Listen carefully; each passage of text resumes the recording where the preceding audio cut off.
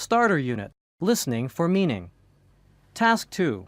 Sometimes we listen for gist or to get the main idea of what we're hearing. Listen and number the pictures 1 through 4. Then listen again and circle the correct words under each picture. 1. Oh, Jane, you wouldn't believe the day I've had. What happened? Well, first I woke up late, so I was an hour late for work. That's terrible. Well, and then I came back from lunch and someone had stolen my car. And 2. Today we're going to be looking at the English royal family of the early 17th century. First, I'd like to talk about England's relationship with the rest of Europe at that time. And then I'll go into 3. So, have you decided? Kind of. I like it, but I'm not sure how it fits. Let me see. Yeah, it's a little too big. Could I try it in a medium? Sure. Just wait a moment, and I'll find one for you. 4. Hi, James. This is Rachel. I just wanted to let you know that my flight to Taiwan is tomorrow afternoon, so the 2 o'clock meeting has been moved forward to noon. Also, I wanted to remind you to bring those documents you've been working on so you can present them, and... Task 3. Sometimes information is not stated directly but can be inferred. Listen to 3 people talk about movies they have seen. What did each person think about the movie? Circle good, okay, or poor for each. Then listen again and write the key words that helped you decide. 1. I don't know what to say about this movie. Director Frank Graziani is famous for his exciting action films and great directing, but he must have been asleep when he was making this one. Poor direction, a slow story, and a very weak script. Even some good acting couldn't save this movie. Definitely one to avoid. 2. I don't usually like science fiction movies, but that one was really different. The special effects were amazing. The story was actually really believable, too, and the acting was excellent. Also, the camera work was wonderful. I'd really recommend it. 3. This wasn't a bad film. I really like comedies, and I laughed my head off for most of the movie, but it seemed to run out of ideas at the end, and the ending was really disappointing. It's all right, but only if there are no better movies to see. Task 4. Some words can have different meanings depending on how they are spoken. Listen to the examples. Example 1. Sorry? Could you say that again? Example 2. Sorry.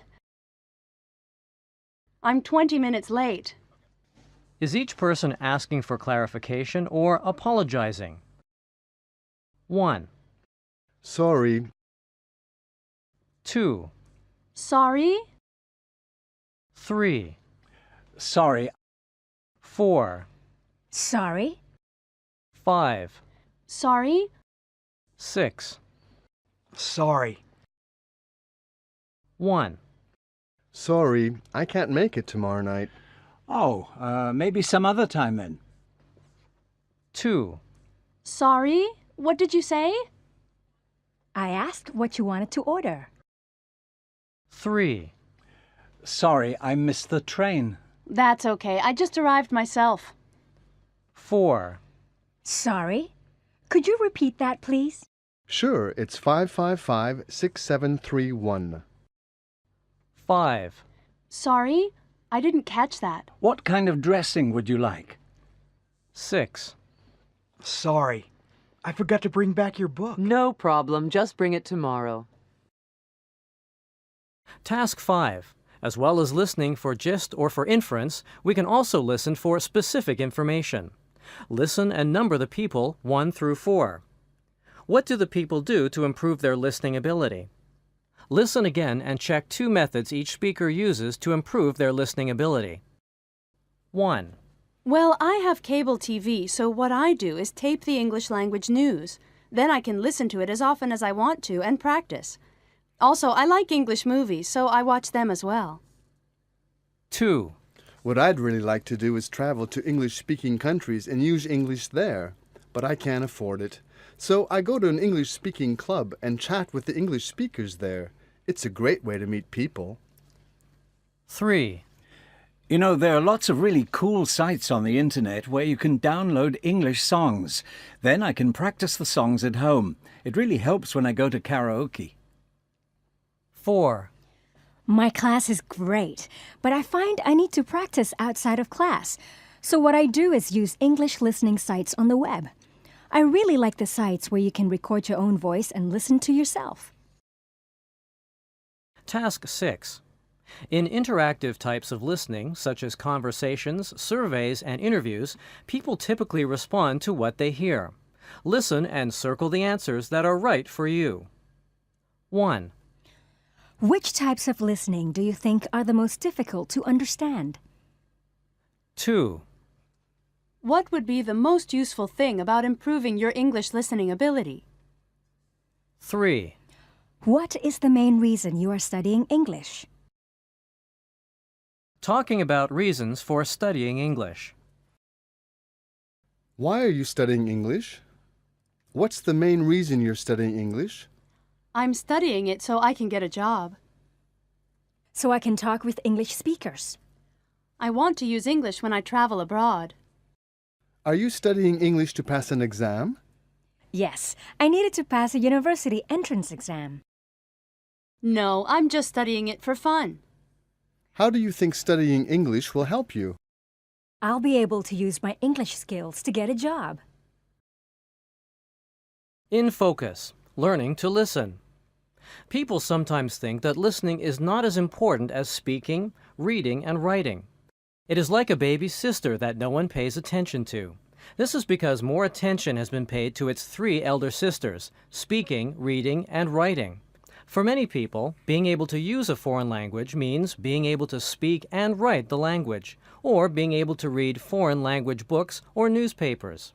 In recent years, however, more and more attention has been paid to the importance of listening.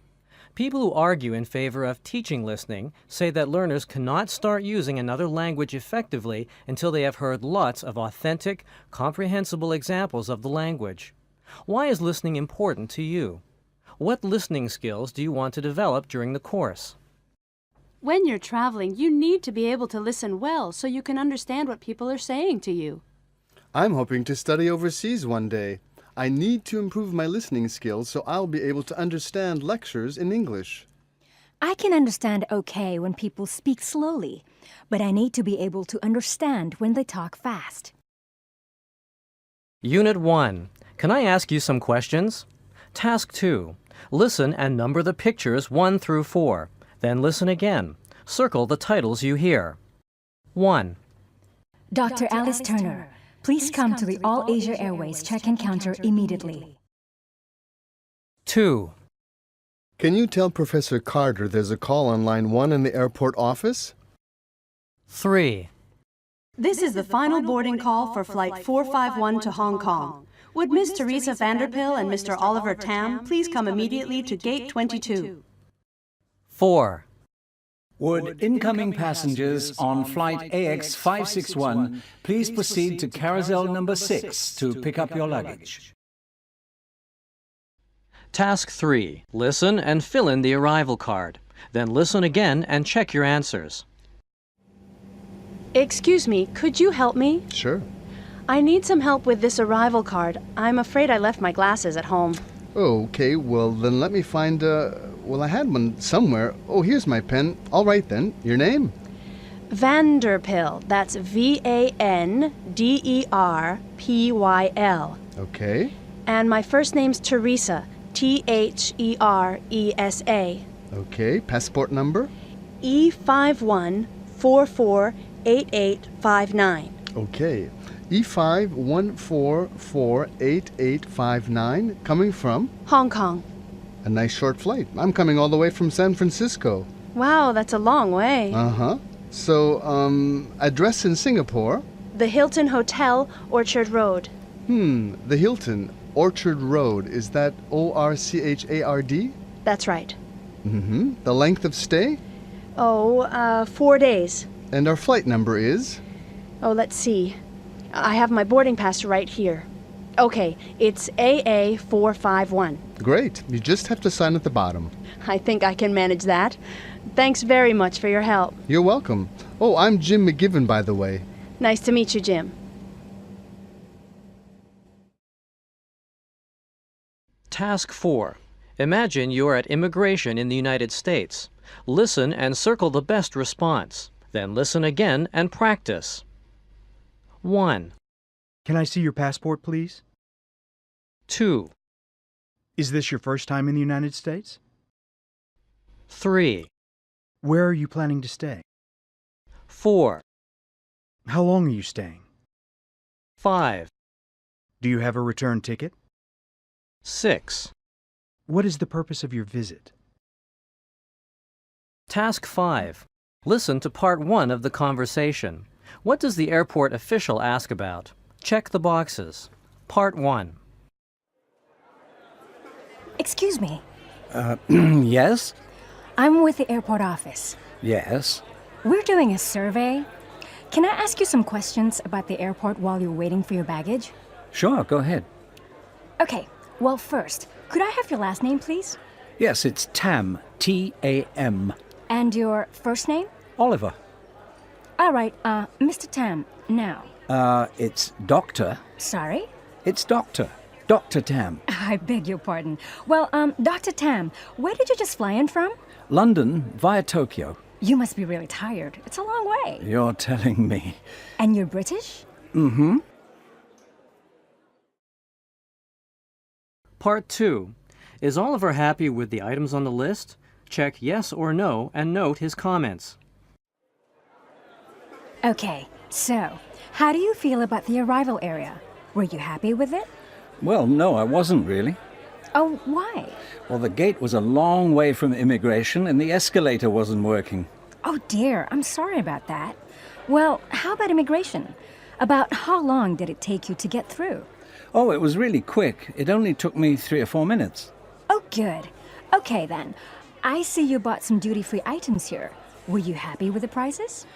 Well, I thought they were a little high. A little high. Compared to... Oh, to most places in Asia. Although I will say the prices seem lower here than in the States. I see. Well, how about the general appearance of the airport? Oh, excellent. It's about the cleanest airport I've ever been in. So, all in all, it was clean and efficient? Clean and very efficient. Uh-oh, I've got to run. Here comes my suitcase. Task 6. Questions like, can you fill in this card for me, are often reduced. Listen to the example, then listen and circle reduced or not reduced. Listen again and check your answers. Example. Can you fill in this card for me? Can you fill in this card for me? 1, Can I have a seat by the window? 2, Can I see your boarding pass, please? 3, Can we board yet? 4, Can you help me with my luggage, please? 5, Can you tell me where gate 16 is? 6.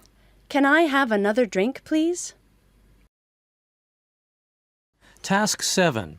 Listen and circle the answers that are right for you. 1, Do you think your city has a good airport? 2, How do you feel about flying?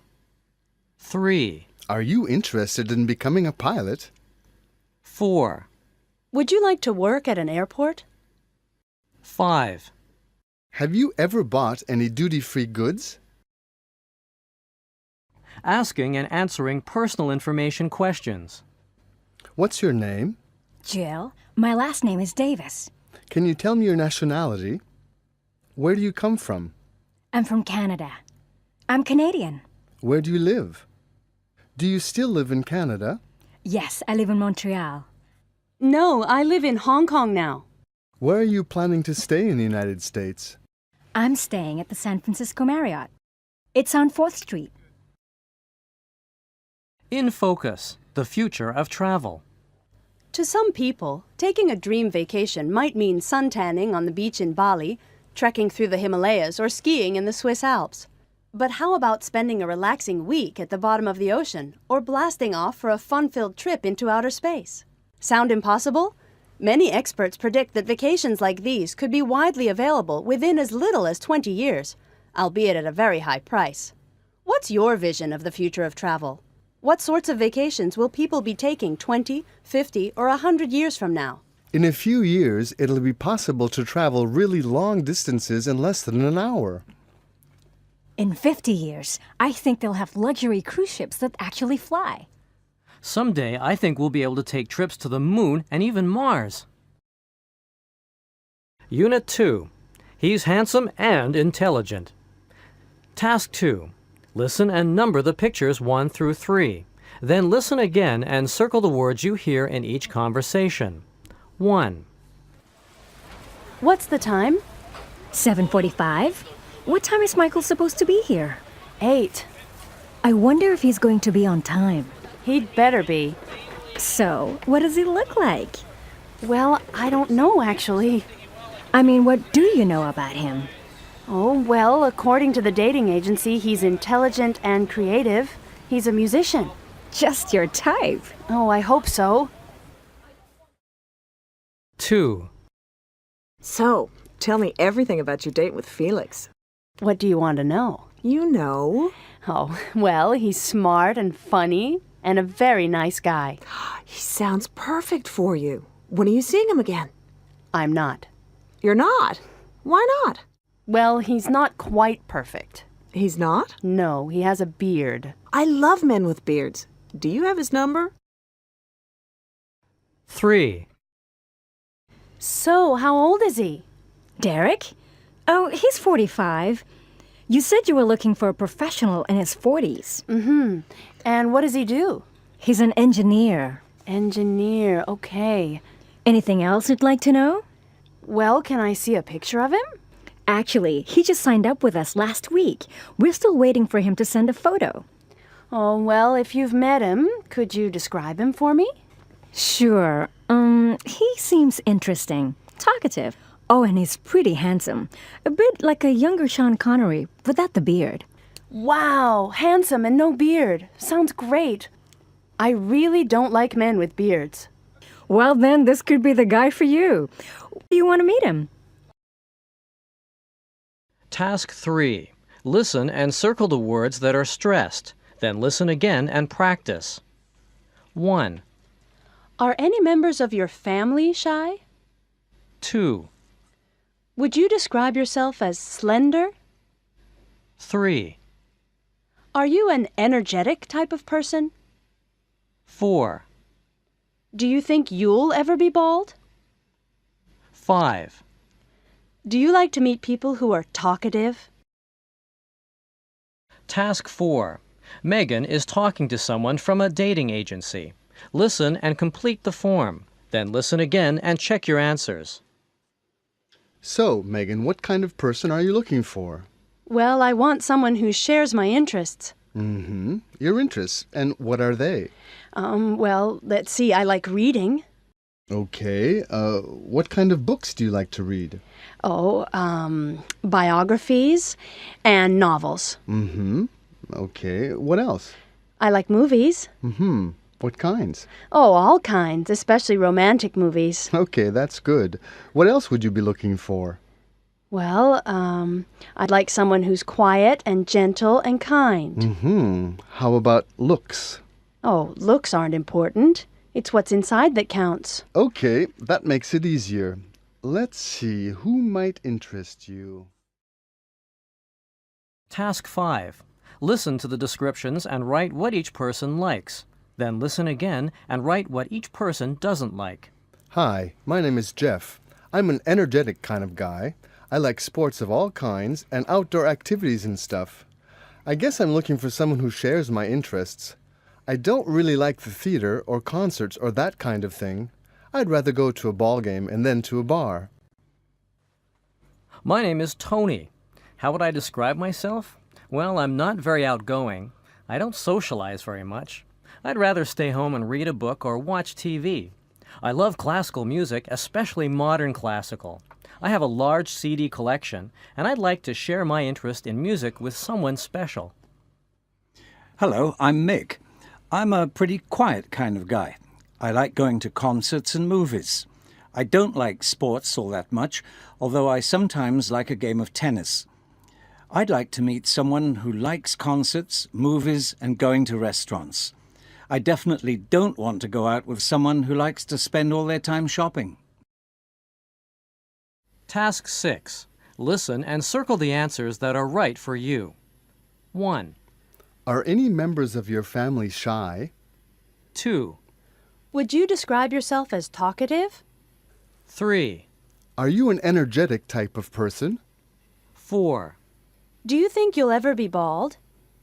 5. Do you prefer to meet people who share your interests? Describing people. What does the person look like? He's kind of average looking. Does he have a beard or mustache? Yes, he has both, and he wears glasses. Is he tall? Not really. He's average height. What is he like? Well, he's intelligent and he's very talented. How old is he? I guess he's in his early 50s. Is it Steven Spielberg? Yes, that's right, it is. No, keep trying. In focus, celebrity lookalikes. When someone witnesses a crime, police generally ask for a description of the criminal: age, height, hair color, visible scars. Sometimes a police artist draws a picture based on the description that is sent out to other police departments and the media.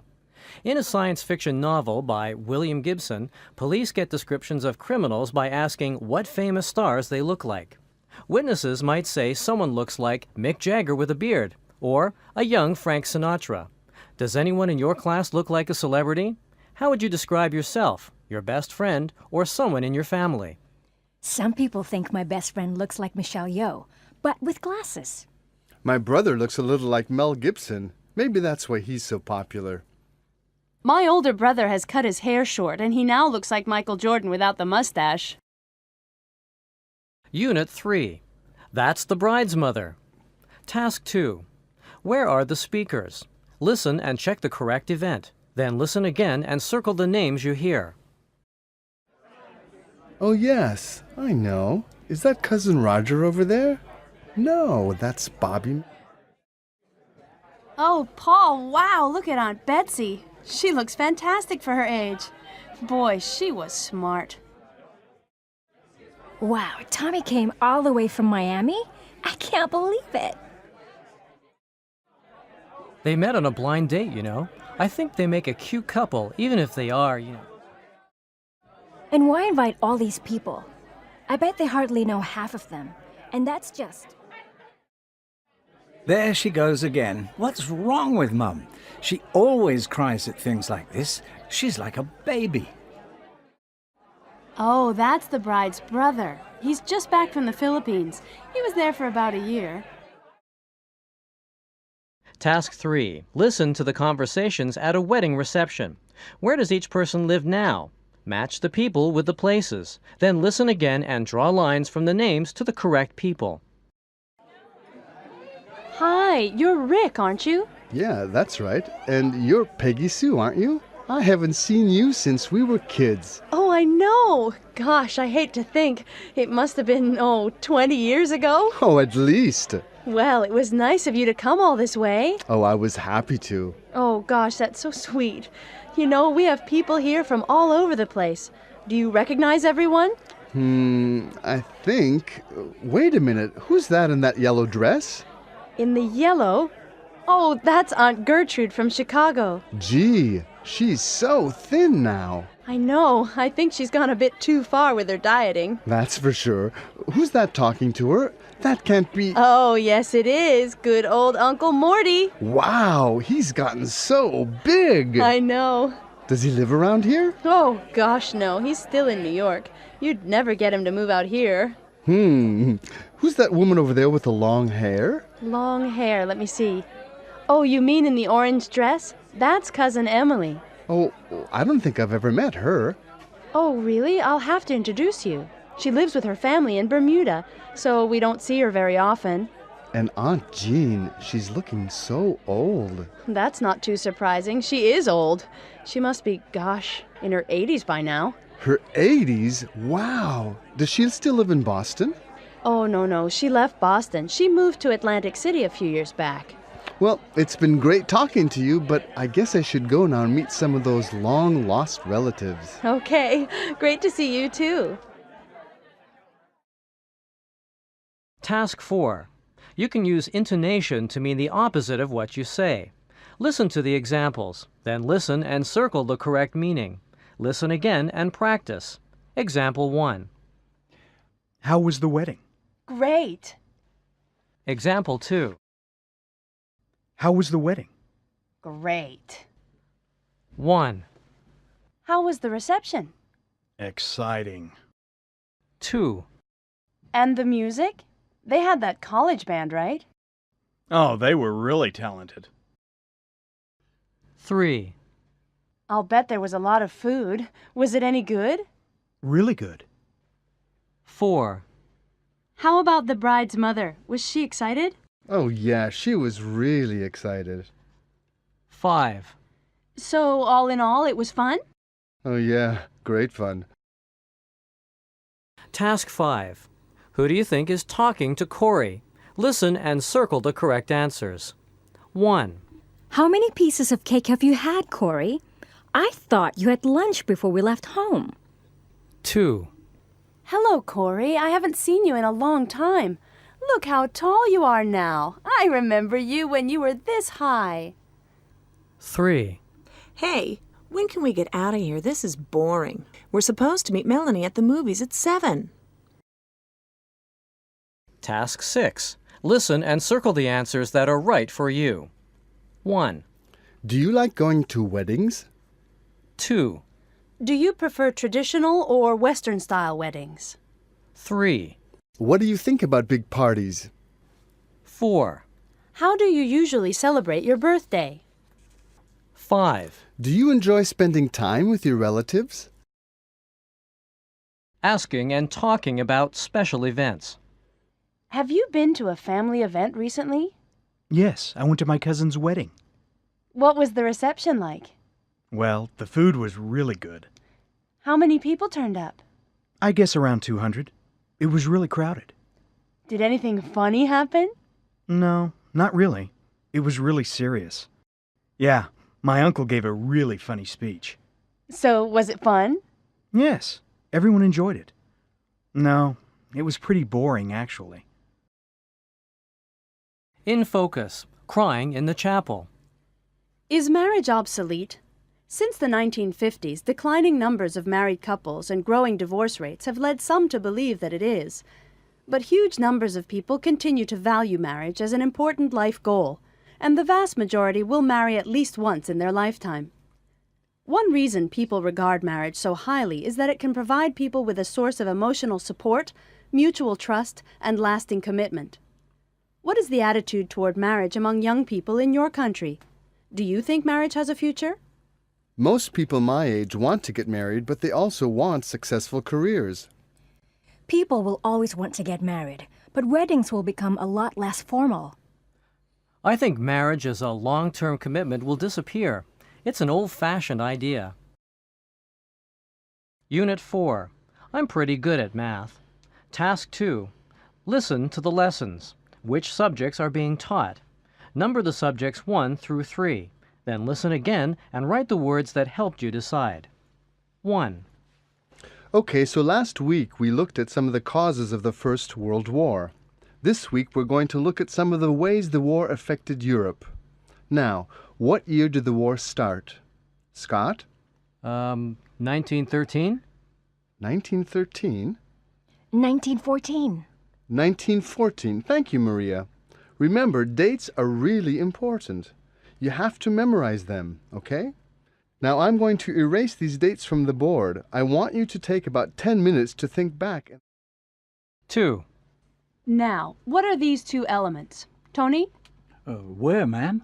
Here, over here on the board. Oxygen? Oxygen? Come on, get focused. Sam? Hydrogen and helium? Hydrogen and helium. Okay. Now, hydrogen has 1 electron and helium has 3 electrons? 3? 2? That's right, it has 2. 3. Okay, let's have the next question. Live. What do live? No, not what. Try again.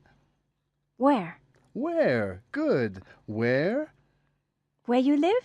She's almost there. Can you help her, Yumi? Where do you live? Great. Listen. Where do you live? Where do you live? Where do you live? Everyone. Where do you live? Okay, Yumi. Please ask for Berta. Where do you live? I live in New York. Where do you live? Okay, WH questions. I want you to do the next activity with a partner. Task 3. Listen to the 2 counseling interviews and write what each student wants to be. Then listen again and write their strengths and weaknesses. 1. So, Jenny, have you changed your mind since our last meeting? No, I still want to be an architect. Good. Okay, so then Well, I'm not sure whether I can. you mean with your subjects? Yeah, like I said the last time, Well, you said you were okay in math, right? Yeah, I'm in the advanced math class now. Well, that's good. For architecture, you need strong mathematical ability. I know, and science too. And how are you at science? Not so good. Well, you'll just have to work harder at it, right? Yeah, I guess I will. 2. Okay, Julie, your grades are all pretty good. What do you think your strengths are? Well, my favorite subject is physical education. I like sports, and I'm good at most of them. And I'm good at science and business studies. Okay, and your weaknesses? English, music, those kinds of subjects. Well, if you're good at science and business studies, maybe computers are something that you want to look into. No, I don't want to go into computers. That's boring. Okay, well, what do you think? Well, something in sports would be great. Oh, how about sports medicine? Sports medicine. That sounds interesting. Can you tell me a little about it? Sure, it's... Task 4. Depending on the intonation, okay can have many different meanings. Listen to the intonation of okay and match each one with the correct ending. Then listen again and check your answers. 1. Okay. 2. Okay. 3. Okay. 4. Okay. 1. Okay. I'll see you there on Monday night. 2. Okay. If you're sure that's what you want. 3. Okay. Just stop asking me. 4. Okay? Good. Let's move to the next question. Task 5. Listen to the descriptions of classes offered and write the correct class names in the chart. Then listen again and fill in the missing information in the chart. Welcome to the automated registration system for Stamford Junior College. By using this system, you can listen to information about programs offered by the college, register for classes, and pay tuition fees. To find out about classes, press 1. To register, press 2. Graduates of this course have gone on to play for local bands and even begun successful solo careers. Not only will you master your chosen instrument over the course of the program, you'll learn how to write songs and even how to break into the recording industry. Teaching the course this semester is guitarist and former Glory Hounds producer Matt Harper. Classes are on Tuesday through Friday from 9 a.m. to 12:30 p.m. The room number is 447A. The course is aimed at those considering careers in teaching or coaching. Besides studying human health and biology, you'll learn how to help young people boost their level of fitness and further their enjoyment of both team and individual sports. Teaching the course is medical doctor and former Olympic athlete Ellen Carter. Class times are Monday through Thursday from 9 a.m. to 3 p.m. in room 912B. One of our most popular classes for students interested in getting a general overview of basic structural engineering and building design. The course runs Monday to Friday from 10 a.m. to 12 p.m., with classes to be held in room 744C. The instructor is Professor Carol Warren. Looking to improve your skills and study all the latest programming languages? In this 4-semester course, you'll learn everything you need to know to start a high-flying career in the computer industry. The instructor for the first part of the course is Prof. Ben Keating, founder and former CEO of internet startup Bensoft.com. The class is held every Wednesday from 1 to 5 p.m.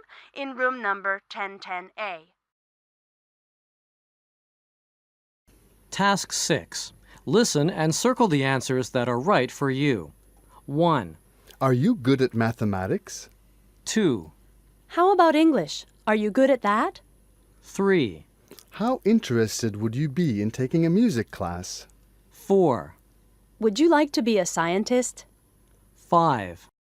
How important is it to study history? Asking and talking about school subjects. What were your best subjects in high school? My best subjects were math and science. I was really keen on languages. Are you more interested in sciences or arts? Oh, definitely sciences. I guess I prefer arts. Which types of subjects interest you now? I really enjoy computer science. What sort of career are you interested in? I'd like to be a computer programmer. Have you thought about working for a big software company?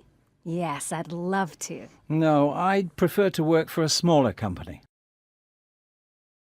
In focus, back to school.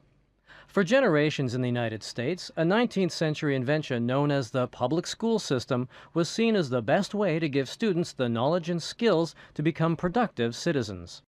Around the 1960s, experts began questioning the system, citing the need for new types of schools to meet the changing demands of the 20th century.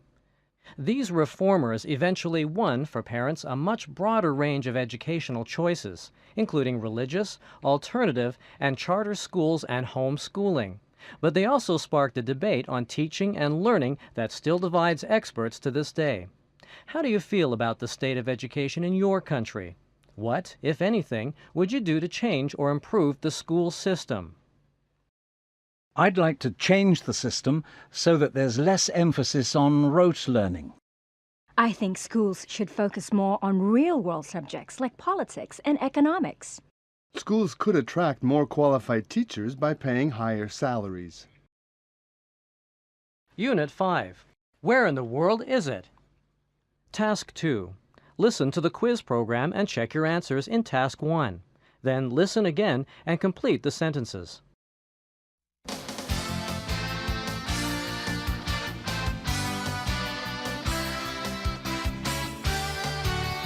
Okay then, and welcome back to Millionaire Challenge. Our next contestant, Ed Clark, is a taxi driver from Los Angeles. Hi Ed, are you ready to try for $1 million on Millionaire Challenge?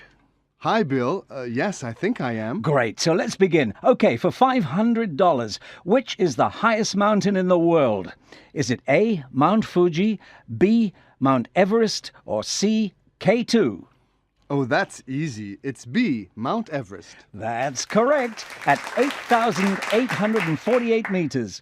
Mount Everest is the highest mountain in the world.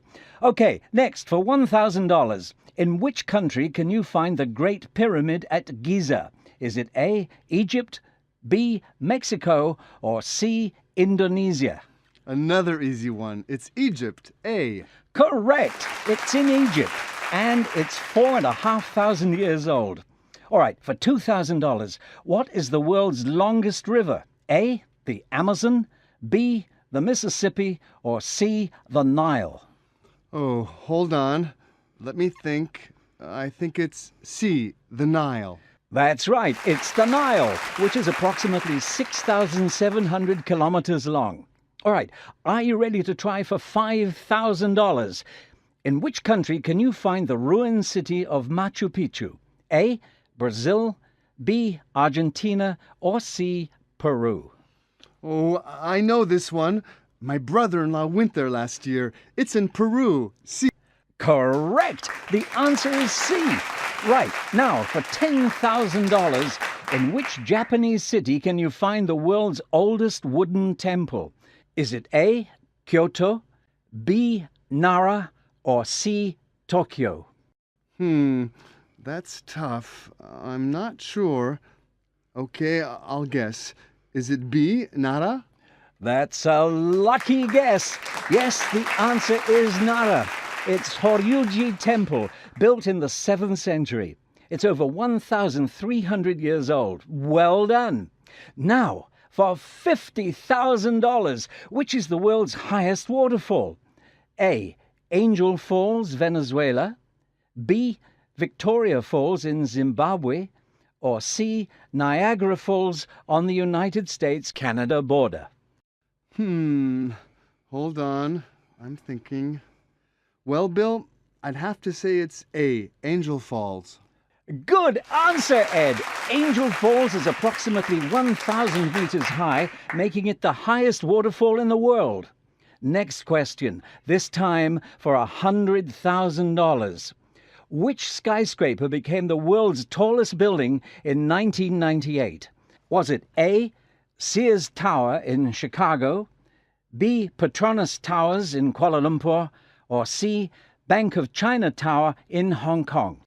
Oh, I know this one. I saw it in a movie. It's those buildings in Kuala Lumpur. B. Petronas Towers. Another good answer. The twin Petronas Towers at 452 meters are the tallest buildings in the world. Okay, you're doing well so far, Ed. Are you ready to try for $250,000? All right.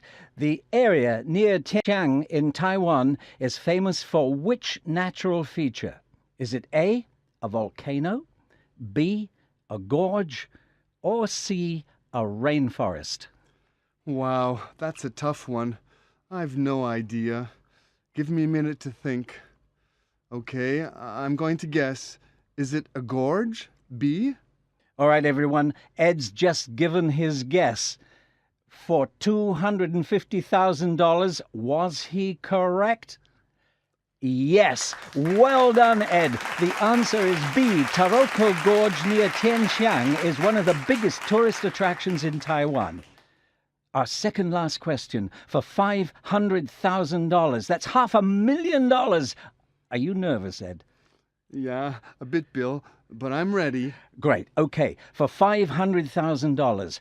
Mammoth Cave National Park, the world's largest cave system, is in which U.S. state? Is it A, Kentucky, B, North Dakota, or C, California? Oh, I think I know this one. Hold on. Just a minute. All right, I'm going to say it's in A, Kentucky. Well, Ed, I have to tell you, your answer is correct! Mammoth Cave is in Kentucky, and at about 560 kilometers is the longest cave system in the world. Now, last question, and it's for $1 million. All right, Ed, for $1 million, South Korea's highest mountain is Mount Halla on Jeju Island. How high is it? Is it A, 1,450 meters, B, 1,950 meters, or C, 1,450 meters high? Wow, are you serious? I have no idea. I wouldn't have a clue. I'll have to guess. All right, I'll say it's C, 2,450 meters. Is that your final answer? Yes, it is. Okay. For $1 million, I'm sorry, your answer is incorrect. Mount Halla, South Korea's highest mountain, is 1,950 meters high. Still, you're leaving here with $500,000. Congratulations, Ed! Thanks, Bill.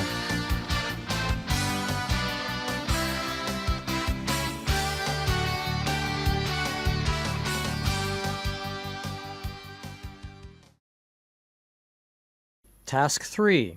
Listen and number the places in the order you hear them described, 1 through 4. Then listen again and circle the adjectives you hear. Over the next month on Travel Adventures, we'll be going to 4 very different places in the world and taking a look at 4 out-of-this-world adventures. The highest mountain in Japan, Mount Fuji, is actually a volcano, but hasn't erupted for 300 years. In week 1 of this series, we'll be joining the crowds to climb to the top of this beautiful mountain and see the stunning views at sunrise. In the second week, we'll take you to the spectacular rainforests of Brazil, and we will be taking a boat down the Amazon River. We'll take a look at the incredible variety of animals and birds there and visit some of the amazing people that live in the forest. In week 3, we're traveling closer to home, to the border of the United States and Canada, where we'll see the awesome power of Niagara Falls. We'll take a jet boat to the base of the falls, where we'll be able to see this phenomenal natural wonder up close. Then, in week 4, we're off to Thailand. We'll wander around this awe-inspiring country and look at some of the indescribable temples and ruins that still remain in this beautiful place, including one in Ayutthaya that used to contain a statue of Buddha that was covered in 250 kilograms of solid gold. Task 4. Listen and circle the stressed syllable in each adjective. Then listen again and check your answers. 1. How was the view from the top? Oh, it was stunning. You could see for miles. 2. The boat trip was awesome. You should have come. Yes, I'm sorry I missed it. 3. What did you think of the temple? Oh, it was amazing. I can't believe it's over 1,000 years old. 4. Wow, look at those birds. Yeah, they're beautiful. I love their colors. 5. What an incredible tour. You would have loved it. I wish I'd been there. 6. How about that waterfall? Wasn't it great? Yes, it was spectacular. 7. Did you enjoy your trip to Machu Picchu? I loved it. The ruins were indescribable. 8. How was the scuba diving trip? It was great. The fish were unbelievable. Task 5. Listen and check the correct statement. Then listen again and complete the statements. Planning a trip to Australia? Did you know that Australia is the largest island on Earth and the smallest continent? Forget the typical sand, surf and shopping attractions and get away from it all with our See Australia package. We'll take you off the beaten track and take you to places that few tourists ever see. Australia may be the driest country on Earth, but that doesn't mean that it lacks natural beauty. Some of the unique places you'll see on this 14-day tour are the amazing limestone pillars of the Pinnacles, Uluru, also known as Ayers Rock, the world's largest monolith, and the Great Barrier Reef, the world's longest coral reef. But it's not just natural beauty that Australia is famous for. We'll also take you to Sydney to enjoy the nightlife and do a bit of shopping. And that's just the beginning. Contact us now for more information on our See Australia holidays. Task 6. Listen and trace Ed's route on the map. Then listen again and answer the questions. Ed, I haven't seen you since you were on Millionaire Challenge. I heard you took a trip. Oh, Joanne, it was amazing. I took some of the money I won and went on a 2-week tour of Australia. That sounds great. Where did you go? Well, we started off by flying into Perth on the west coast and driving across the desert to the Pinnacles. What are the Pinnacles? It's this amazing group of limestone pillars sticking up out of the sand. That sounds interesting. It sure was. It was definitely the most unusual thing I saw on the trip. Yeah? Where did you go then? Then we continued driving on the safari across the desert to Uluru, Ayers Rock. It was so beautiful. Wow. I've always wanted to go there. It looks amazing. It was. Anyway, from there we took a plane and flew to North Queensland and went out on a boat to the Great Barrier Reef. Wow. Did you go scuba diving? Yeah, it was really exciting. I even saw a shark. You're kidding. That must have been exciting. And then what did you do? Well, after a few days there, we took another plane, this time down to Sydney, and I spent a few days there, shopping in the day and going out at night. How was that? Oh, it was so much fun. I loved Sydney. There was so much to do. It sounds like you had a great holiday. I did. It was incredible. Task 7. Listen and circle the answers that are right for you. 1. How many times have you been abroad? 2. When you travel, do you prefer seeing natural attractions or man-made ones? 3. Which continent would you like to visit? 4. How do you prefer to travel? Asking and talking about a trip. So, where did you go? We took a trip to South America. How long did you go for? We went for 2 weeks. For about a fortnight. What countries did you visit? We traveled through Brazil and Argentina. What did you do in Brazil? We went to Rio first, then went on a tour of the Amazon. How about in Argentina? We visited Iguazu Falls and then traveled to Buenos Aires. So, what was the most exciting thing you did? Going up the Amazon was the highlight of the trip. In focus, the World Heritage List.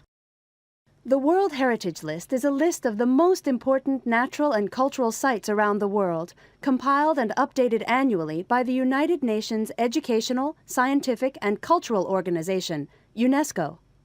In 2002, a total of 730 sites were featured on the list, including the Statue of Liberty in the United States, Iguazu National Park in Argentina, the Great Barrier Reef in Australia, the Great Wall of China, and the Acropolis in Athens, Greece. Many of these sites are threatened by tourism and pollution. UNESCO works for the protection of each of the sites on the list to ensure that future generations may experience the natural and cultural treasures we enjoy today. What are the most impressive natural or man-made places in your country? Which deserve to be on the UNESCO World Heritage List? Why? Himeji Castle is probably the most important historical building in Japan, and it's also the most beautiful. The Grand Canyon should be top of any list of sites in the United States. It's spectacular and there's nothing like it. Stonehenge deserves its place on the list because it was built so long ago. Review Units 1 through 5. Task 1. Listen and number the pictures 1 through 3. Then listen again and write the words that helped you decide. 1. Pan Airways regrets to announce the delay of its flight from San Francisco. The flight is now expected to arrive at 8:35. Pan Airways regrets any inconvenience caused. 2. Hey Gladys, your Uncle Bob is late, so we'll be there about 6 o'clock. What does he look like again? Well, he's average height, heavy set. Aunt Muriel says fat, but he thinks it's muscle. Ha ha ha. Anyway, he has a beard.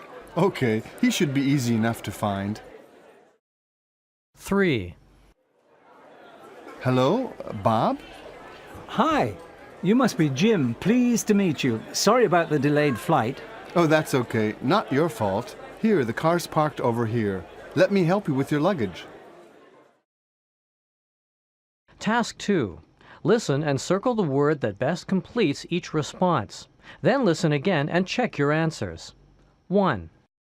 Would you describe yourself as lazy or energetic? Oh, I like to keep active, running around all day, so I'd say I was. 2. Is he bearded or clean-shaven? Oh, he has a smooth baby face. Very. 3. Are you heavy set or slim? I used to be fat, but since I went on that miracle diet, I can proudly say I'm... 4. Would you say she's tall or short? Well, she's over 170 centimeters, so I'd say she was. 5. Do you think you're fit or unfit? Well, my idea of exercise is to get another snack from the fridge, so I'd say I was. Task 3. Listen to the tourism advertisement and check the things the person talks about. Then listen again and circle the words used to describe each place. Now that summer's here, how about one of our East Coast weekend getaway packages? 3 great cities and 3 great trips. Chicago, home of the blues and some of the best nightclubs in the country. This package will visit some of Chicago's hottest nightclubs to hear some incredible jazz and blues. And your days there will be full of excitement too. Make sure to go to the top of Sears Tower, one of the tallest buildings in the world, to see the view. It's unbelievable. For real excitement, there's nowhere in the world like New York City. Awesome shopping and museums during the day, and at night, great restaurants and an amazing nightlife in the city that never sleeps. If you're looking for history, you'll want to check out Boston. Home to the best preserved historical sites on the East Coast, you'll love walking through the stunning old neighborhoods of the North End. And after a busy day of sightseeing, you'll really enjoy eating at some of the spectacular seafood restaurants that Boston is famous for. All of these packages include return flights from San Francisco and 3 nights accommodation in 4-star hotels. With prices from as low as $350, you can't afford to miss this. Call East Coast Travel now for more details. Task 4. Listen to the conversation. Which of the cities in Task 3 is each person from? Write the city next to the person's name. Then listen again and label the 3 people with the correct name.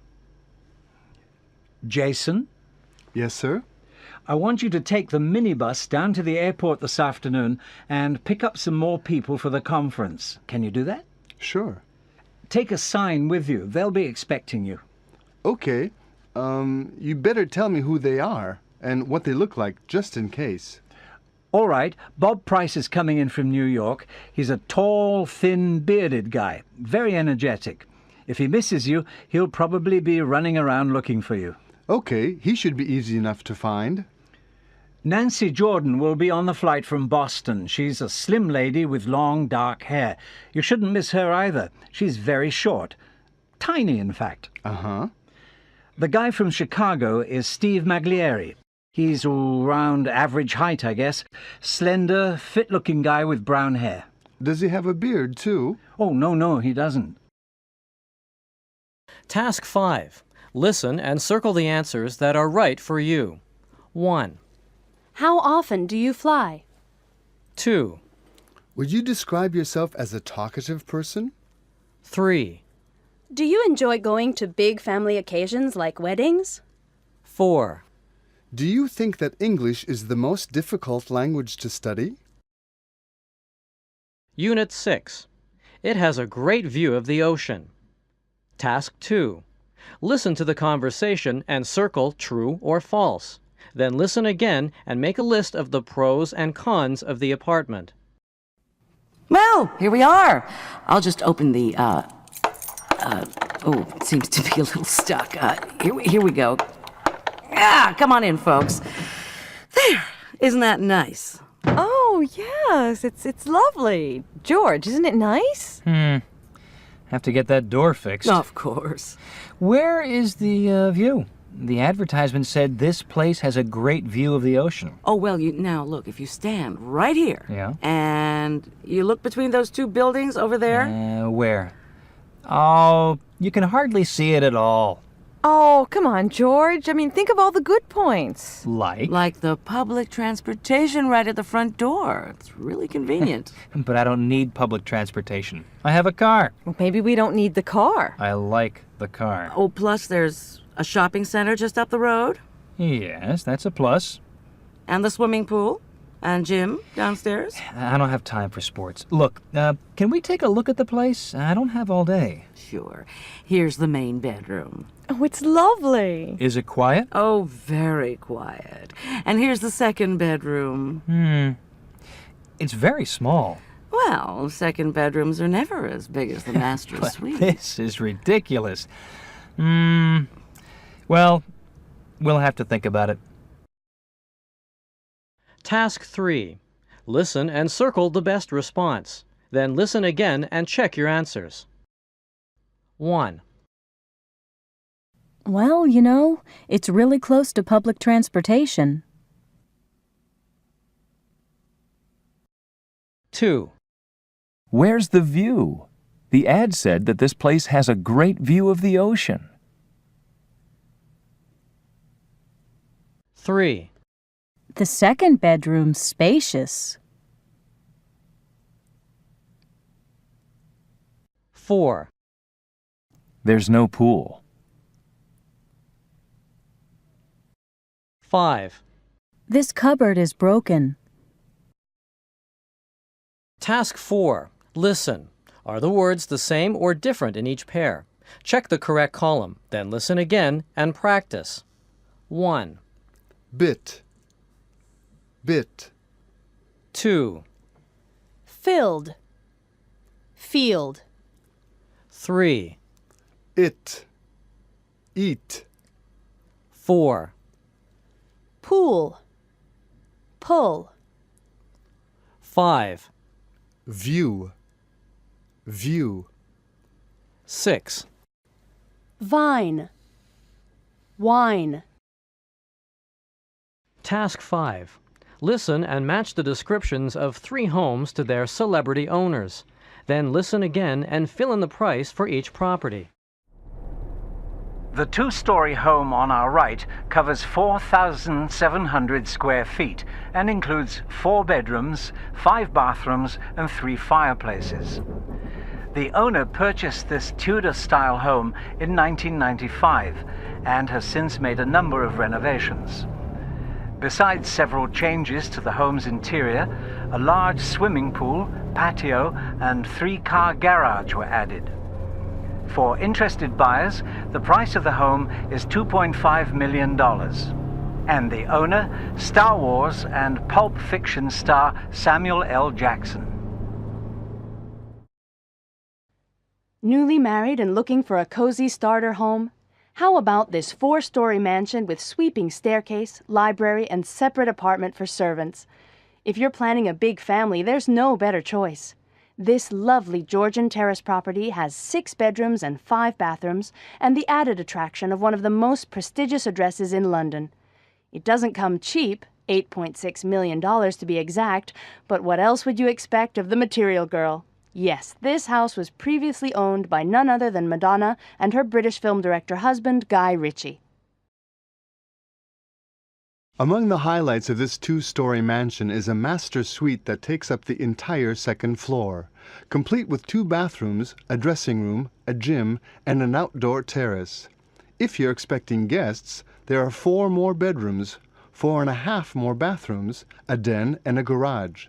Also included on the grounds surrounding this 9,000 square foot home, gardens, patios, pools, and a waterfall.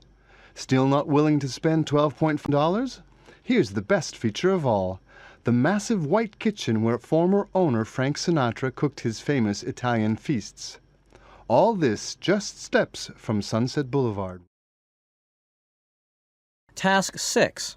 Listen and circle the answers that are right for you. 1. Would you like to move to a new home? 2. Is your home close to public transportation?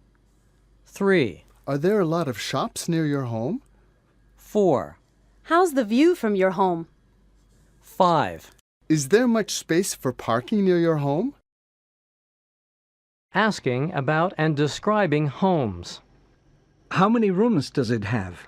There are 16 rooms altogether. Does it have a swimming pool? Yes, there's a pool in the backyard. No, but there's a putting green. How many cars does the garage hold? It's a 3-car garage. What's the square footage? It's a 4,000 square foot home. Is there a tennis court? Yes, there's an indoor court. No, just a squash court. What other amenities does it have? There's a jacuzzi and sauna. In focus. Dream homes. In 1919, multimillionaire publisher William Randolph Hearst decided to do something with a huge tract of land in California he had inherited from his mother. "We are tired of camping out in the open at the ranch in San Simeon," Hearst is said to have written. "I would like to build a little something." Years and millions of dollars later, that little something turned out to be Hearst Castle, a 165-bedroom mansion that features a marble and 22-karat gold swimming pool, 1,000-year-old artifacts, and even its own zoo. Hearst may never have been satisfied with his dream home. He made countless renovations. But tourists still flock to the castle to marvel at its spectacular grandeur. What would your dream home look like? What kinds of things would it include? I'd have a home theater in my dream home so I could watch videos on the big screen. I'd build it in a place where I could go downhill skiing one day and scuba diving the next. My dream home would have 365 rooms, so I could sleep in a different one every night. Unit 7. How about a genuine gold watch? Task 2. What are the people trying to sell? Listen and number the items 1 through 3. Then listen again and write the key words that helped you decide. 1. I can give you a special price. But I don't really need... $20. You go to the mall, you'll pay $35. Look, I have a pair already. I don't need 2 pairs. $15. Look, the best brand. Yes, but... You should always have 2 pairs. Keep 1 pair in your car. Summer's coming soon, you know. I'll give you $10. 2 pairs for $25.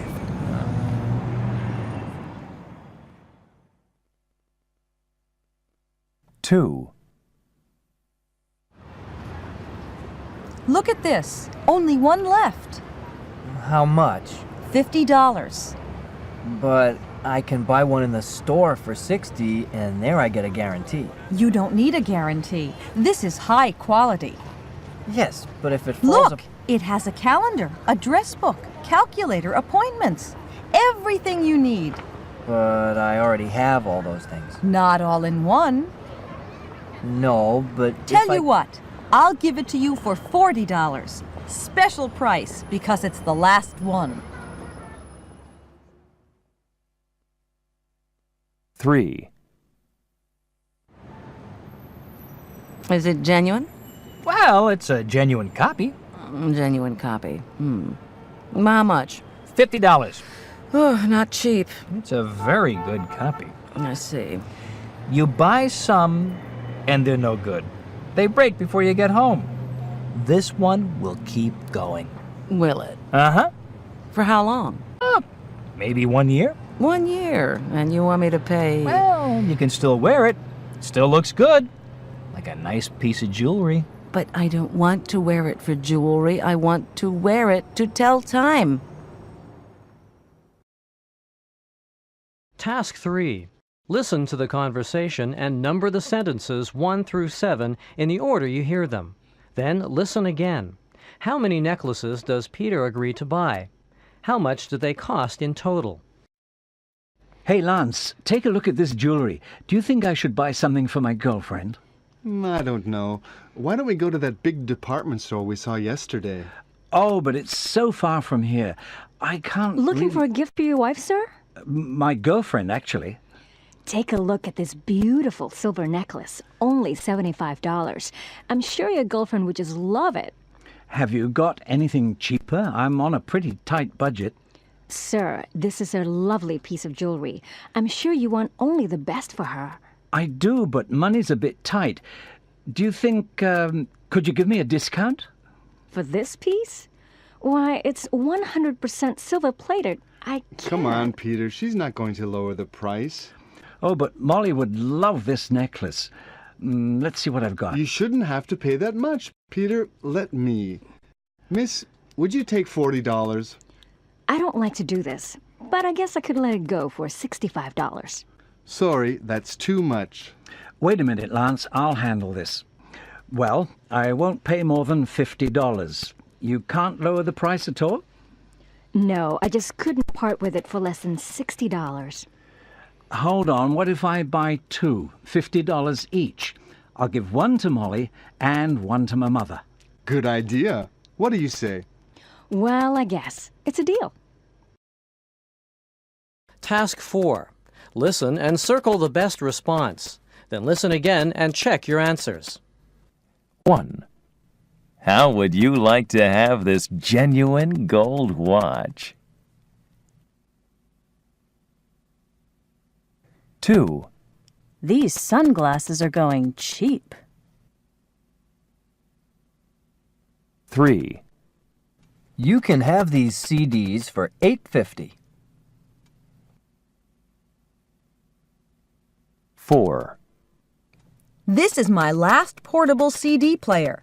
I'll let you have it for $50. 5. I need to sell this bike quickly. 6. Here, genuine silk ties. 2 for $5. Task 5. Read the statements, then listen and circle true, false, or unknown. Then listen again and answer each question in a few words. Hi. Oh, hi, Lisa. Sorry I'm late. That's okay. There was this guy selling stuff on Bonham Road, and he had all these great-looking things. No, wait a minute. Not the guy selling... Genuine gold watches. Genuine gold watches? Well, I don't know. Don't know what? Well, it looked genuine. It did? Uh-huh. I mean, there are some pretty good copies out there. Yes, but you didn't see these. Well, These you are... didn't buy it, did you? Why? Did you? Yes, as a matter of fact, I did. Why? Well, I'd say you're in trouble. Trouble? What do you mean? Well, I mean, either the watch is genuine or it's a fake. Of course. Well, if it's a fake, you paid too much money. So I think it's genuine. In that case, you're in even more trouble. What? Well, I mean, if it's genuine, it's probably stolen. You'll have to give it to the police. Either way, you lose.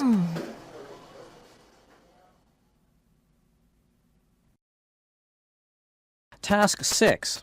Listen and underline the stressed words. Then listen again and practice. 1, I already have a gold watch. 2, I don't need another pair of sunglasses. 3, I don't want a new MP3 player. 4, I don't wear scarves. 5, I've already bought one of those. 6.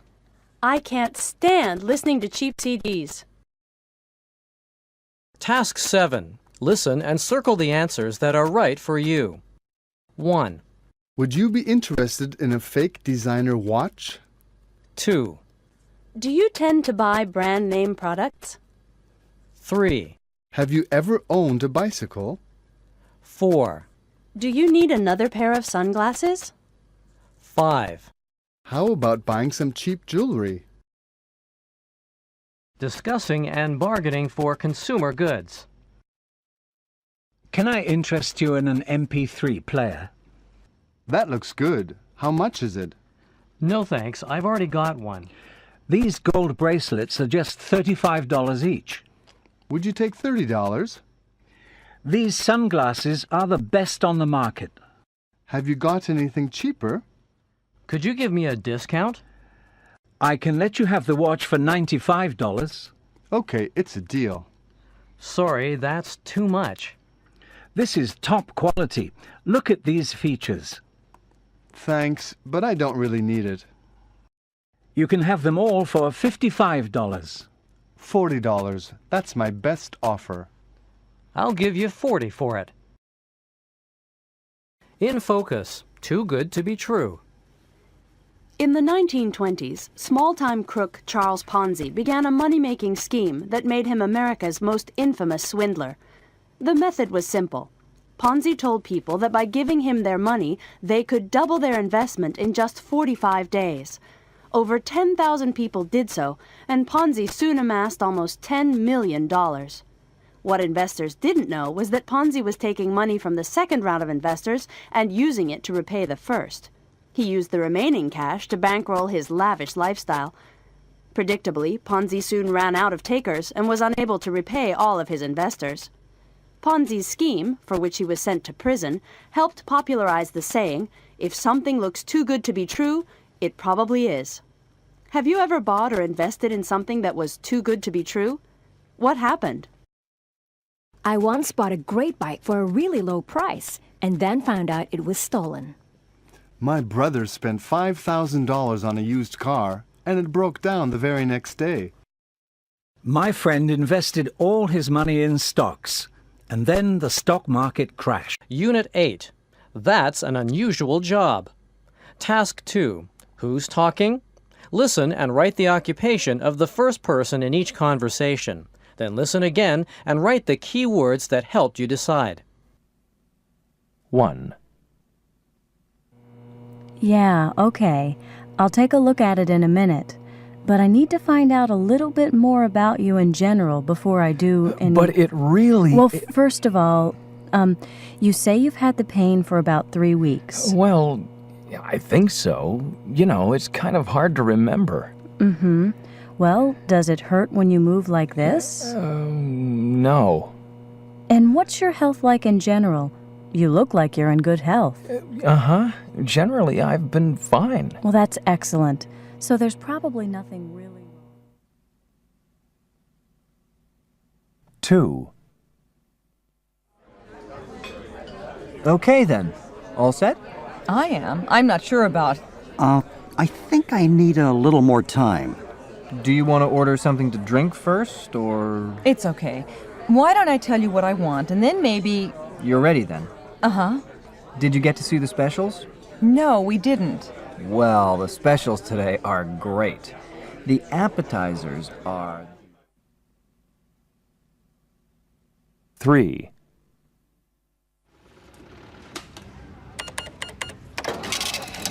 Okay, that comes to $98.65. Uh-huh. I'll just... Will that be credit card or cash? How much is it again?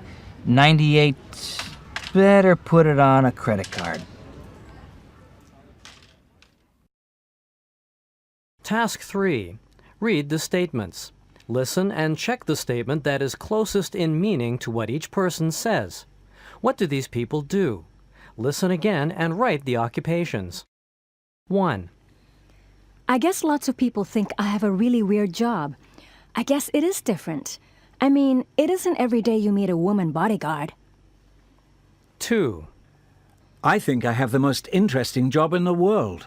I get to interview people, and everybody who watches the morning news on TV knows who I am.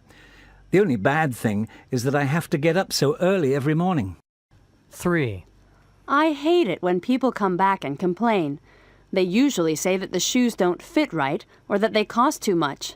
Well, why did they buy them? 4. I love it when I meet former students in later years and they say that I helped them to reach their goals in life. I mean, that's what it's all about, isn't it? Job satisfaction is more important than money. Task 4. Listen and write the correct name, Nick, Jim, or Linda, to complete each sentence. Then listen again and write each name under the correct picture. So, most of you had jobs during the summer, right? Yeah, uh-huh. So, Nick, did you have a job? Yeah. Doing what? I worked for the local vet. The local vet? Yeah, you know the animal hospital up on... Oh, yes, that's right, on Daltrey. I take my cat there. Yeah. So what'd you have to do? Oh, just, general cleaning and stuff. I helped to feed the animals, that kind of thing. You liked it? It was okay for a summer job. I wouldn't want to do it all the time. And it really made me not want to have any pets. Not want to have any? Why? Well, seeing all the stuff that can go wrong. Oh, no, there is that. What about you, Jim? Yeah, I had the perfect job. Oh, you did? Yeah, perfect for summer. I worked in a frozen food storage place. Well, now, that's different. Yeah. So what'd you do? Well, loading and unloading big boxes of frozen goods onto big trucks. Cool. You were nice and cool while the rest of us were sweating. Yeah, that's right. So how did you keep warm? Oh, we wore winter coats. And I suppose you'd do it again. Well, I guess so. Though the money wasn't so good. And, Linda, didn't I see you going into that childcare center? Childcare center, yeah. I spent the summer looking after little kids. Oh, how old? Oh, anywhere from a few months up to about 5 or 6. Bet you loved that. I did. That's what I want to do, What, be a childcare worker? Well, I want to teach young children. Oh, I see. Task 5. Are these people requesting information or checking for understanding? Listen to the examples, then listen to the questions and write R for requesting or C for checking. Listen again and practice. Example 1. What did you do in the summer? Example 2. What did you do in the summer? 1. Where did Jim work last summer? In a frozen food place. 2. Where did you say Jim worked? In a frozen food place. Oh, I thought he had a job at the garage. 3. The worst thing about my job was getting up at 4 a.m. What was the worst thing about your job? Getting up at 4 a.m. 4. So, How did you get the job? Oh, I just saw this ad in the newspaper and applied. 5. Some of the kids I looked after were only a few months old. How old were the kids you looked after? Task 6. Listen and circle the answers that are right for you. 1. Would you accept a job where you had to work outdoors? 2. Do you enjoy working with other people? 3. Would you be willing to travel a lot as part of your job? 4. Would you prefer a job with lots of excitement? 5. Is job satisfaction more important than money? Asking about and describing jobs. What are the main job responsibilities? The job mainly involves doing medical exams and prescribing medicine. Do you have to use any special equipment? I use a lot of medical instruments and medicines. What kinds of clothes do you wear at work? I always wear a white lab coat and rubber gloves. What's the best part of the job? The best part is helping sick pets and making people happy. What's the worst part of the job? The worst part is having to give people bad news about their pet. About how much does the job pay? Anywhere from about $40,000 to $60,000 a year. In focus. Someone's got to do it. Wanted. 3 people to sniff armpits. Must have a good nose. Easy work for good pay. Think this is a joke? Jobs like this are actually offered by companies that make deodorants and other personal hygiene products. When chemists in the hygiene industry develop deodorants with new and different scents, they have to determine which ones the public likes best. They typically have around 20 sweaty men apply different formulas to their underarms and then subject their armpits to an intensive inspection. Not with the eyes, but with the nose. That's where the armpit sniffers come in. Yes, it's a smelly job, but somebody has to do it. It could be you. What are some unusual occupations in your country? Would you be willing to hold an unusual job if the price was right? I spent a whole summer wearing a Goofy costume at Disneyland in California. My father used to clean up after circus elephants. The pay was actually pretty good. My best friend earns a lot of money each year by acting as Santa Claus in department stores. Unit 9. Could you fax this for me? Task 2. Listen and number the pictures 1 through 5. Then listen again. Is the task already done or in progress? Circle the correct answer for each. 1. Say, Jenny, where are those photocopies I asked for? I'm just doing them now. 2. Did you manage to get through to the States? They're on the phone right now. Line 2 in your office. 3. Did that fax go through? No, I'm trying it again. I think they must have their machine turned off. 4. Are there any email messages? I'm checking right now. 5. Where's the file for that 2 o'clock meeting? Mr. Wong will be here any second. Right here.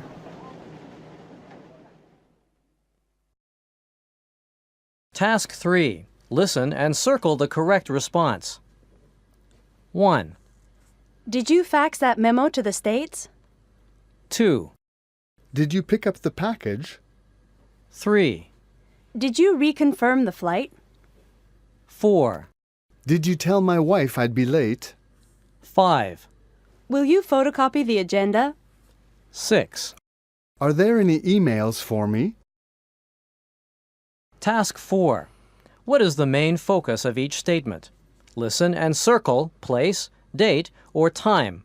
Then listen again and practice. 1. I need to be in Taipei on the 1st. 2. I need to be at the airport by 10. 3. The check-in counter closes at 8. 4. My Tokyo meeting's on the 16th. 5. Be at the airport by 10.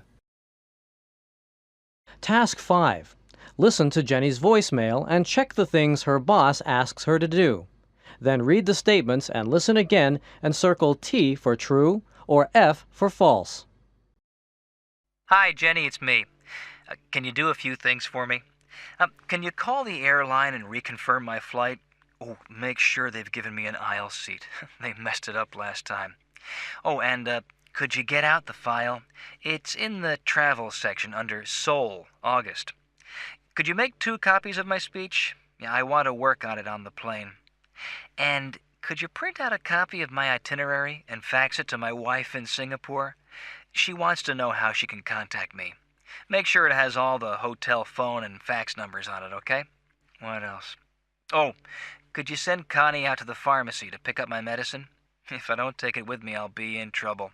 I don't want to have to waste time in Seoul trying to find a doctor. Task 6. Listen and check the things Jenny did. Then listen again. Why did some things not get done?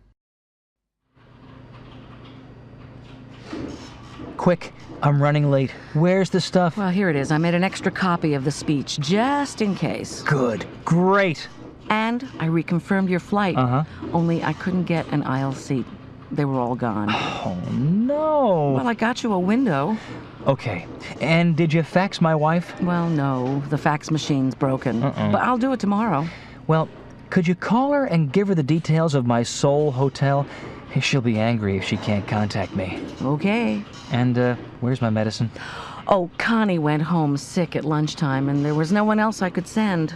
Sorry. I couldn't leave the office myself. That's a problem. That is a problem. I'll, Look, why don't you stop on the way to the airport?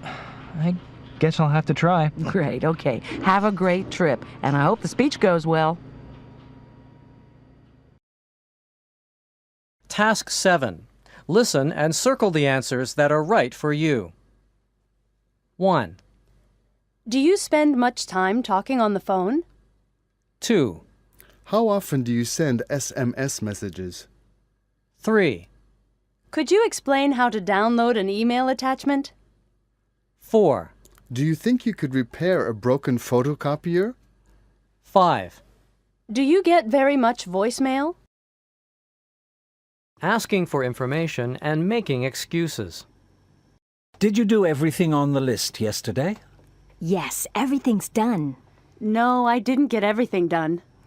Did you print out my itinerary? Sorry, the printer was broken. What about the calls I asked you to make? None of the people were available. Did you have time to mail those letters?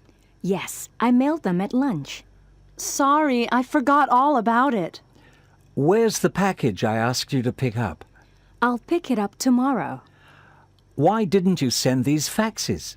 I didn't have enough time. In focus. Houston, we have a problem. Few would deny that technology has brought huge benefits to humanity in terms of better health, improved communications, and a better quality of life for millions. Without advances in medical technology, we might never have found cures for once dreaded diseases like polio and tuberculosis. Without breakthroughs in engineering, we might never have reached outer space or even conquered the skies. But what about the other side of the issue? Some experts claim that the ill effects of our growing dependence on technology could actually outweigh the positive results. As examples, they typically cite the toll on the environment often attributed to the rise in the use of the automobile and the decline of community and literacy resulting from the introduction of television. What do you see as the pros and cons of technological progress? Do you have any concerns that technology might actually be diminishing our quality of life? Even if there's a negative side to advances in technology, you can't stop progress. Technology is meant to bring us closer together, but sometimes I think it pushes us farther apart. There's nothing wrong with technology, only with the way people use it. Unit 10. We spent 3 days in New York. Task 2. Listen to the conversations. Which places are the people talking about? Number the places 1 through 3. Then listen again and write the words in each conversation that helped you decide. 1. Oh, I love it. It's definitely my favorite place in New York.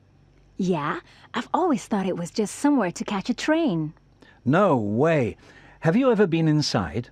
No, I've just seen it from the outside.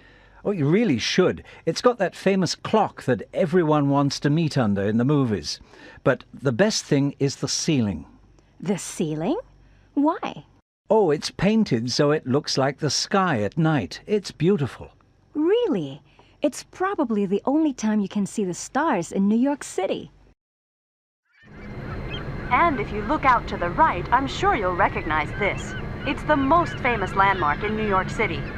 Built in France in 1884, it was given by France as a gift to the American people. It is now a worldwide symbol of freedom and democracy. It was originally brought to the United States in 350 pieces and rebuilt, and the whole thing weighs about 225 tons. After we stop, you'll be able to go inside and climb 354 steps to the crown at the top to see the view. 3. So, did you go all the way up to the top? Yeah, the view was amazing. You could see the whole city, all the way into New Jersey. Wow, how high were you? Well, there are 2 observation decks, one on the 86th floor and one on the 102nd floor. We went to the top one. How high was that? It's 369 meters up. Gosh, I'm glad I didn't come with you. I hate heights. Task 3. Listen to the conversation. Are the statements true or false? Circle T for true or F for false. Then listen again and write A for places on the architectural tour and C for places on the cultural tour. Big Apple Tours, Cindy speaking. Good morning. Hello, yes. I'm calling about your tours. Oh, sure. Which one are you interested in? Well, what do you have for tomorrow? Tomorrow? Let me see. Well, we have a morning tour and an afternoon tour. They both take around 3 hours. What's the morning tour? That's the architectural tour. It's very popular for folks on their first visit. It starts out with Central Park with a short stop at the Central Park Zoo. The zoo? Uh-huh. Oh, I didn't know there was a zoo in Central Park. Oh, yeah, and it's pretty new and really interesting. Uh-huh. And then you go down Fifth Avenue with brief stops at some of the more popular sites. You know, St. Patrick's Cathedral, Rockefeller Center, the Empire State Building. And then it ends up at my favorite, the Chrysler Building and Grand Central Station. Uh-huh. And what about the afternoon tour? Oh, that's the cultural tour. Where does that go? It includes the Guggenheim Museum, Carnegie Hall, and ends up at Barnes & Noble Bookstore for afternoon coffee. A bookstore? Coffee in a bookstore? Oh, no, this is no ordinary bookstore, believe me. Oh, okay. Well, they both sound great. I'll speak to my husband and get back to you. Well, fine, but don't wait too long. These tours are really popular, so... Oh, okay. I'll call you right back. Task 4. Intonation in tag questions can vary according to how sure the speaker is. Listen to the examples. Then listen to the questions and circle S for sure or NS for not sure. Example. It's on 5th, isn't it? It's on 5th, isn't it? 1. It's pretty new, isn't it? 2. That's it over there, isn't it? 3. She's been before, hasn't she? 4. You're going tomorrow, aren't you? 5. They've bought tickets, haven't they? 6. We're meeting at 2, aren't we? Task 5. A tour guide is describing a tour through New York. Listen and trace the route on the map. Then listen again and check the route you have drawn. Which tour did Jane pick? Good morning, ladies and gentlemen. I'm Mandy, and I'll be your guide today on the tour. How are we all doing? Great. Okay. Now, at any time, if you have questions, feel free to interrupt. Okay, this is our first stop today, the Central Park Zoo. Now, we only have half an hour here, so you won't be able to see all the animals, but you can walk around and get an idea of what a great place it is. Now, actually, later, maybe you'd like to come back on your own and spend a little more time here, because it's such a nice day today and all the animals are out. Coming up on our left is St. Patrick's Cathedral. Looks like a European cathedral from the Middle Ages, actually, but it was only built in 1879. Across the street, you can see Rockefeller Center, the entertainment center of New York. Excuse me? Oh, it was started in 1931 and finished just before the war. Okay, well, we have 30 minutes here, so hop out of the bus. Here we are now at the world-famous Empire State Building, which at the time it was built was the tallest building in the world. You can take the elevator to the top if you like. Okay, here we have two great architectural landmarks. Grand Central Station, constructed between 1903 and 1913, and the Chrysler Building. I have to say that the Chrysler Building is my favorite building in all of Manhattan. If you look up at the top, the way it goes to a point... Task 6. Listen and circle the answers that are right for you. 1. I'd love to go to the top of the Empire State Building, wouldn't you? 2. The first place I'd visit would be Central Park. How about you? 3. New York must be the most interesting city in the world, don't you think? 4. I'd spend most of my time in New York shopping. How about you? 5. Would you rather do an architectural tour or a cultural tour? Asking for and giving tour information. What kind of tour are you going to take? It's an afternoon coach tour. Where does your tour start? It begins at the Empire State Building. Then where do you go? We travel down Fifth Avenue to Central Park. What are you going to see along the way? We'll stop off at the Rockefeller Center and St. Patrick's Cathedral. Where does the tour finish? We end up on Broadway. We're going to see a play there. In focus, a landmark remembered. Few people will forget where they were when they heard the news of the World Trade Center attack on September 11, 2001. Completed in 1976, the Twin Towers of the World Trade Center were one of the most recognizable landmarks in the New York City skyline. Designed by Japanese-American architect Minoru Yamasaki, the WTC was the highest skyscraper in New York, a giant steel, concrete, and glass structure with 110 floors in each tower and more than 9 million square feet of office space. Yamasaki hoped his most famous creation would become a living symbol of man's dedication to world peace. Although now destroyed, the symbol lives on in people's memories. The World Trade Center attack shocked people around the world. What news events have shocked or surprised you? Do you remember where you were or what you were doing when you heard the news? I heard about the World Trade Center attack on the radio. I just couldn't believe it. One of my friends told me about the death of Princess Diana. That was a real shock. I was a 15-year-old girl in 1970 when the Beatles split up. I remember crying when I heard the news. Review, Units 6 to 10. Task 1. Listen to the conversations and number the pictures 1 through 3. Then listen again and circle the words you hear. 1. Are you doing anything interesting this weekend, Sandy? Yes, we're moving into this fantastic new apartment. The one in Manhattan? You got it? We did. Wow! Can't wait to visit. 2. Are you doing anything exciting this summer, Sandy? We are, as a matter of fact. Oh, yeah? Yeah. Nick's boss says we can have the beach house in Florida for 2 weeks. Oh, that's fabulous. Yeah, it's also really convenient. Convenient? Yeah. You see, Nick's parents were coming to stay for the whole summer, and you know how I feel about his... 3. Where are you off to, Sandy? I'm going to pick up my new pet. Look. Ooh, he's adorable. Isn't he? He's just so friendly and cute.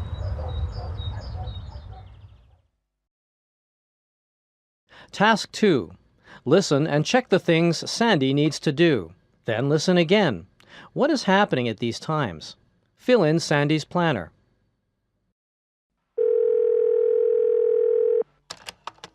You've reached 834-6482. No one's in right now, but if you leave your name and number after the beep, we'll get back to you as soon as possible. Bye-bye. Hi, Sandy, honey, it's me. I'm just about to rush into a meeting, and I wondered if you could just do a few final things for the trip. Can you call the airline and reconfirm the flight? They close at 3:30. We're on the 5:30 flight to Miami, flight 562. And could you put my new sweater in my bag? I packed most things, but I might just need a sweater.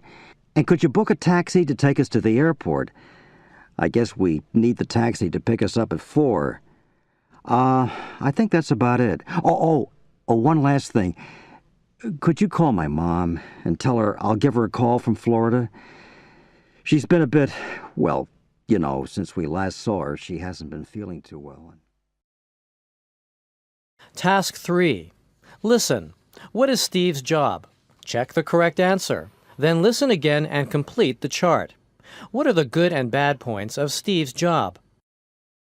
Yeah, it's a pretty interesting job, I suppose. I mean, I get to sit outside and get a tan, and when it's quiet, it's pretty relaxing. Also, you really feel like you can help people. I've even saved a few people's lives. The best thing for me, though, is that it's a great way to meet people. That's how I met my girlfriend, at the pool. Still, there are some parts of the job that aren't so good. The pay's not great. Also, sometimes when it's quiet, it can be a bit boring. And there's a lot of responsibility. When I'm the only person working there, I've got to look after the pool and watch out for people all by myself. Task 4. Listen to the guide describing a tour of Sydney. Check the places that are included on today's tour. Listen again. Where and at what time does tomorrow's tour start? Where and when does it finish? Okay, everyone, can I just have your attention for a moment? I just want to tell you a bit about the plan for today. First, we'll be going down to the Opera House. I'm sure you've seen it from the outside, but today you'll get a chance to look around inside. After that, we'll cross the road and walk around the Royal Botanic Gardens. The bus will wait for us outside the gardens and then take us up Oxford Street to Paddington for a bit of shopping and some lunch. This afternoon, we'll be heading to Bondi Beach for a swim, then back in the bus to Centrepoint Tower to check out the sunset from the top. Tonight, we'll be going to Darling Harbour to try your luck at the casino there. For those of you who'll be on tomorrow's tour, we'll be meeting in the lobby of the hotel at 9 a.m. and then heading off to see the Olympic site and Chinatown. Tomorrow's tour will end up at the Rocks at about 6 p.m. for dinner. Okay, let's go. If you look out the window... Task 5. A friend is going on vacation and wants you to do some things for her. Listen and circle the more polite response. 1. Hi, this is Alice. I wonder if you could do some things for me. 2. Could you go downtown and pick up my ticket for me? 3. Well, could you call the airline and reconfirm my flight? I'm kind of busy right now. 4. Great. And, could you look after my dog for me while I'm away? 5. Oh, okay. Well, could you pick up my mail for me? 6. Thanks a lot. I'll send you a postcard. Unit 11. Let's get takeout. Task 2. Listen to the radio ads. What types of foods are being described? Number the pictures 1 through 3. Then listen again and complete the ads with the restaurant names, addresses, and phone numbers. 1. Pull up a chair and join the feast. Ole Mexican Restaurant is home to the area's most authentic Mexican food. From fajitas to burritos and tacos to enchiladas, Ole's has all your favorites. Visit our newest downtown location at 121 Newman Street. For reservations, call 555-1710. 2. Craving a taste of the old country? You'll find all the old-style dishes you're looking for at Roma Cafe. Choose from a huge selection of pasta, meat, and seafood dishes and add to your pleasure with one of our fine Italian wines. Roma's is located at New World Shopping Mall. Call 555-6400 for reservations. 3. Dragon City Chinese Restaurant has the best authentic Chinese cuisine in town. With an endless variety of dishes in its all-you-can-eat buffet, Dragon City has something for every taste. Whether it's a spicy stir-fry you're after or one of our signature sweet and sour dishes. Come to Dragon City for a taste experience you won't soon forget. Dragon City, conveniently located at 75 Parade Street. For reservations, call 555-8818. Task 3. Listen and circle the best response. 1, I'd like to place an order for delivery, please. 2, Have you got anything with beef in it? 3, Could you give me 2 bowls of wonton soup, please? 4, What kind of vegetable dishes do you have? 5. How much are the garlic prawns? Task 4. In spoken English, words such as any, anything, and anyone are sometimes reduced when they follow get or got. Listen to the example and then listen and circle reduced or not reduced. Listen again and practice. Example. Didn't you get any napkins? Didn't you get any napkins? 1, Have you got anything with beef in it? 2, Did you get any rice with that? 3, We didn't get any fortune cookies. 4, They haven't got anyone to take our order. 5, I haven't got anything to eat yet. 6. Can't they get anyone to refill our drinks? Task 5. Look at the menu and listen to the conversation. Check the items Joe and Margaret ordered. Then listen again and check your answers. How much will they have to pay? Hey, Joe, is there anything to eat? I'm starved. No, I thought there was a frozen pizza, but it's gone. Oh. Why don't we get takeout? Oh, okay. Why don't we get Chinese food? Wong's is quick. Okay. Where's the... Oh, it's on the notice board in the kitchen. Oh, here it is. Okay. What do you feel like having? I like the garlic prawns. Garlic prawns. Okay. And the beef with broccoli is always good. And some rice? Yeah, 2 orders of steamed rice. And how about some vegetables? I don't care. Fine. 1 serving of stir-fried vegetables. Anything else? No, that should do it. Okay. I'll call them. Good. Hey, and ask them to make it quick. I'm starving. Task 6. Look at the menu in Task 5 and circle the items Joe and Margaret received. Then listen again and circle true, false, or unknown.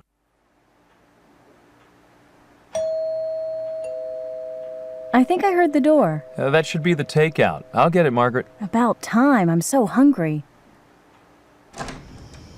Chinese food. Oh, great. Hold on a second, okay? Okay. Let me find my wallet here. Okay, yeah, hold on a second. It's got fortune cookies in it, too? Yeah, it's got everything in those Okay. utensils, too. There you go. Hey, just Thank you. keep it, okay? Oh, thanks a lot. Yeah, thanks. Enjoy. Okay, let's eat. Great. Hey, what's this? What's what? This. It looks like sweet and sour pork? Oh, I hate pork. Why did you order pork? I didn't order pork. And this looks like lobster. Oh, no. I'm allergic to lobster. What? You're... Yeah, allergic. You know, I get sick if I eat lobster. And where are my prawns? Maybe this is them. No, this is lamb. You know I don't eat lamb. Why did you order lamb? Wait, I didn't order lamb. What do you think? Oh, what a disaster. Oh, I'll just have to eat steamed rice. Oh, no. Oh, don't tell me there's no steamed... Fried noodles. Oh, no! They gave us the wrong order. Task 7. Listen and circle the answers that are right for you. 1, What do you think of Mexican food? 2, Chinese food is delicious. 3, Italian food is better than Chinese. 4, Is there a good Mexican restaurant nearby? 5. Can you get any vegetarian food around here? Placing and taking orders for takeout food. Wong's Chinese restaurant. How may I help you? I'd like to place an order for delivery, please. Do you have chicken dishes? Yes, we have lemon and ginger chicken. Could you give me 2 orders of rice, please? Sure. Would you like steamed or fried rice? What kind of pork dishes do you have? We have sweet and sour and roasted pork. How much is a steamed lobster? The steamed lobster is $6 per order. What's the grand total on that? That'll be $13.50 plus tax and delivery charge. In focus. Is meat murder? Just as in the animal kingdom of carnivores, omnivores, and herbivores, humanity can be divided into those who eat meat and those who don't. The broad term for people who don't eat meat is vegetarian, but there are differences in eating habits even among the members of this group. Some people call themselves vegetarians because they avoid red meat, mainly beef. Others choose not to eat any kind of fish or meat. Strict vegetarians, sometimes called vegans, also prefer not to eat animal products like eggs or dairy foods. Why do people become vegetarians?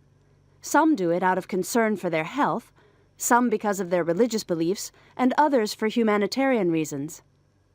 Is vegetarianism very popular in your country? If you're not a vegetarian, do you think you would ever consider giving up meat? Why or why not? It's not easy being a vegetarian in this country, since so many popular dishes contain meat. I don't think I could become a vegetarian because I'd miss eating hamburgers and steak. I became a vegetarian after I heard that raising cattle harms the environment. Unit 12. What do you do to relax? Task 2. Joe is taking the survey in Task 1. Listen and circle his responses on the survey form. Then listen again and check your answers. What is Joe's stress level score? Hey, honey, have you seen this? What is it? It's a survey in this magazine. It's called Are You Stressed? No, I haven't seen it, but that's easy. I already know I'm not too stressed. Yeah, well, let's see. I'll ask you the questions, and you have to give me a number from 1 to 5. 1 means you strongly disagree. 5 means you strongly agree. Okay, Joe? Yeah, all right. Okay, let's go. Right. Number 1. I sometimes have trouble sleeping and I feel tired during the day. What's your answer? 5 means I strongly agree, right? Okay, then I'd probably say 4. 4. Okay. Right. Number 2. I find I'm working really hard but not achieving enough. Oh, another 4, I suppose. Okay. Number 3. I often forget appointments, deadlines, and personal items. That one's definitely a 5. I'm always forgetting stuff. Yeah, I know. Okay, 5. Next, number 4. I sometimes get angry with my friends and argue with them. No, that doesn't really sound like me. 2 for that one. All right, then 2. Now, number 5. I don't have much time to relax or do things that I like. Yeah, that's me. I never have enough time to relax. Another 5 for that one. Okay. Number 6. I often get ill with things like colds, headaches, and an upset stomach. No, I don't really agree with that one. 1 for number 6. All right. Number 7. I often have to study or work late into the evening. Oh, you know the answer to that one. I'm all having to work late. Definitely 5 for that one. I agree. Next, number 8. I don't have much time to eat, and I often eat fast food. I'd say 3 for that one. Right. Number 9. I worry a lot about my weight and looks. I suppose I do worry about my weight. Let's say 4 for that question. Okay, next. Number 10. I often leave assignments to the last minute and then rush them. Oh, you should know the answer to that one. Definitely 5. I always do that. Yeah, you sure do. All right, second to last one, number 11. I often get annoyed at little things like missing a bus. Oh yeah, always. That kind of thing really sets me off. 5 for that one. Well, last one, number 12. I think I'm more stressed than most other people. You know, before this survey I would have disagreed, but now I think I'd say 4. Great. Okay. Let's see what you got. We have to add up all your scores to get a total. Wow, look at this! Oh no, I don't want to see. Task 3. Joe is asking his friends for advice. Listen and match each piece of advice to the correct person. Then listen again and circle the activities Joe plans to do. Hi, Joe. How are you doing? Oh, hi, Lisa. Sit down and join me. Thanks. What's up? You look like you've got something on your mind. Yeah, I do. It's nothing really, but I did this survey yesterday in one of Helen's magazines. And? Well, it was called Are You Stressed? And I got a really high score. Apparently, I'm really stressed. I need some way to relax. Oh, yeah. Stress can kill you. You know what you should do? You should go on a vacation. Take a few weeks off and just go somewhere. Oh, I'd love to, but there's just no way I can afford the time at the moment. Yeah, I know you're busy. Well, in that case, why don't you just try going to bed earlier every night and getting more sleep? Actually, that's a pretty good idea.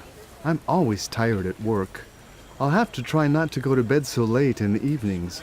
You should. Hey, there's Ken and Jerry. Hi, Lisa. Hi, Joe. Hi there. Hi. What are you two guys talking about? Well, I was telling Lisa that I'm too stressed, and she was giving me some suggestions on how to relax. Yeah, what do you think he should do, Ken? Well, I think he should try self-hypnosis. It really worked for me when I gave up smoking. Yeah, that's a good idea. I don't know. I just don't think it's for me. I don't want to quit smoking. I just want to relax. You really should give it a try. Nah, I don't think so. How about you, Jerry? What do you suggest? Well, you know what I think? You should try a yoga class or get a massage. Yeah? I don't know about the yoga, but I could really do with a massage. Oh, massages are great. And I know this really good place where you can get one. It's a spa resort in town. A spa? That sounds interesting. Do you remember the name of it? Yeah. Wait, I think I've even got their card in my purse. Hold on. Okay, here it is. Spa Heaven. I think I'll give them a call. Task 4. Is the intonation rising or falling? Listen and circle the correct arrow. Then listen again and practice. 1. Could you teach me how to do it? 2. Where did you go on vacation? 3. What do you do to unwind? 4. Can I ask you a few questions? 5. Would you say you're pretty healthy? 6. How did you get started in that? Task 5. Look at the ad for Spa Heaven. Listen and circle the things Joe asks about. Then listen again and note on the ad the cost of the activities Joe is interested in. Which activity does he decide to do? Good morning, Spa Heaven. How may I help you? Hello. Look, I got your card from my friend. She said I should give you a call. Sure. What would you like to know? Well, basically, I think I'm too stressed, and I'm looking for some way to unwind. Okay, sure. Did you know that currently we have a special offer where non-members can use our facilities without having to pay the membership fee? Oh, that's great. Yeah, but the offer is just until the end of this month. Anyway, let me tell you a little about the facilities at Spa Heaven, and you can decide what interests you. First, we have an extensive fitness center with a weight training gym. Yeah, that sounds good, but the thing is, I'm not really interested in getting fit. I just want to get rid of my stress. Sure. In that case, you might be interested in our sports facilities. Well, I like to go swimming. I find that helps me relax. Do you have any swimming facilities at your place? Certainly. We have 2 25-meter pools at Spa Heaven with jacuzzi facilities and steam and sauna rooms. Okay. Can you tell me how much that costs?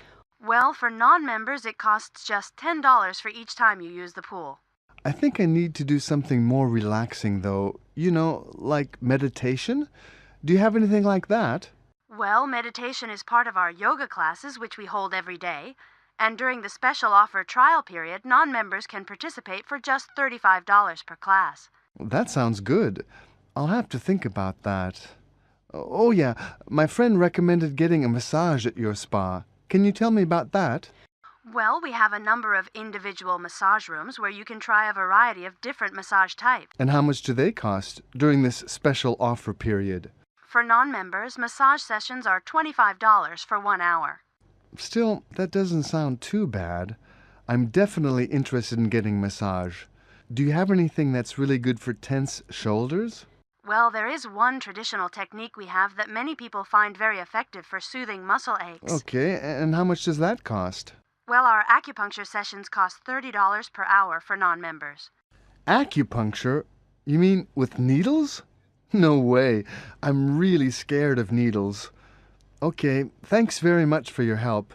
I'll come down this afternoon and arrange a massage. Sure. I look forward to seeing you then. Task 6. Listen and circle the answers that are right for you. 1, Do you think that you're more stressed than most other people? 2, Do you manage your stress well? 3, What do you do to relax? 4. Would you ever try acupuncture? Asking and talking about stress and relaxation. What's the most stressful thing for you? I worry about money the most. I never seem to have enough. I think school problems are the most stressful, like preparing for exams. Yeah, exams really stress me out. Really? I think relationship problems are the worst. So how do you deal with stress? I find that doing exercise helps me to focus and overcome stress. What usually works best for me is to talk over my problems with my family or friends. What do you do when you want to unwind? For me, the best way to unwind is to relax at home and just watch TV. In focus, putting your best foot forward. Massage has long been a popular method of alleviating stress. A wall painting found in a tomb at Saqqara, Egypt, clearly shows that foot massage, also known as reflexology, was practiced more than 4,000 years ago. Reflexology is a natural healing art based on the principle that there are reflexes in the feet and also in the hands and ears that correspond to every other part of the body. It is believed that by applying pressure to these reflexes, tension can be reduced and body circulation improved. Do you believe that traditional methods such as reflexology can improve health and reduce stress? What do you think are the most effective ways to fight stress? I don't believe that having someone pressing my feet will reduce stress in my life. Taking a vacation is the only way I can really relax. I think that traditional techniques like reflexology and acupuncture still have value today. People have been practicing them for so long because they really work.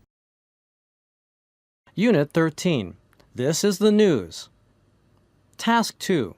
Listen and match the radio news items with the newspaper headlines in Task 1. Number the headlines 1 through 5. Then listen again and write the words that helped you decide. Last night, a fight which broke out during the first round of judging at the Miss World contest has led to a ban on beauty contests. In a late-breaking development, 140 houses were destroyed as winds ripped through the southern city of Charlesville. Police say the bank robbery was the work of an international gang that is known. Financial update. Today, the stock exchange had its slowest day all week. People. On the economic front, the dollar remained strong against leading world currencies, as reported by the Federal. Task 3. Listen and number the photos in the order you hear the news reports. Then listen again. What are the basic facts of each news item? Write details under each photo. 1. In Las Vegas, world heavyweight champion Mike Lewis has retained his title after defeating Henry Ramirez. Lewis, the three-time champion, won by knocking out his opponent in the third round with a punch that observers are describing as 2. An LA police spokesman has announced that police last night caught and arrested 25-year-old suspect James Field after a high-speed chase through the streets of LA. Field is charged with the bank robbery that took place at the Citibank office on 5th Street yesterday afternoon. 3. The storm hit the nearby island resort of Nauru with wind speeds of up to 130 kilometers per hour, causing 10-meter waves to crash on local villages. Around 500 villagers are thought to have been washed out to sea. Search operations are... Task 4. Listen and insert commas when you hear the announcer's pause. Then listen again and practice. 1. The suspect, who was serving time for armed robbery, escaped last Thursday in a laundry truck. 2. A fight which broke out during the first round of judging has led to renewed calls for the event to be called off. 3.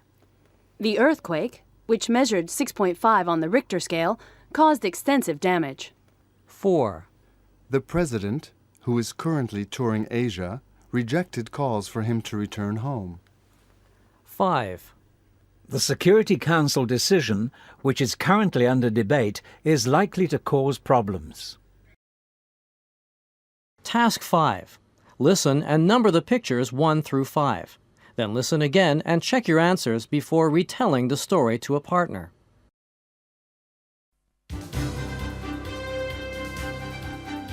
And this just in. Police have arrested 3 thieves who broke into a jewelry store on Center Street this afternoon and made off with over $1 million in diamonds. The thieves were involved in a gun battle with police, during which a bystander, 25-year-old office worker Alice Cortazzi, was shot in the arm.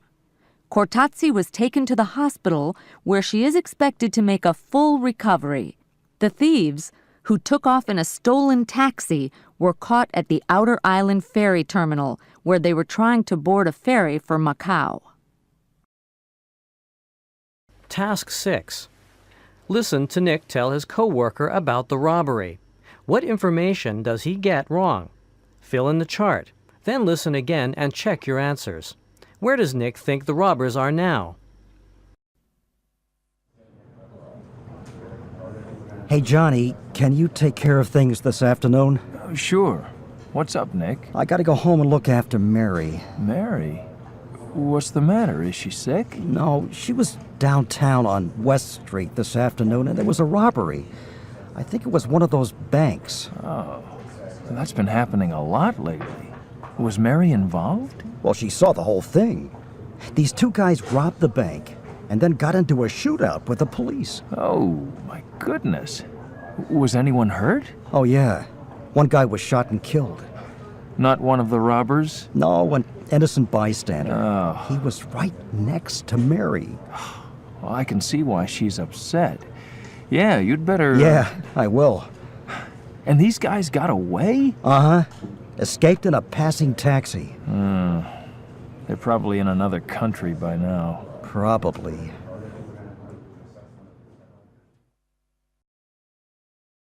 Task 7. Listen and circle the answers that are right for you. 1. Where do you get most of your news? 2. How often do you read the newspaper? 3. How interested are you in professional sports? 4. Do you pay much attention to the business news? 5. How important do you think it is to keep up with the news? Asking and talking about news stories. Which types of news interest you most? I'm interested in the local news because I like to know what's going on right here. Is there any type of news that doesn't interest you at all? I'm not really interested in watching sports or reading about them. What has been the biggest news story so far this year? I think it was the controversy over the national elections. Which is the best source for news, TV or newspapers? I prefer newspapers because you don't get enough information on TV. In focus. All the news that's fit to print. The real trends in journalism in the past 30 years have been toward gossip, sensationalism, manufactured controversy, and the dumbing down of most American journalism. Former Washington Post reporter Carl Bernstein. For years, journalists in America and elsewhere have been complaining about the so-called tabloidization of the media, the shift toward new and more entertainment-oriented kinds of news, and the placing of a greater emphasis on pictures than on words in both newspapers and TV news broadcasts. Opponents of tabloidization argue that it limits their ability to keep the public well informed on important issues. On the other side are those who say the modern media is only giving the people what they want. Do you think the media in your country does a good job of reporting the news? What types of stories would you like to see more often? What types would you like to see less often? Most people want a mix of heavy and light news, and I think the media provides that. I'd like to see less local news coverage and a greater focus on international stories. I think the media focuses too much on the bad things and ignores all the good news that happens each day. Unit 14. I really admire her. Task 2. Listen to 3 conversations. Which of the celebrities in Task A are the people talking about? Number the names 1 through 3, then listen again and write the words that helped you decide. 1. You know, I met him once. It was at a party at the embassy. Yeah? What was he like? Oh, he was really dignified. He was so calm. Yeah, he looks like that on TV. I think he's so courageous. 2. Don't you think she's a talented singer? Well, I don't like her style much, but I guess I'd have to say yes. 3. So, what do you think of her? Oh, I think she's so funny. So do I. She was great during the Oscars. Task 3. Listen and check the words used to describe each person. Then listen again. What do the speakers admire most about each person? Circle 1 adjective for each. 1. The thing I like most about Alan? He's intelligence. He's the most intelligent man I've ever met. But what I have to admire most is his sensitivity. Maybe that's because he's older. I don't know. 2. Jenny, she's so incredibly calm. Never gets upset. I really like that. With Jenny, I don't think I've ever heard an angry word. But the best thing about her is how caring she is. You should see her with kids. 3. Well, Tracy gets angry pretty often, but then she gets over it quickly. What I like about her? Her sense of humor. She's really funny. Makes me laugh all the time. 4. What I like most about Greg? He's really rich. No, just kidding. I think it's his creativity. He's got a really unique way of looking at the world, and that shows up in his work. But what I really can't get over is how talented he is. I really think that's his strongest point. Task 4. Listen to the conversation and circle the correct answers. Then listen again. What does the man say about the artist Jackson Pollock? Why does he admire him? Congratulations on the exhibition. Thanks very much. I just wondered if I could ask you a few questions for our readers. Sure, go ahead. This is your second exhibition, isn't it? Yeah, my first one was 3 years ago. I noticed that most things have been sold. So you must be very pleased. Yes. You've been described as one of the most talented and creative people around at the moment. Where do you get your inspiration? From nature. From nature? That's right. But these are very abstract. They don't look at all realistic. That's true, but it doesn't matter. It's nature that does it for me. Well, that's very interesting. You said once that the greatest influence on your work was the American, Jackson Pollock. It was Pollock, wasn't it? Yes, that's right. What was it about him that was so inspirational? His originality. He was the most original person of his generation. Task 5. Read the statements 1 through 5 and listen and circle T for true or F for false. Then listen again. According to Alvin, what are 3 qualities that Ronaldo and Beckham have in common? Hi, I'm conducting a survey for Lifestyles magazine, and I wonder if I could ask you a few questions. Sure. What about? Well, we're doing a feature on modern-day heroes. You know, people we really admire. Oh, I see. So who would that be for you? Well, I'm from Singapore, and we're all crazy about soccer there, so I think the people I admire most are all soccer players. If I had to choose 2 people, it would be David Beckham and Ronaldo. And why would you choose those 2? Well, I'm a big fan of England, and I think Beckham is the best player England has ever had. Ronaldo is not the greatest Brazilian player. I think that has to be Pelé, but he's the best Brazilian playing today. So do you admire them mainly for their soccer skills? That's a big reason. Sure, they're both really talented players, but there are other reasons. For one thing, they both have their own unique style. Because they're so original, people want to be like them.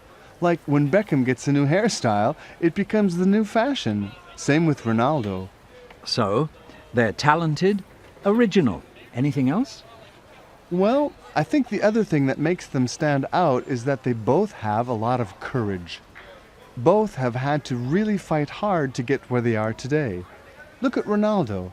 He had a terrible World Cup final in 1998, but in the next 4 years he worked hard, got through a lot of injuries, and became the top player in the world again at the 2002 Cup. Beckham, too, had a really bad World Cup in 1998, but he fought back, became England's captain, and was one of the top stars in 2002. That kind of fighting spirit shows they're both very courageous people.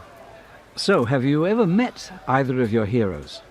Actually, I did meet Ronaldo at the 2002 World Cup when Brazil were playing in Japan. I even got to talk with him a little.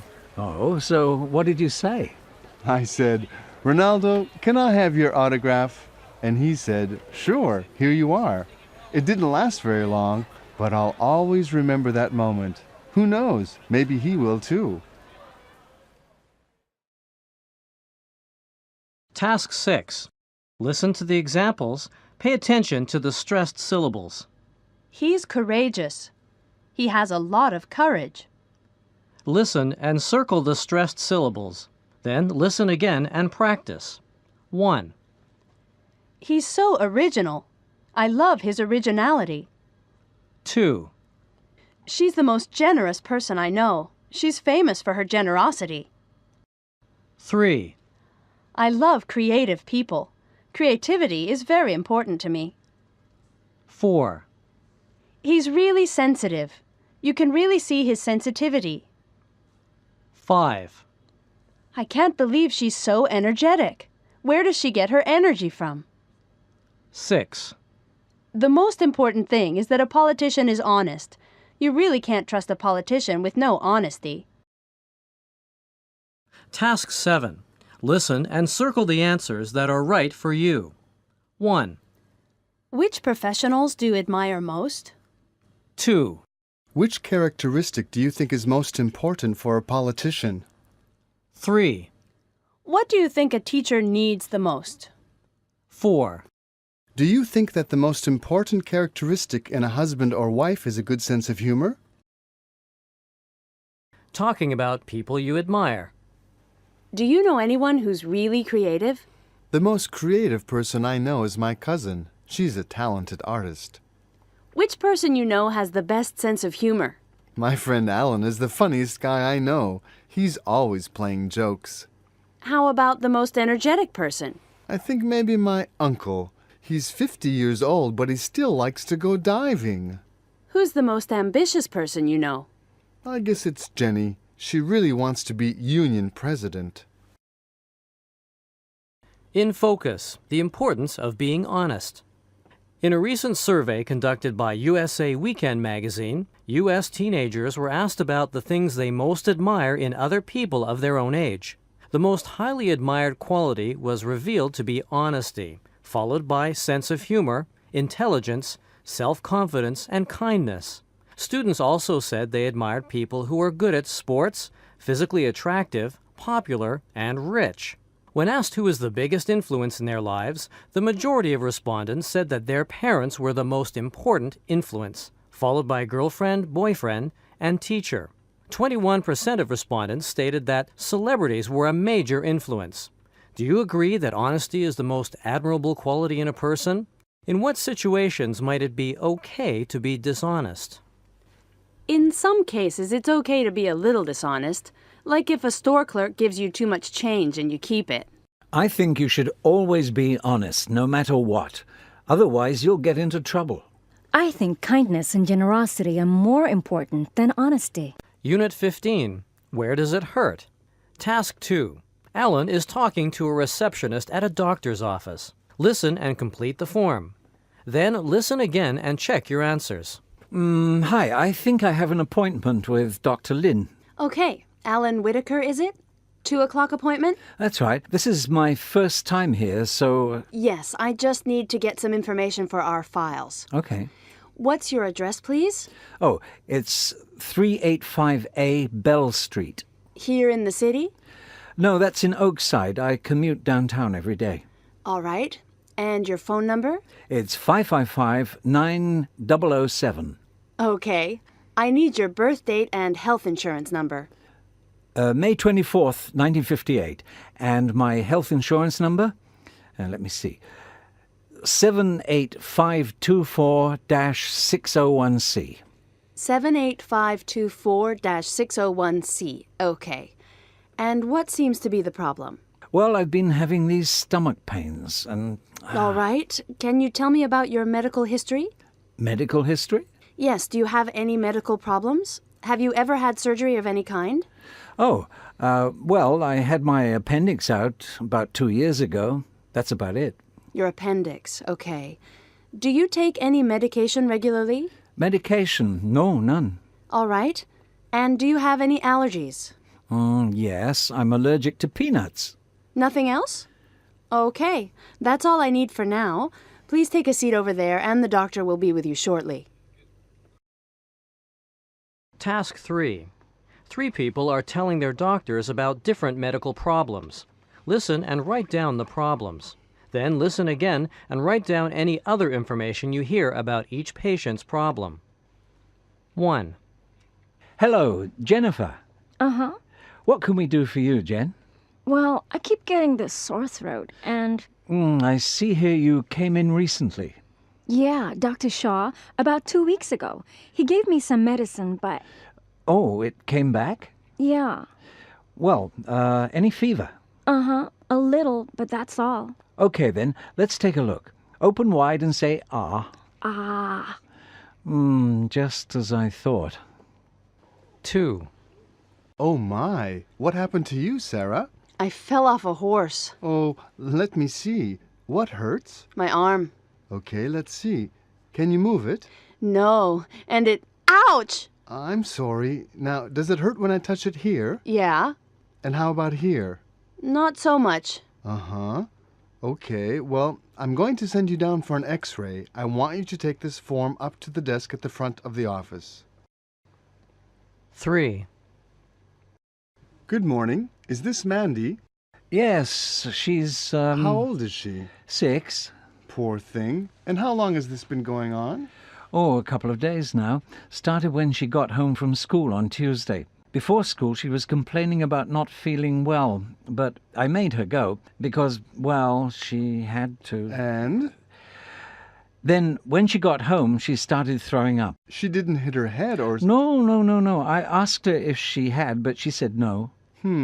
How about a temperature? Oh, she had a temperature last night, but I gave her some aspirin and a lot of water, and... Okay, well, we'll just check her temperature, and then maybe we'll... Task 4. Listen to the doctors and patients from Task 3.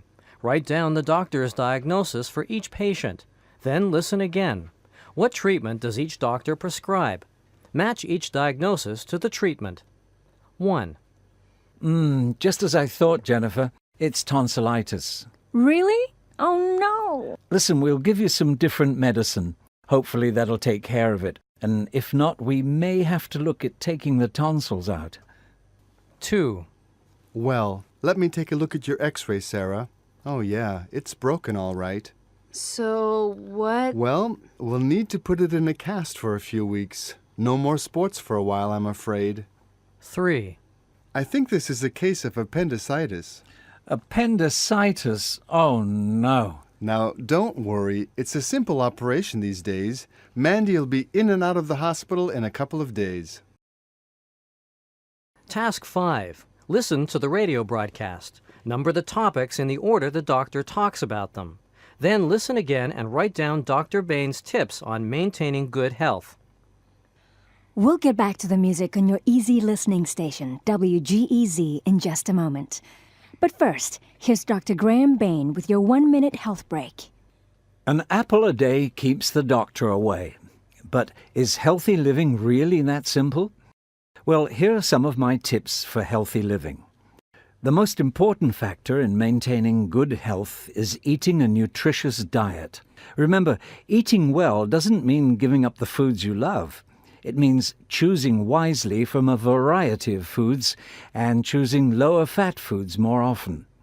Keep in mind, however, that artificially produced vitamins are no substitute for the nutrition we derive from food. So when it comes to vitamins, don't overdo it. Secondly, a good night's sleep is essential to good health and good performance the next day. Get at least 8 hours of sleep a night. A third key factor in maintaining good health, daily exercise. Now, exercise is something many people think they don't have time for, but it only takes about 30 minutes a day to maintain good fitness. We're almost out of time, but here are a few other things you can do to stay healthy. Stay away from cigarettes and don't overdo the alcohol.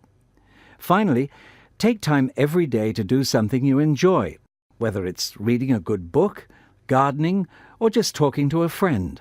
Remember, good health means good living. I'm Dr. Graham Bain. Task 6. Questions using or can have rising intonation, open questions, or falling intonation, closed questions. Listen to the examples and draw an arrow to show each question's intonation. Then listen again and practice. Examples. Have you been coughing or sneezing? Have you been coughing or sneezing? 1.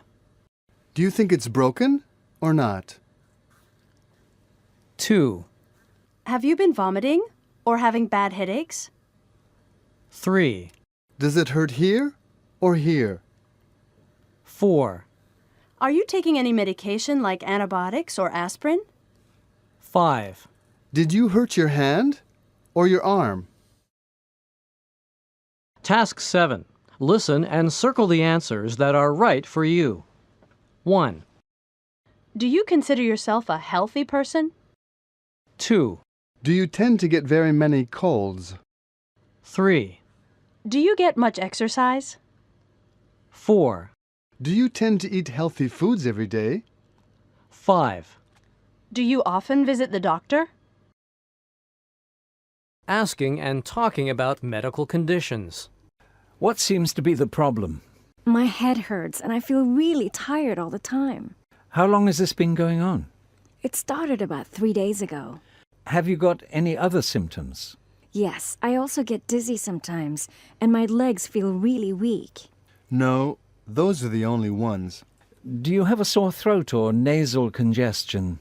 Yes, my throat really hurts, and my nose is very stuffy. No, I just have a cough and pain in my chest. What do you think the problem is, Doctor? It sounds like you have the flu. What do you think I should do? Take this medicine and get a lot of rest. In focus. You're making me sick. Have you ever received news that made you feel like $1,000,000? Or felt physically ill upon ending a friendship or romantic relationship? If so, your experiences illustrate the impact emotions can have on a person's physical health. Medical experts have long noted the connection between physical and emotional health, but many people remain skeptical that their feelings can actually make them sick. Some doctors argue that repressed emotions can help lead to the development of stomach ulcers and bladder infections, among other ailments. On the other hand, there are also cases in which people given to excessive shows of emotion fall victim to diseases of the heart or circulatory system. Do you think it's better to express your emotions openly or keep them bottled up inside? How do you feel about people taking medication to control feelings like anger and depression? It's always better to express yourself, but you should be careful not to hurt others. All you do when you show negative emotions is embarrass yourself. I think people have to learn to control themselves without using drugs. Review, Units 11 through 15. Task 1. Listen to the conversations and number the pictures 1 through 3. Then listen again and check the correct statement for each conversation. 1. Let me just read that back to you. Okay. One ham and pineapple pizza large, and one medium tomato with extra cheese, and 2 orange juices. Right. Oh, and better add in some garlic bread. Garlic bread. Okay. Delivery will be in about 15 minutes. 2. Who's that interesting-looking man over there? Oh, that's Adam Mollering. Oh, he's the one who... Mm-hmm. Handsome, isn't he? Sure is. Is he an actor or something? No. He's actually a carpenter and people. 3. So you've been sick for 3 whole days, Amy. Just open your mouth for me and I'll, Oh, yes. Just as I thought. Tonsillitis. What we need to do is... Task 2. Listen and check the correct answer. Then listen again and fill in the key information. And now to Robert Ramirez in the Channel 12 traffic copter for this morning's road report. Rob? Thanks, Jack. Okay, it's looking pretty bad down there from up here. There's been an accident on the East Coast Expressway between Beach Street and Pine Avenue. Looks like 2 trucks have hit each other. One of them has overturned and traffic has stopped completely in both directions. If you're driving into the city, I really recommend you avoid the East Coast Expressway and take another road. Okay, on the other side... Task 3. Listen and complete the medical form. Then listen again and check your answers. What does the doctor recommend? So, what's the problem, Amanda? Well, the thing is, I just haven't been feeling well lately. What do you mean? Well, I haven't been sleeping well at all. Uh-huh. And I've had this pain in my stomach for a while. I see. Anything else? Yeah. I've also got a real ache in my shoulders, especially when I'm typing at work. Okay, let's take a look at your shoulders. Does it hurt when I do this? Ouch! All right, Amanda. I think all the things you have wrong with you are caused by stress in your life. Is your job stressful at all? Oh, yeah, it really is. I always have so much pressure. Yes, well, I recommend taking some time off from work, a week or so. And as for the shoulders, there's nothing seriously wrong with them, but I suggest you try a massage to get rid of the ache. If you like, I can give you details of some spas in town. Task 4. Listen to the descriptions of the 2 spas and fill in the information for each one. Then listen again and check your answers. Which spa do you think Amanda should visit? Why? 1. Stressed? Tired? Feeling worn out? Or just want to get in shape? The Pine Tree Spa can help. Located on George Street, next to Town Hall Station, right in the center of town. Yoga classes, aromatherapy, an Olympic-sized pool, a great weight room, aerobics classes, and more to make you look and feel great. Call the Pine Tree Spa now at 555-1948 for information on our 2-week trial membership offer. 2. The Oasis of Calm is the oldest health spa in Jamestown. For over 30 years, we've been providing fitness and stress management facilities. We can help with stress-related ailments like tiredness, muscle ache, and sleeping difficulties. Our facilities include acupuncture, reflexology, massage, as well as aromatherapy.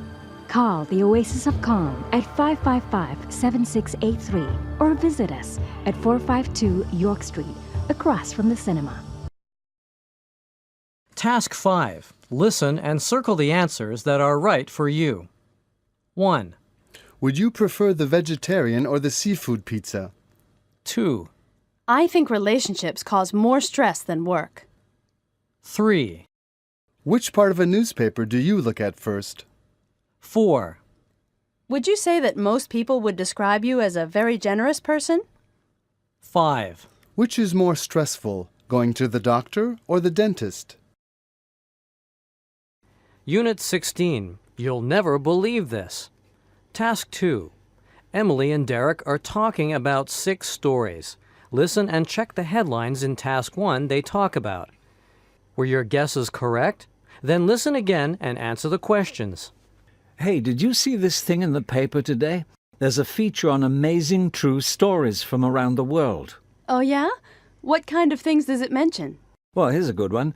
It says that on Thursday, August the 16th, 2001, a London ballet was stopped halfway through the performance because a baked potato exploded in a microwave oven backstage, setting off the fire alarm. Everyone had to leave the building and wait outside for 20 minutes until they found out what had happened. Really? Is it true? Yeah, these are all true stories. Here's another. This one was also in Britain. It says that Britain's famous Turner Art Prize was won recently by an artist called Martin Creed, who won the award for an empty room with a light that switches on and off every 5 seconds. He won an award for that? No way! Yeah, it's incredible. There are lots of stories about animals, too. There's one here about a 20-year-old Egyptian sheep farmer who was killed by one of his own sheep. Apparently, while the man was sleeping, the sheep kicked his gun and it fired by accident. The poor guy. And then there's a guy from Panama who was eaten by a crocodile. He escaped from jail and was trying to swim across a river, but the crocodile got to him before he reached the other side. Ugh. There's also this story from the U.S. A woman from Austin, Texas, was awarded $780,000 in court after she broke her ankle. She injured herself tripping over a young boy who was running inside a furniture store. Everyone was surprised by the court's decision because the boy she tripped over was her own son. You've got to be kidding. It's crazy. But here's the best one.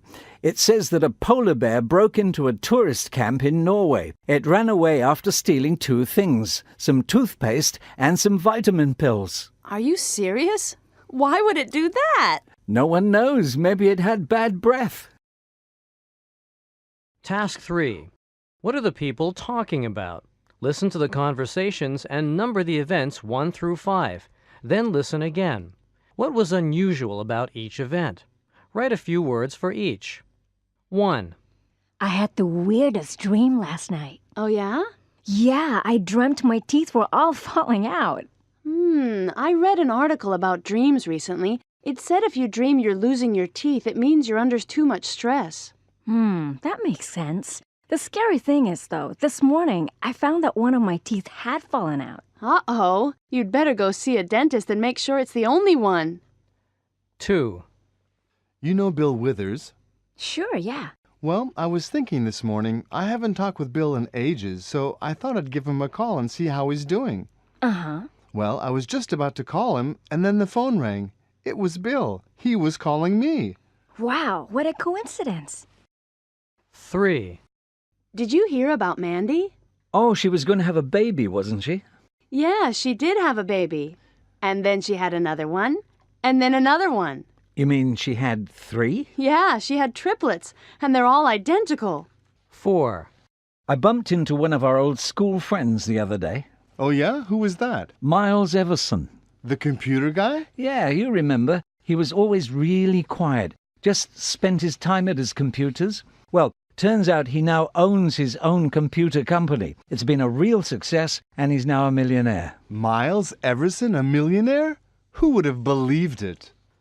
5. You heard the latest about Jason Stewart? He got divorced from his wife, right?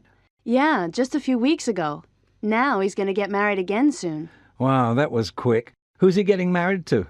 His ex-wife's sister. Get out of here. No, it's true. They were going out while he was still married. Task 4. Listen to the examples. Pay attention to the stressed syllables. Are you kidding? You must be joking.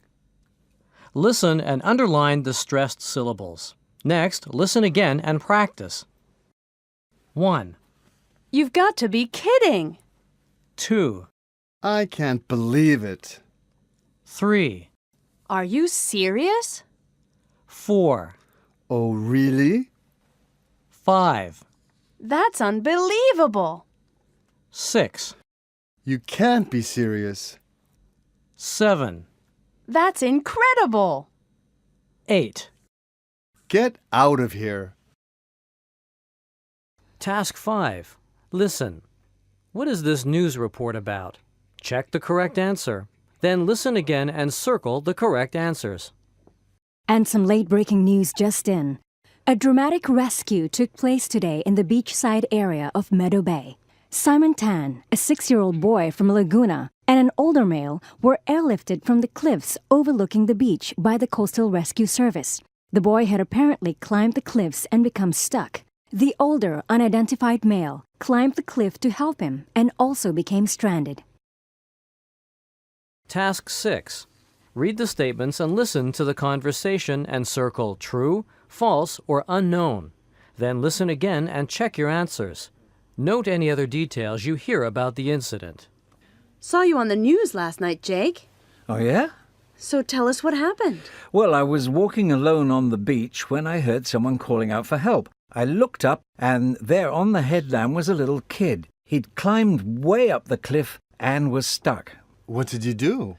Well, my first thought was to run and get help, but the boy was crying, and he looked as though he'd fall at any moment. So I climbed up to get him down. The rocks were very loose, and I almost slipped a couple of times. I was beginning to think it wasn't such a good idea to climb up there without getting help. Sounds scary. Well, not really. I was just thinking about the boy. I didn't really think about how dangerous it was for me. What happened next? I reached the boy okay, but then I couldn't get him down, so we were both stranded. So what did you do? Well, I yelled for help. Pretty soon there was a small crowd on the beach, maybe about 10 or 12 people. No one knew what to do, but then one of them took out a cell phone and called the Coastal Rescue Service. After about 5 minutes, there was a helicopter overhead and we were rescued. Wow, that was very brave of you.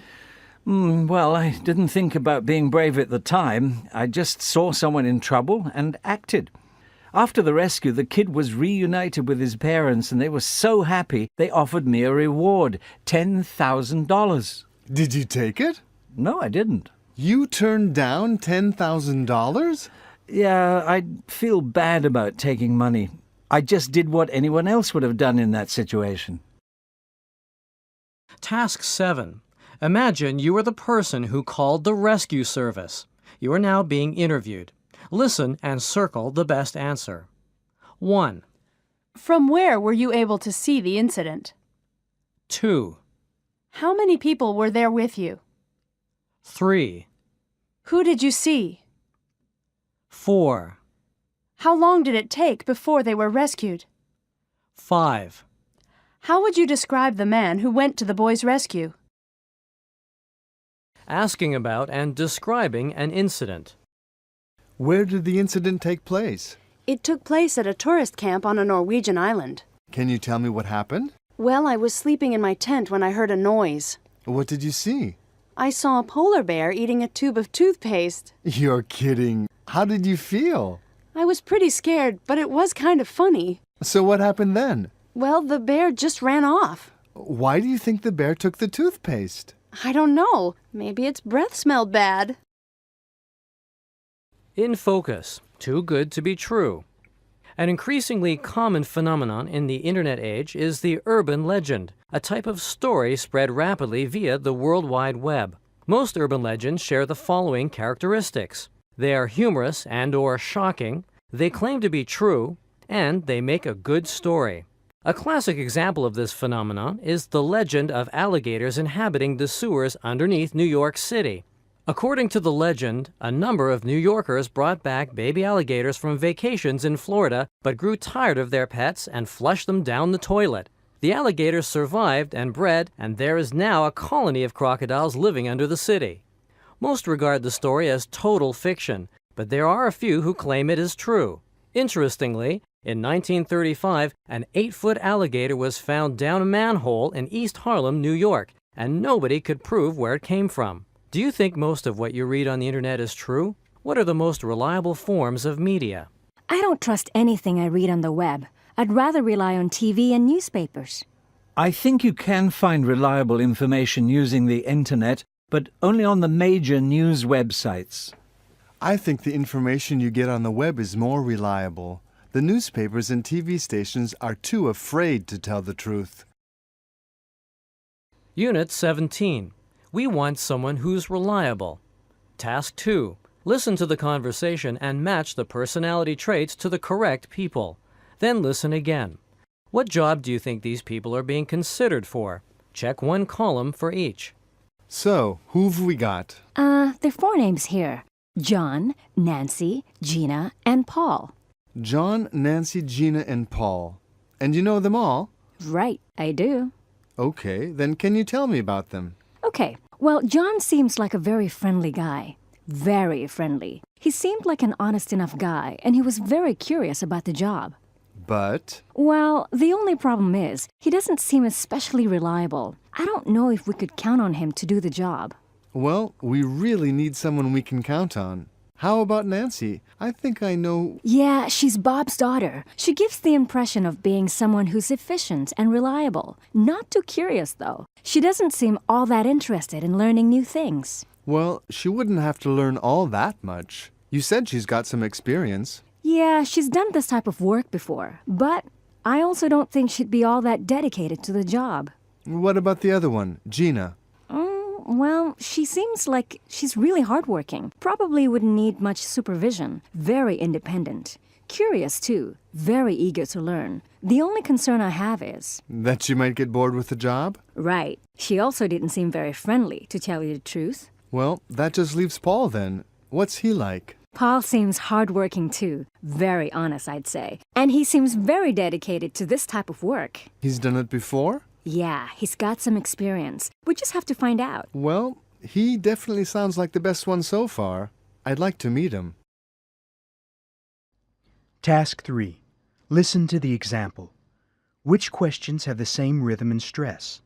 Listen and circle same or different. Then listen again and practice. Example. Why do you want the job? 1, Who do you want to see? 2, How did you get the job? 3, Why did you apply for the job? 4, How do you like the job? 5. Why do you want the position? Task 4. Tony and Lisa are discussing the qualities they want in a babysitter. Listen. Which qualities are important? Which are not important? Then listen again and check your answers. So, what sort of person are we looking for? Oh, well, they'd have to be reliable, of course. I mean, I don't want to find out that we're about to go out and they haven't shown up, or they're running late or something. Oh, yeah, of course. That last kid, what was her name? Oh, please, she was always late. But you have to admit she was a hard worker. Yeah. Always cleaned the house while we were out. Well, that's not so important as far as I'm concerned. I mean, they're being paid to look after the kids. If they clean up the place, it's a bonus, but... But no, we need to be able to trust them, of course. I mean, leaving them here in the house with the kids, you know. Oh, yeah. Now, honesty is definitely important. Oh, but also, they have to be friendly. It's no good if the kids don't like them. True. So, who should we interview then? Oh, I don't know. Give me another look at the names on the list. I think that fourth one. Task 5. Tony and Lisa are interviewing 2 people for the job. Listen and fill in the first 2 columns of the chart. Then listen again and complete the last 2 columns. Who do you think would be best for the job? Why? Thanks for coming along on such short notice, Tanya. That's okay.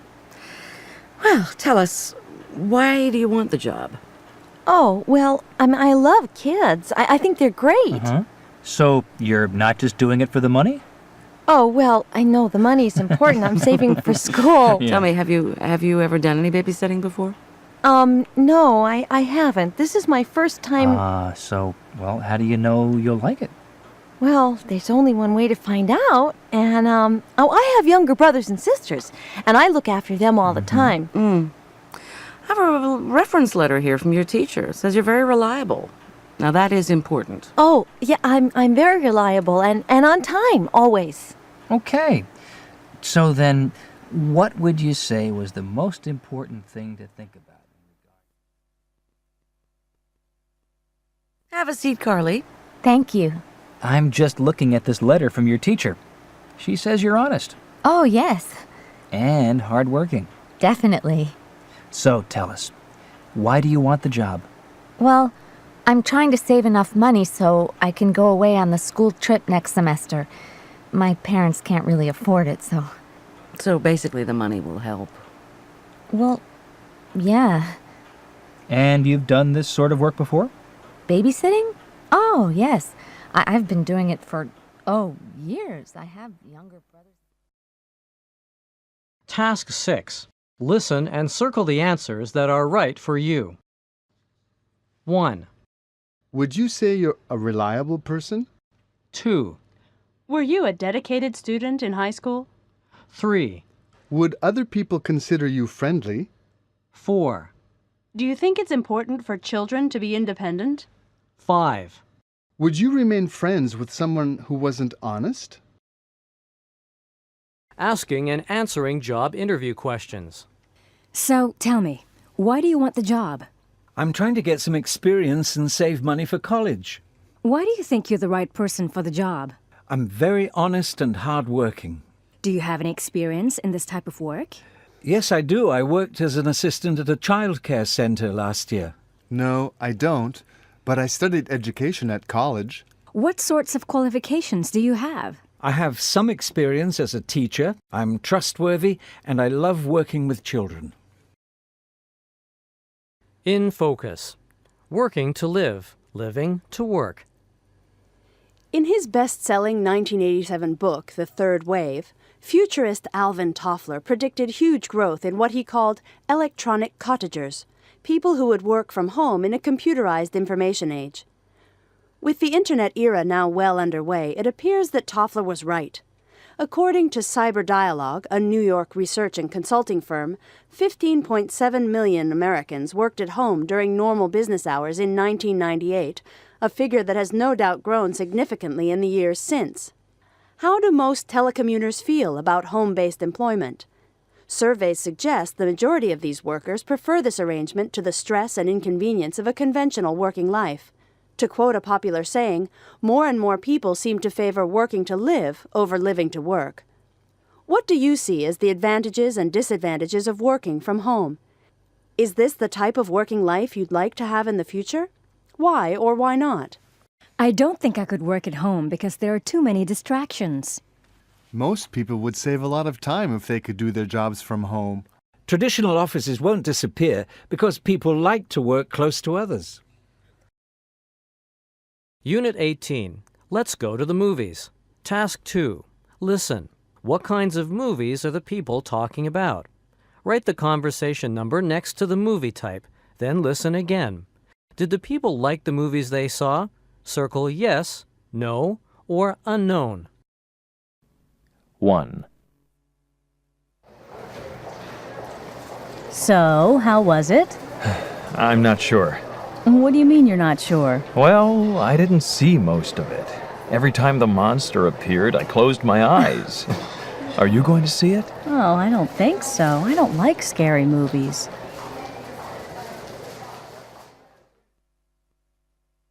2, You saw that new movie, didn't you, Jake? Uh-huh. So, how was it? I was thinking of taking... Oh, yeah, you gotta see it. I laughed so hard. Funny, huh? Really funny.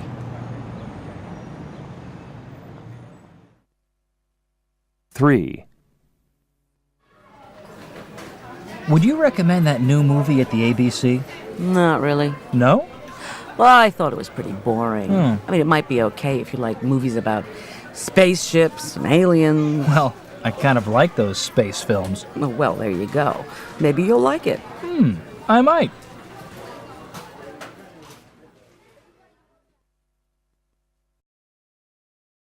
Task 3. Read the comments about the 4 movies listed and listen to 4 reviews and match the comments to the correct titles. Then listen again and check your answers. How many points is each movie given? Most people seem to enjoy comedies, but if you're thinking of seeing Chris Wanger's new comedy, please think again. I don't know which was worse, the acting or the jokes. My rating? 2.5 out of 10.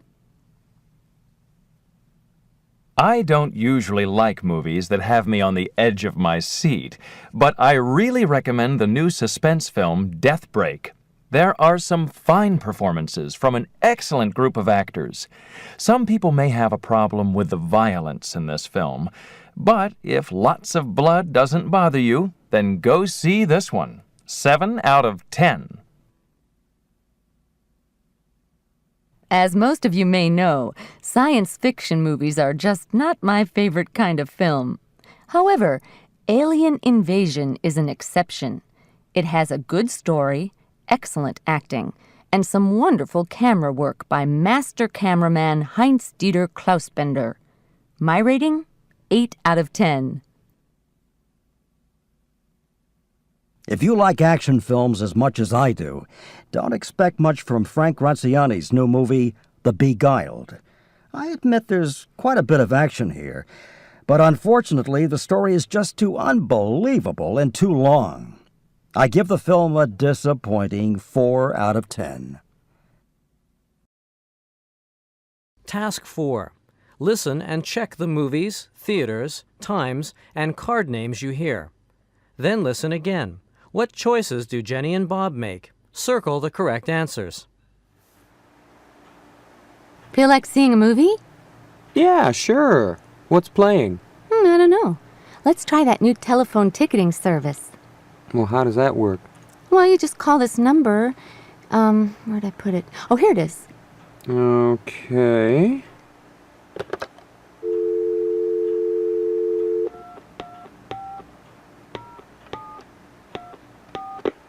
Good afternoon. Welcome to Ticketmaster. To hear a list of current movies, press 1 now. To hear a list of theaters, press 2 now. To repeat this list, press 0. Okay, hit 1. Okay. Enter your selection at any time. For The Crazy Professor, press 1. For Alien Invasion, press 2. For Death Break, press 3. Let's see The Crazy Professor. Oh, no, I don't feel like seeing a comedy. Oh, all right, well, how about suspense? Let's go see Death Break. I heard it's really good. Okay. Theaters showing Death Break. For the Odeon, press 1. For New York Cinema, press 2. For ABC Theater Parkside, press 3. For... Okay, Odeon's the nearest. You have selected the Odeon. Please select a showtime. For 12:30 p.m., press 1. For 2:30 p.m., press 2. For 5:30 p.m., press 3. For 5:30? Uh-huh. You have chosen 5:30. Please enter the tickets. You have booked 2 tickets. If this is correct, press the star key to continue. You have booked 2 tickets. Please select a credit card for payment. To pay by Charge Plus, press 1. To pay by Diners Express, press 2. To pay by Fast Cash, press 3. I think I'll put it on Fast Cash. You have selected Fast Cash. Please enter your card number, followed by the star key. Oh my gosh, I'm glad we're not calling long distance. Task 5. Jenny is taking part in a survey. Listen and check her responses. Then listen again and check your answers.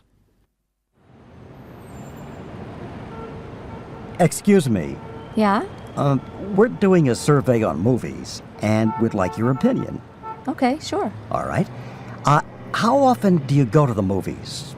More than once a month? Several times a year? Or less than once a year? Oh, gosh. More than once a month. I go every couple of weeks. Okay. And when you go to the movies, what kind of movies do you like? Oh, I like comedies and suspense. Comedies and suspense. No sci-fi. No. Me neither. Now, how do you generally find out about new movie releases? Through the newspaper?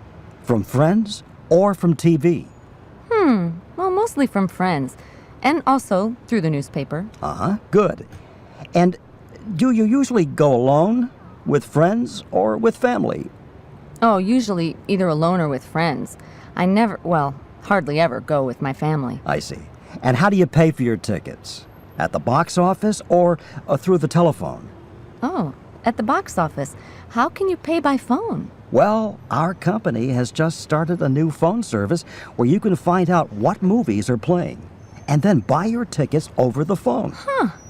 Would you like me to tell you about it? Yes, please.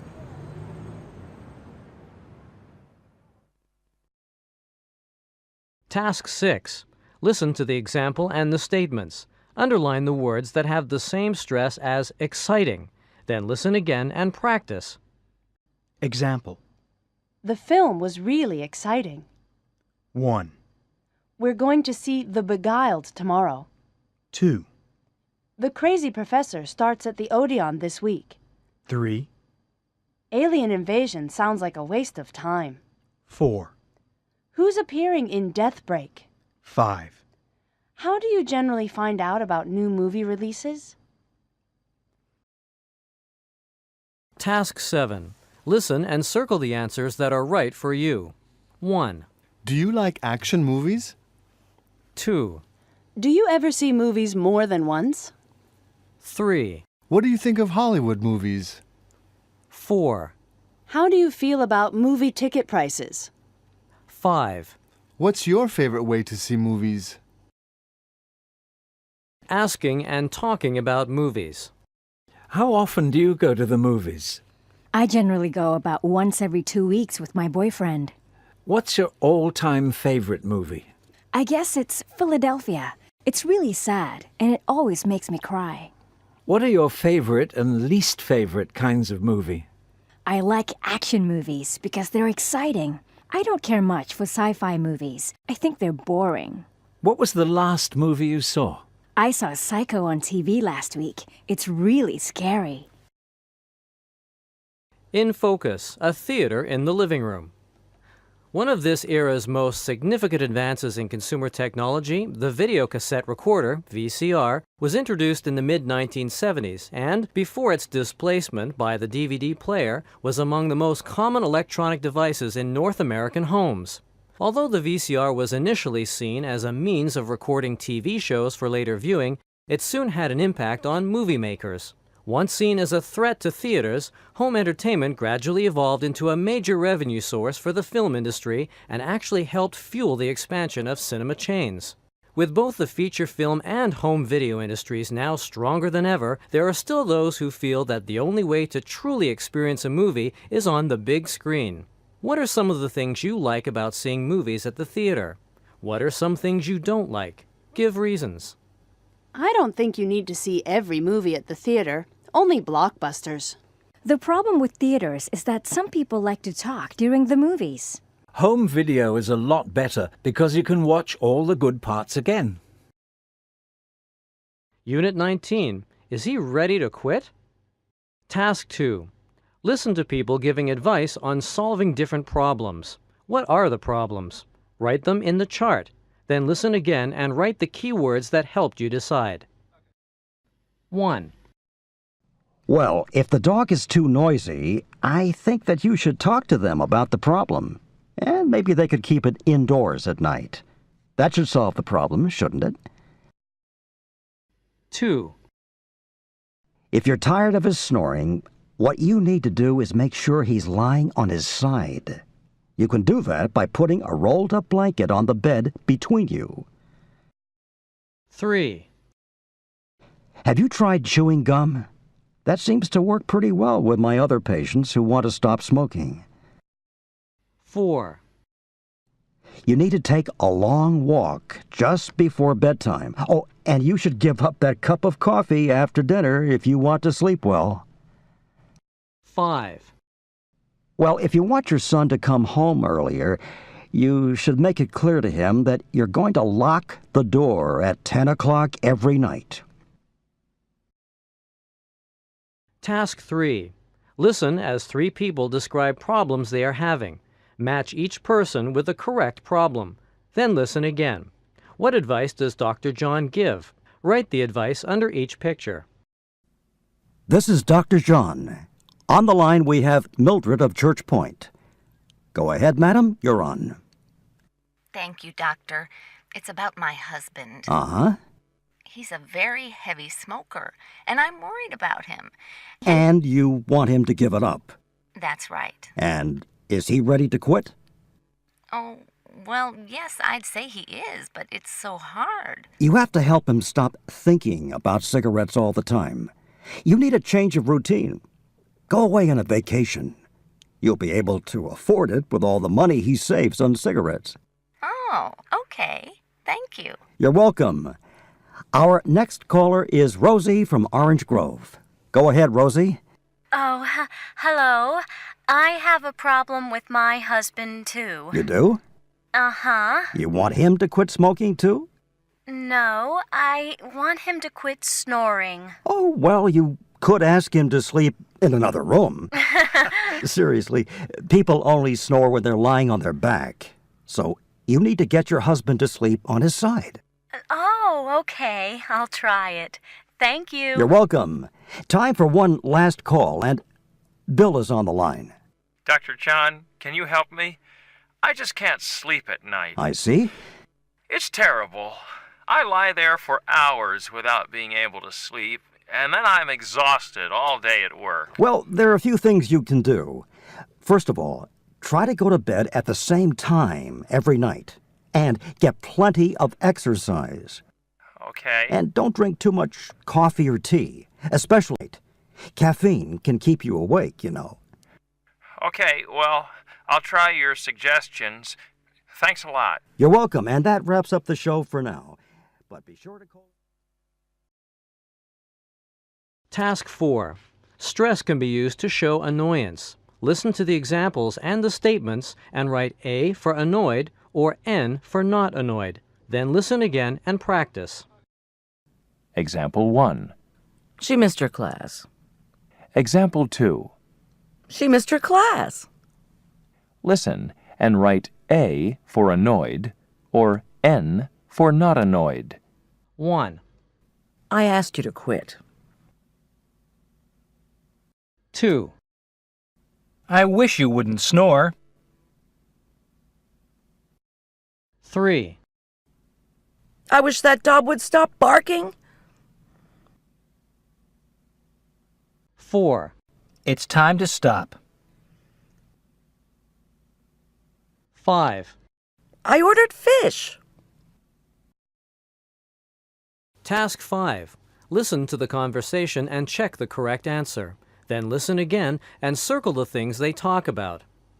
All set to go, Anna? Anytime you're ready, Dad. Is Mom back with the car yet? Not yet. We've still got a couple of minutes. Why don't you sit down here for just a second? But, Dad, shouldn't we get going? I don't want to be late. You won't be late. Now, I know this is a very special day for you, so I just want to give you a couple of pieces of advice. I know what you're going to say, Dad. I'll be fine. Don't worry. I know. It's just, your life is going to change a lot starting today. I just want you to remember that the most important thing is keeping up with the work.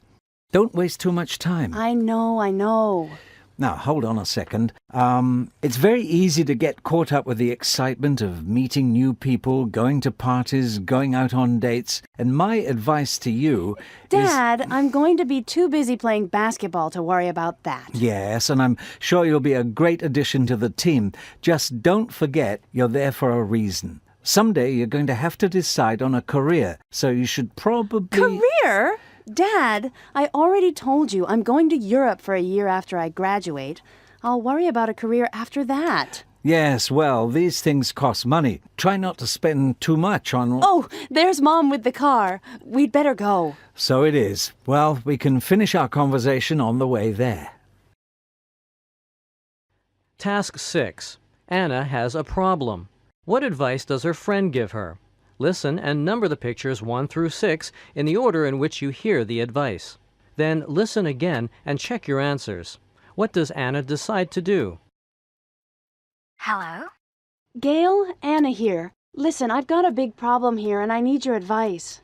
Whoa, slow down, Anna. What's going on? You're never going to believe this. You remember how Lisa let me borrow her bracelet? Sure, you're going to that formal party at the Carlton Hotel. Hey, wasn't that tonight? Yeah, I just got home and realized I don't have it. I lost the bracelet. What? What do you mean you lost it? I don't know where it is. I've looked everywhere. What am I going to tell Lisa? Well, you don't have to tell her anything yet. Why don't you report it to the Lost and Found desk at the hotel? I didn't even know hotels had lost and found desks. Oh, Gail, what if no one finds it? Well, then go over there and find it yourself. Look under all the tables and... No, I mean, what if no one ever finds it? Oh, come on, Anna. Just go back over there and... I'm serious. Sometimes these things happen. Well, you could always just pay her for the bracelet. How much do you think it's worth? I don't know. I guess it's... Or just take her out, buy her a new one, and give it to her. But this bracelet is really unique. Well, you've got a lot of jewelry. Maybe you could give her something of yours. You can't be serious, Gail. Is that the best advice you can come up with? Okay, Anna. I think you should wait until she talks to you about the bracelet, and then tell her you've never seen it. Gee, Gail, you're no help at all. I'm just going to call Lisa and tell her the truth. That's not a bad idea, Anna. Task 7. Listen and circle the answers that are right for you. 1. You want to buy a new car but don't have the money. What should you do? 2. You don't like your best friend's new hairstyle. What should you do? 3. You find a bag full of money on the bus. What should you do?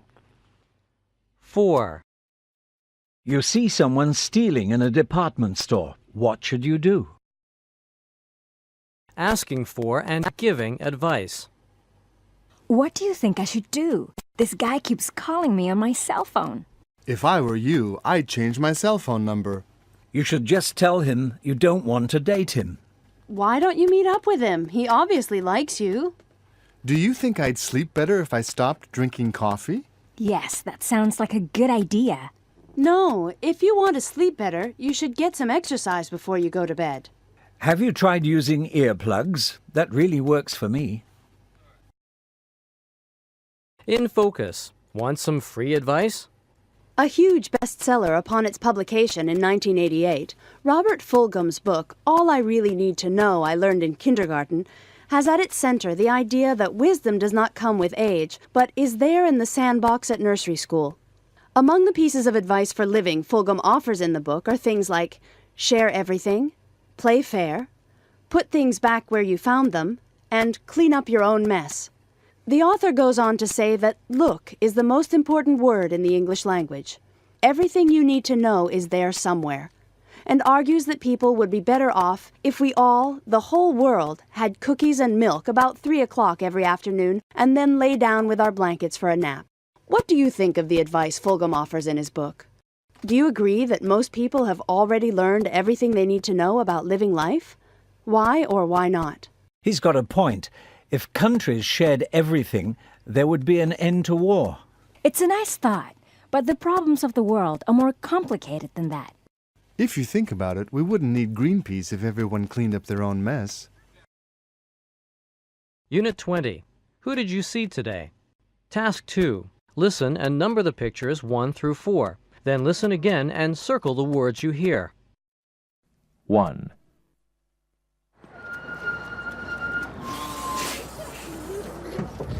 Morning, Pete.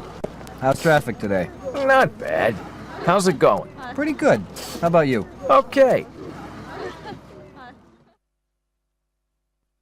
2. Have you finished your homework? I'll do it later. That's what you say every night. That's what I do every night. 3. Could you make that call for me now, please, Sharon? Oh, sorry. Which one was that?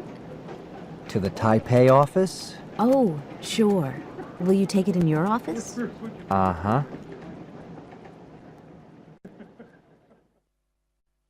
4. And there's a grease stain here on this shirt that needs... Let me see. It's right here on the cuff. Oh, I see. Yeah, we can get that out. No problem.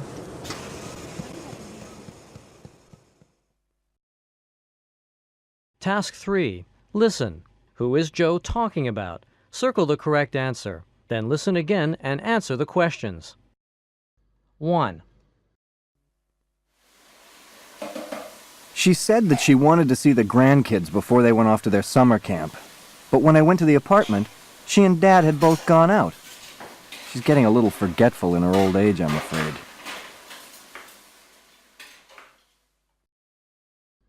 2. I just left a few things for her to type and file this morning, but she hasn't done any of it yet. I just don't know what she does with her time, you know? 3. I asked her where she thought she was going dressed like that.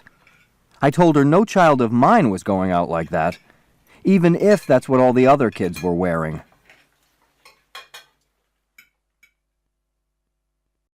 4. When I dropped off the suit, he said I could pick it up on Friday. But then when I went to the shop to pick it up, he told me it wasn't ready. So now I don't know what to wear to the wedding. 5. I don't know what's wrong with it. I just bought it a few months ago. I called him up and asked him if he would come and fix it. Task 4. Listen and number the events in Joe's day 1 through 6 in the order you hear them. Then listen again. Who did Joe speak to today? Complete the diagram.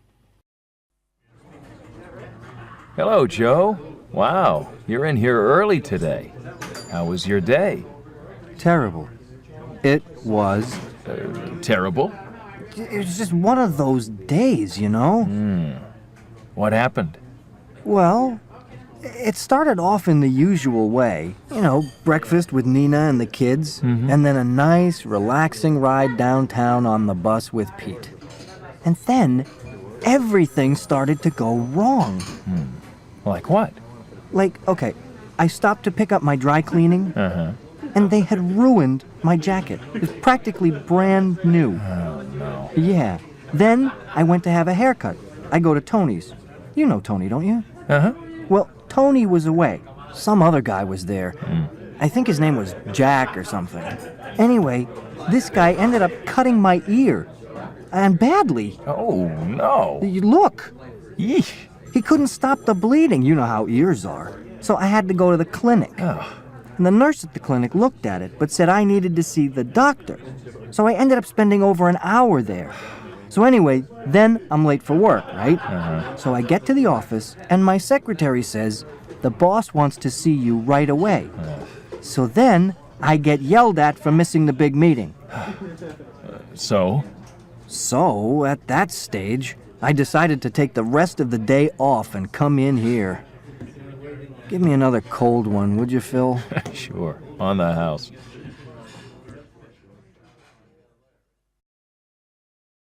Task 5. Listen to the teacher's questions and circle the best answer for each one. Then listen again and check your answers.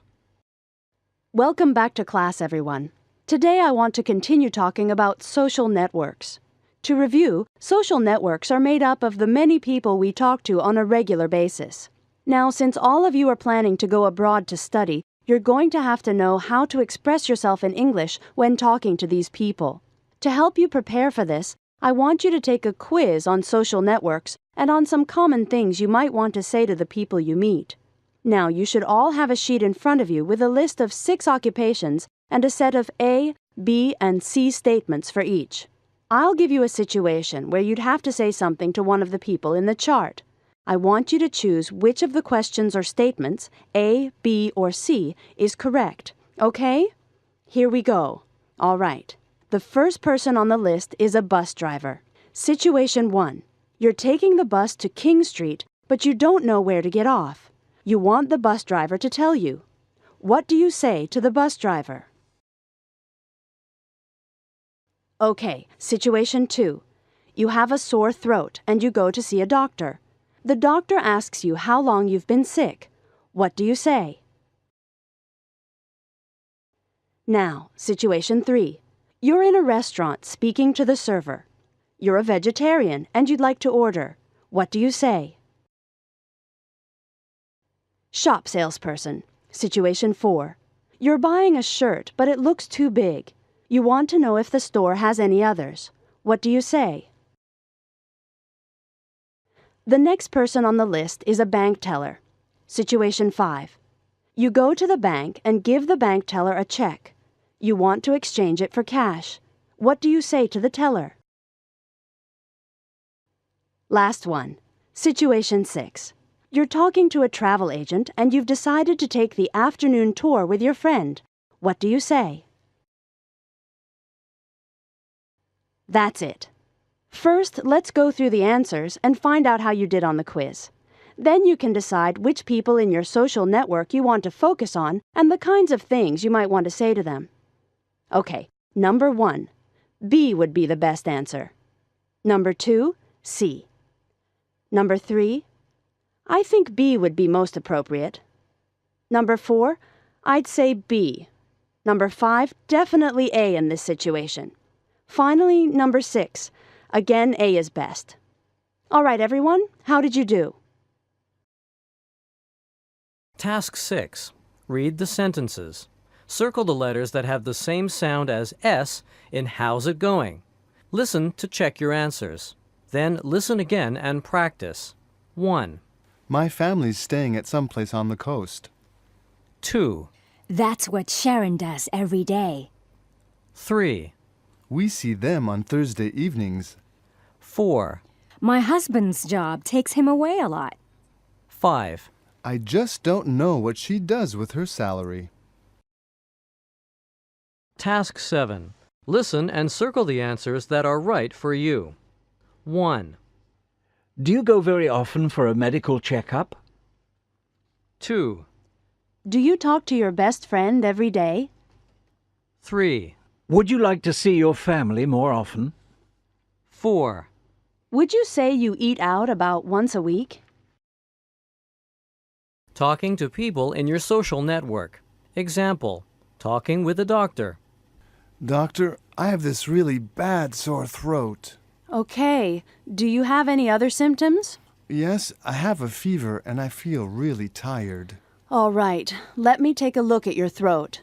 Do I need to take some medicine? Yes. I'll give you some antibiotics. No, just get plenty of rest and drink a lot of water. In focus, 6 degrees of separation. Through a chain of only 6 friends, you can link yourself to anyone in the world. This is a claim that has become known as the 6 degrees of separation theory. The idea is that everyone in the world can be reached through a short chain of social acquaintances. You know someone in one place who knows a friend in another, who knows another person, and so on. The theory originated in 1967 when a Harvard social psychologist, Stanley Milgram, sent out 300 letters to people chosen at random in a city in Nebraska. Each person was asked to get the letter to a single target person in Boston. If they did not know the person, they could forward the letter to someone they knew, a friend, coworker, or casual acquaintance who might be closer.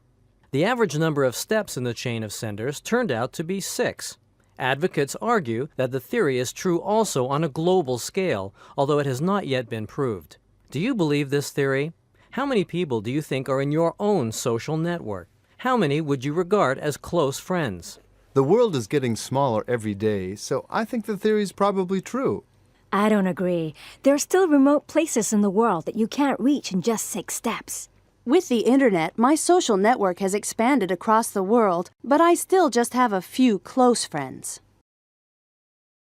Review, Units 16 through 20. Task 1. Maggie is describing her day. Number the people 1 through 4 in the order she met them. Then listen again and note the news that each person tells her. I'm back.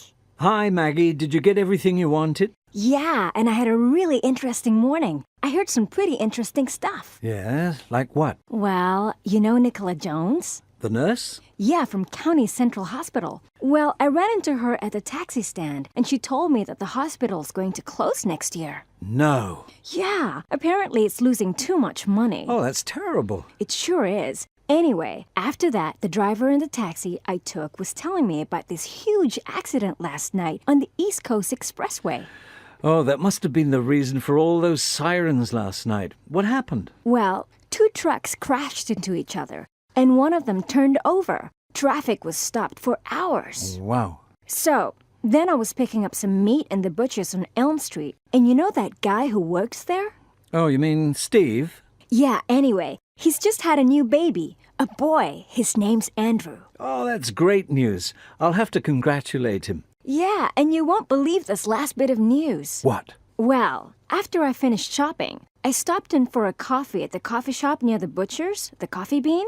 Oh, yeah, I know it. And I was talking to the waitress there. You'll never guess who she served last night. Who? Madonna! She just stopped in for some food. Apparently, she just bought an apartment in this neighborhood. No way. Task 2. 3 people are describing movies they have just watched. Listen and fill in the movie title and type for each person. Then listen again. What did the people think of the movies? Fill in the good and bad points and the person's rating. Which movie would you be most interested in seeing? Excuse me, sir. We're conducting a short survey for the cinema about the movies showing here. Would you mind if I ask you a few questions? Sure, I guess not. Go ahead. Thanks. Okay, can I ask your name and what you just saw? Okay, I'm Bill Hendricks, and I saw Fat Charlie. You know, that comedy. Mm-hmm. What did you think of it? Oh, it was great. It was so funny, and the story was really good. Okay. Anything you didn't like? Well, I didn't really love the music. The soundtrack was a bit boring. Still, overall it was a great movie. I really enjoyed it. Thank you very much. What you just saw? My name's Carrie. I went to see The Purple Planet. And what did you think? I usually really like science fiction films, but this was really disappointing. Mm-hmm. What didn't you like about it? Well, the main thing was the acting. It was awful. And the story. I was actually pretty bored during it. Okay. Was there anything about it that you liked? I suppose the special effects were pretty good, but... You wouldn't recommend it? I sure wouldn't. Okay, I'm Helena Lopez, and I watched The Plumber. Oh, the suspense film. Yeah, it was pretty exciting. I love Ross Wallace. He's a great director. Anything else? Yeah, the acting was good too, especially that little kid. He's such a good actor. Mm-hmm. There was one thing, though, the ending. It just didn't seem believable after the rest of the film. I found it really disappointing. It just spoiled the whole film for me. Okay, so would you recommend it? I guess so, but it's not the best around at the moment. Task 3. Jean is talking with somebody from a job recruitment agency. Listen and check the type of job they are talking about. Then listen again. What type of person does Jean want to hire? Note the qualities she wants and doesn't want in the chart. So, what sort of a person are you looking for, Ms. Mariansky? Well, I need someone who can work independently. That's important, because I spend so much time out of the office. All right, independent. What else? Well, reliable, naturally. Once again, because I'm out of the office so much, I need to be sure that the jobs are all getting done. Right, absolutely. Oh, and, honest. That's also something I want in a personal assistant. Although, of course, no one will ever say. Oh, no. But, well, so any qualities you don't want in... Well, to be honest, the last assistant I had was extremely ambitious, and that's why she isn't here anymore. She went off to, how shall I put this? Bigger and better things. I don't need that again. I understand. And I don't really want someone who tries to be funny all the time. That was the other problem with the one who just left.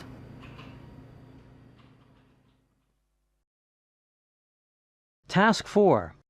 Jean is considering 3 people for the position in Task 3. Listen to what is said about them and make notes. Then listen again and check your answers. 1. Hello, my name is Tony Harlow. My goal is to find a job that fits my skills and talents. I'm an ambitious person. You'll also find me hardworking and intelligent. I'm also very independent, and I'm used to working on my own. In the next few minutes, I'll be describing my work history and educational background. I got out of school 15 years ago. 2. Oh, this is Marcia Liu.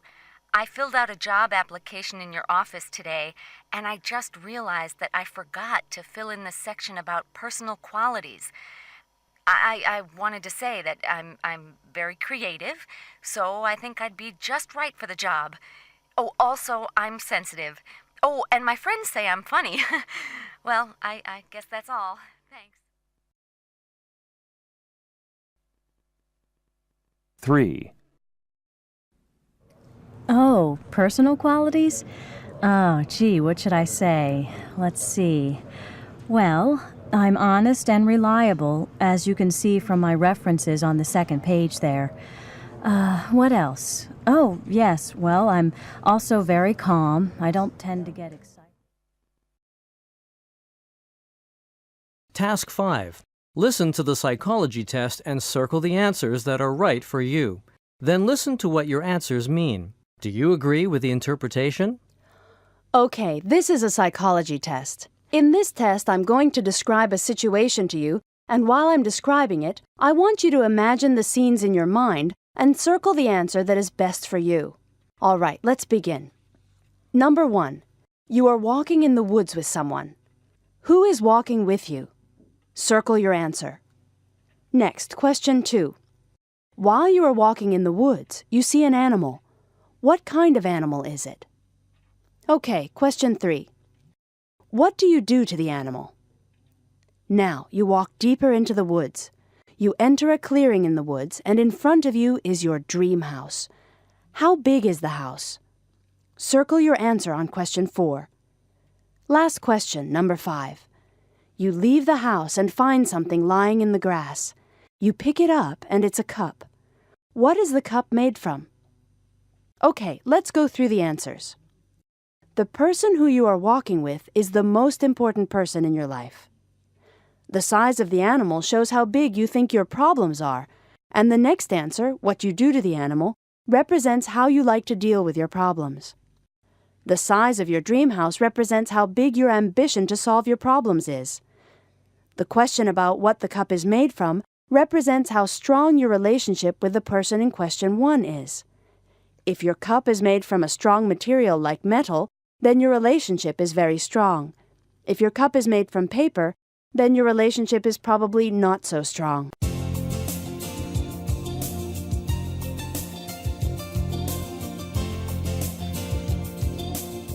Welcome to the Student CD audio program for Listen In 2nd Edition, Book 2, by David Noonan. Copyright 2003 by Heinley Thompson Learning. All rights reserved. Unit 1. Can I ask you some questions? Task 1. A. Listen and circle the best response. 1. What's your first name? 2. What's your surname? 3. What's your nationality? 4. Where have you come from today? 5. Where are you staying? 6. How long are you staying? B. Listen again and check your answers. 1. What's your first name? It's Jim. 2. What's your surname? Jones. 3. What's your nationality? American. 4. Where have you come from today? Bangkok. 5. Where are you staying? The Sheraton Hotel. 6. How long are you staying? 3 days. Task 2. First, listen and circle the best answer. Then listen again and complete the information on the form. Hi, can I help you? Yes. I've been waiting at the baggage claim area, but my bags haven't arrived. Okay. What was your flight number? Let's see. It was UA 675. I got on in Tokyo. Tokyo. Okay, and your name? It's Johnstone. Johnstone. Your first name? Bill. All right, Mr. Johnstone. Let me just check the computer.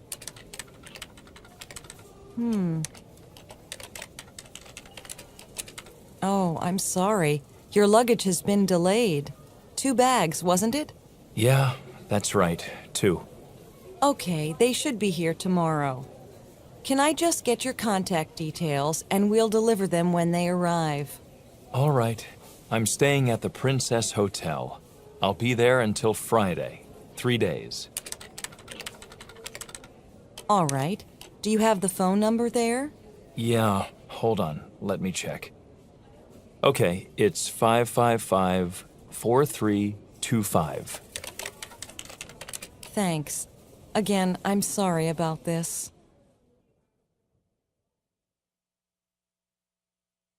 Unit 2.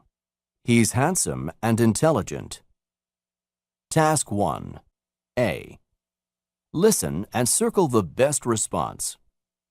1, Would you describe yourself as talkative? 2, Is he intelligent, do you think? 3, Does he have a beard? 4, What does she look like? 5, So how old is he? 6. He's bald. B. Listen again and check your answers. 1, Would you describe yourself as talkative? I'd say I was a little shy. 2, Is he intelligent, do you think? Yes, very. 3, Does he have a beard? Yes. Is that a problem? 4, What does she look like? She's very tall. 5, So how old is he? 28. 6. He's bald. You're kidding. Task 2. First, listen and circle T for true, F for false, or U for unknown. Then listen again and complete the form with Claudia's information. So, Claudia, what kind of person are you looking for? Someone who's gentle and kind. Oh, and they have to be intelligent. Mm-hmm. Looks? Doesn't matter. But he has to share my interests, of course. Which are? Well, I'm very energetic. I like outdoor sports. You know, jogging, cycling. Okay. How about music? Oh, yeah. I love any kind of music, but I'm not much into theater and stuff. And I don't really like reading much. I'd rather watch a movie. I watch a lot of comedies. Mm-hmm. Well, here are a few guys who match your profile. Unit 3. That's the bride's mother. Task 1. A. Listen and circle the best response. 1, Is that Aunt Gertrude over there? 2, Aunt Betsy looks fantastic for her age. 3, Is that Uncle Morty in the blue suit? 4, Who's the guy standing on his own by the window? 5, Cousin Emily is pretty, don't you think? 6, Have you met Uncle Joe? B. Listen again and check your answers. 1, Is that Aunt Gertrude over there? Yeah, doesn't she look well? 2, Aunt Betsy looks fantastic for her age. She does look young, doesn't she?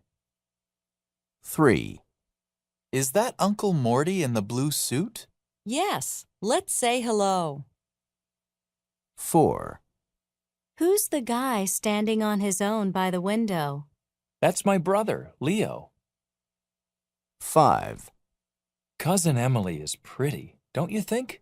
Yes, she's really good looking. 6, Have you met Uncle Joe? Yeah, I met him last year. Task 2. First, listen and match the person to the description. Then listen again and find the people. Say, are these photos from your cousin's wedding? Yeah, they are. Remember Rachel? You met her at my birthday party. Oh, yes. She's really pretty. Yeah, she is. And her wedding dress was beautiful. This must be her new husband. Yes, his name is John. He looks friendly, and I like his bow tie. Who's the guy with the mustache? Oh, that's Rachel's brother, Simon. You know, he used to have a long beard. Gosh. Who's the woman wearing the hat? Oh, that's another cousin, Fiona. She looks really stylish. She is. She's an artist. And this is her brother, Frank, wearing the green vest. Oh, I remember him. He was at your birthday, too. That's right. He's put on a lot of weight since then. And this is Frank's wife, Judy, in the purple dress. Yeah? Yeah. She's really lost a lot of weight since I saw her last. She used to be really heavy. Really? She looks pretty thin now. Who's the boy with the dog? Oh, that's Tom, Frank and Judy's son. He's 6 years old now. He looks cute. Unit 4. I'm pretty good at math. Task 1. A. Listen and circle the best response. 1, What are you like at math? 2, Do you like science? 3, What are your grades like? 4, What are you thinking of doing when you leave school? 5, What classes are you taking? 6, What are your strengths? B. Listen again and check your answers. 1, What are you like at math? Not so good. 2, Do you like science? No, not really. 3, What are your grades like? Not bad. 4, What are you thinking of doing when you leave school? Something with computers. 5, What classes are you taking? Oh, the usual stuff. 6, What are your strengths?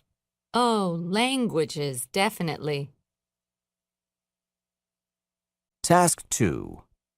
First, listen and circle the best answer. Then listen again and complete the chart. So, what are you thinking of doing when you graduate, John? I'm not sure. My dad says I should work in information technology. You know, something with computers. Is that what your dad does? Not really. He's an engineer. How about you? What are you interested in doing? Well, I'm interested in medicine. I'd love to be a doctor. Yeah? What subjects are you good at? Well, math's my best subject, and I'm pretty good at science. Uh-huh. Any weaknesses? Well, I'm not all that great at languages. Unit 5. Where in the world is it? Task 1. A. Listen and circle the best response. 1, Where is Mount Fuji? 2, What's the smallest continent on Earth? 3, Where is the Sahara Desert? 4, Where is the largest rainforest in the world? 5, Which is the world's largest ocean? 6, Which country has more than 7,000 islands? B. Listen again and check your answers. 1, Where is Mount Fuji? Japan. 2, What's the smallest continent on Earth? Australia. 3, Where is the Sahara Desert? North Africa. 4, Where is the largest rainforest in the world? Brazil. 5, Which is the world's largest ocean? The Pacific Ocean.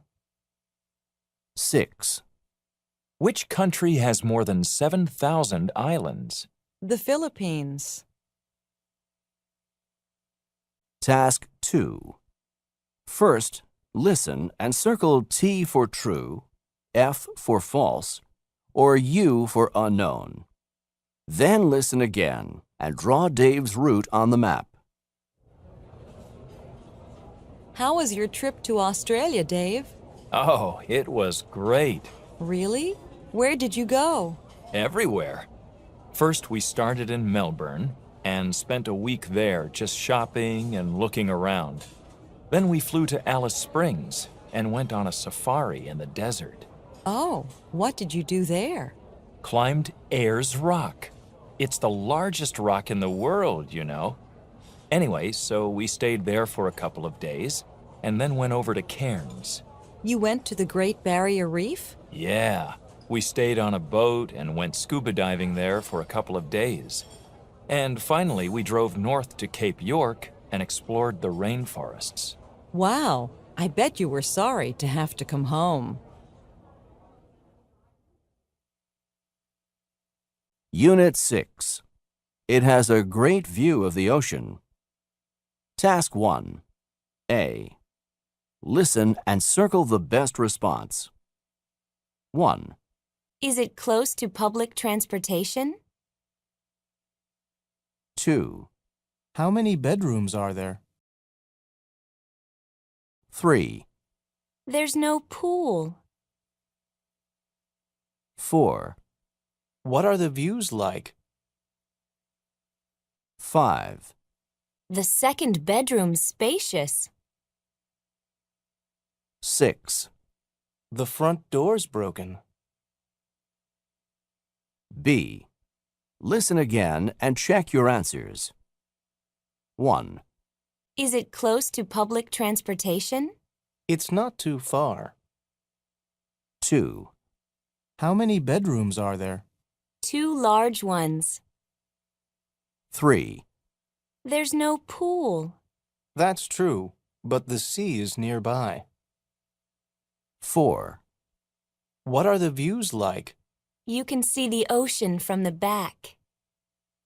5, The second bedroom's spacious. Yes, it's quite big. 6, The front door's broken. We'll have it fixed. Task 2. First, listen and circle T for true, F for false, or U for unknown. Then listen again and check the place they are talking about. So, what are you looking for, Helen? A 2-bedroom apartment. Okay. Did you have any particular neighborhood in mind? No, it doesn't really matter as long as it's close to public transportation. Well, there is this one place we have. It's very close to the bus route into the city. Is it quiet? Oh, sure. It's on a side street, very close to the beach. You can actually see the water out the back. Oh, that's a plus. Would you like to see it? Sure. Okay. I'll arrange an inspection for this afternoon. How about 5 o'clock? Sure. I'll meet you there. What's the address? Okay, let me check. It's 55 Ocean. Unit 7. How about a genuine gold watch? Task 1. A. Listen and circle the best response. 1, How would you like this genuine gold watch? 2, These sunglasses would suit you. 3. These silk scarves are only $10 each. 4. What did you pay for the pen? 5. I have a great CD player for you. 6. How much are the earrings? B. Listen again and check your answers. 1. How would you like this genuine gold watch? I already have one. 2. These sunglasses would suit you. Thanks, but I don't wear them. 3. These silk scarves are only $10 each. Are they genuine silk? 4. What did you pay for the pen? Not much. 5. I have a great CD player for you. What's your best price? 6. How much are the earrings? I can give you a special price. Task 2. First, listen and complete the sentences. Then listen again and check the correct item. Hi, Jenny. Where have you been? Oh, hi, Susie. Sorry I'm late. I've been shopping. Yeah? Did you get anything? Yeah, I did. Look at these. Oh, wow, they're beautiful. Did they cost a lot? No, I got them cheap. $12 each. That's great. Do you think they're genuine silk? I'm sure they are. Feel them. Oh, yeah, they're lovely. So, which one are you going to wear to the party tonight? What do you think? Red or blue? Well, I really like the pale blue one. Yeah, me too. And it will look good with my new jeans. Yeah, it will. Okay, the pale blue one it is. Unit 8. That's an unusual job. Task 1. A. Listen and circle the best response. 1. What did you do this summer? 2. What's the most interesting thing about your job? 3. What sort of job are you looking for? 4. What's the most important thing to you? 5. Do you want to work with people? 6. How would you like a weekend job? B. Listen again and check your answers. 1. What did you do this summer? I took a part-time job. 2. What's the most interesting thing about your job? Working with people. 3. What sort of job are you looking for? Something part-time. 4. What's the most important thing to you? Oh, job satisfaction. 5. Do you want to work with people? Definitely. 6. How would you like a weekend job? I'd prefer evenings. Task 2. First, listen and circle the best answer. Then listen again and fill in the form. Hello. Your name's Jake, isn't it? That's right. Okay, take a seat. What sort of job are you looking for? Well, I'm still in school, so I want something either in the evenings or on the weekend. I see. Something part-time. And do you prefer indoor work or working outdoors? Oh, outdoors, definitely. Mm-hmm. How about working with people? Yeah, I love working with people. Okay, good. How about this one? It's part-time in the evenings. What is it? Maxwell's Supermarket. Doing what? Restocking shelves. No, I don't think so. I'd really prefer something outdoors. All right, let's see. Okay, here's a weekend job at the local pool. Great. That'd be perfect. But you need a lifeguard's certificate. Do you have one? No, I don't. But I could get one. Unit 9. Could you fax this for me? Task 1. A. Listen and circle the best response. 1, Can you call the airline and reconfirm my flight? 2, Would you mind sending this fax to Bob? 3, Could you ask my assistant to come in? 4, Could you call my wife and tell her I'll be home late? 5, Would you mind sending me that email again? 6, Could you give this memo to the boss? B. Listen again and check your answers. 1, Can you call the airline and reconfirm my flight? I've done it already. 2, Would you mind sending this fax to Bob? Sure, I'll do it now. 3, Could you ask my assistant to come in? Okay, I'll tell her. 4, Could you call my wife and tell her I'll be home late? Sure. What's the number? 5, Would you mind sending me that email again? The one I sent you yesterday? 6, Could you give this memo to the boss? I don't think he's in right now. Task 2. First, listen and circle the best answer. Then listen again and check the things the woman has to do tonight. Hi, Jenny. Just wanted to let you know that I've reserved a hotel room for your trip next week, and I've sent those faxes you left with me. Oh, and your husband called. He wants you to do a few things for him. He says he forgot to get his dry cleaning. Could you pick it up for him on the way home tonight? Also, he wants you to stop at the pharmacy on the way home and pick up his medicine. He says you'll know what it is. Oh, and could you also pick up something for dinner? He says the fridge is empty. Unit 10. We spent 3 days in New York.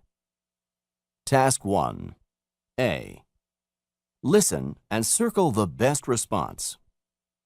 1, Would you like to take the museum tour? 2, What would you like to do tomorrow?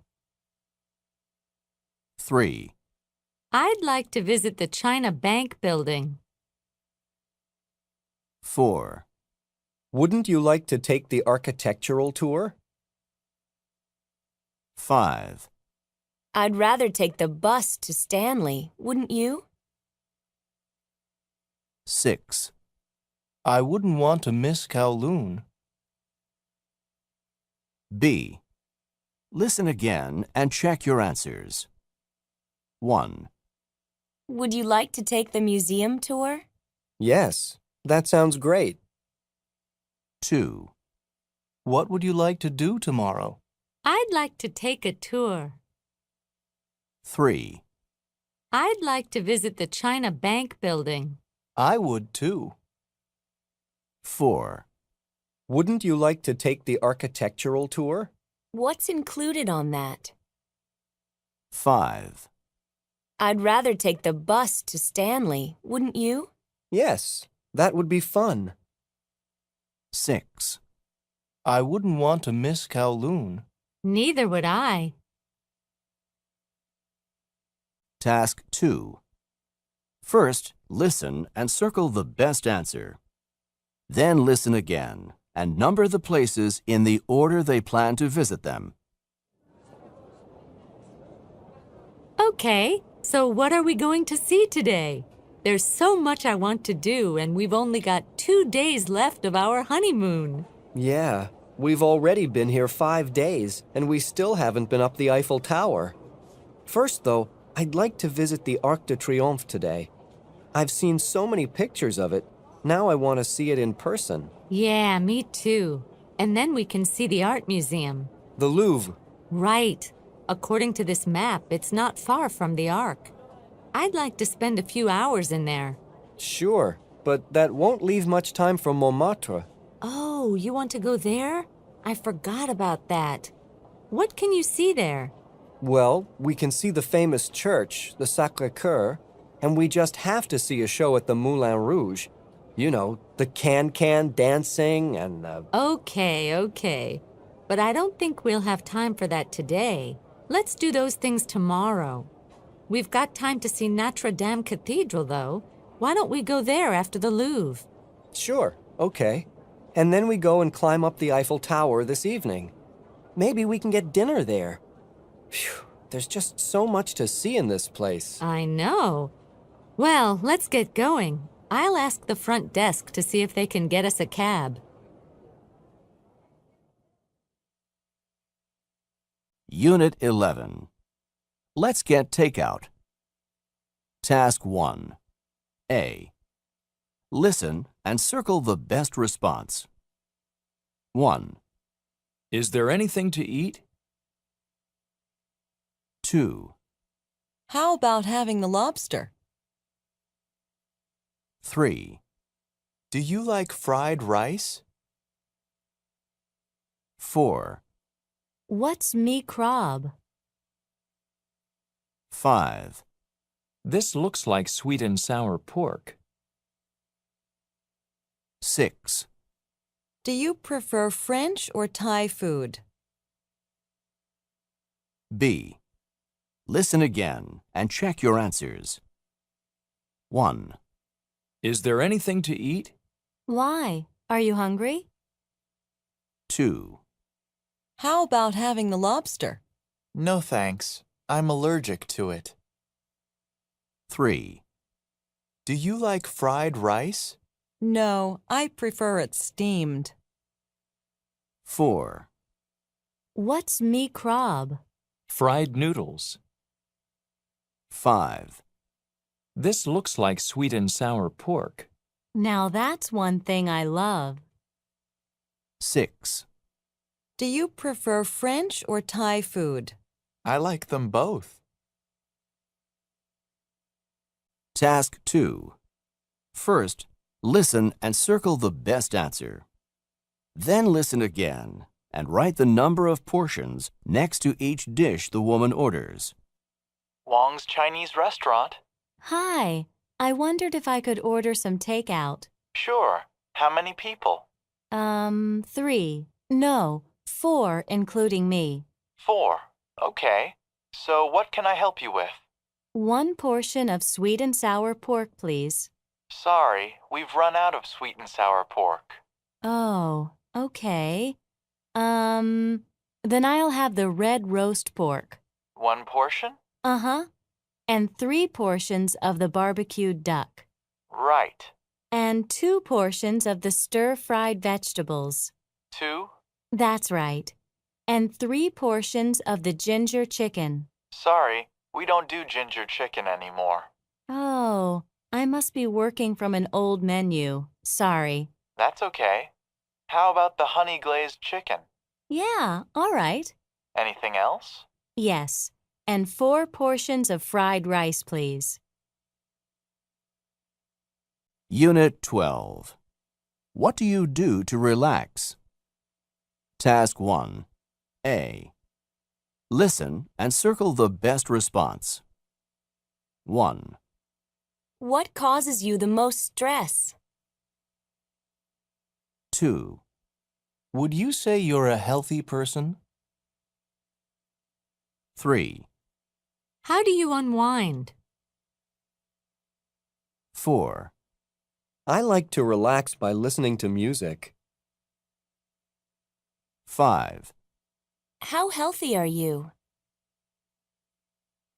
6, What sort of lifestyle do you have? B. Listen again and check your answers. 1, What causes you the most stress? I guess school does. 2, Would you say you're a healthy person? I suppose so. 3. How do you unwind? By watching movies. 4. I like to relax by listening to music. So do I. 5. How healthy are you? Quite healthy. 6. What sort of lifestyle do you have? Pretty healthy, I'd say. Task 2. First, listen and circle the best answer. Then listen again and fill in the survey for Erica. Excuse me? Yes? I'm from Lifestyle Magazine. We're doing a survey on health, and I was wondering if I could ask you a few questions. Sure. Go ahead. Okay. Can I have your first name? Erica. Thanks. So, Erica, what do you do for exercise? Well, I jog every morning and I play tennis. Tennis. Okay. And what do you do to relax? I listen to music and do yoga. Okay. What about your diet? I'm a vegetarian most of the time, but sometimes I have seafood. And do you drink alcohol? Once or twice a year, maybe at Christmas or New Year's. Do you smoke? Absolutely not. And what time do you go to bed? Oh, I'm usually in bed by 10:30. I start work early in the morning. So how would you describe your lifestyle? Oh, healthy. Very healthy. And very boring.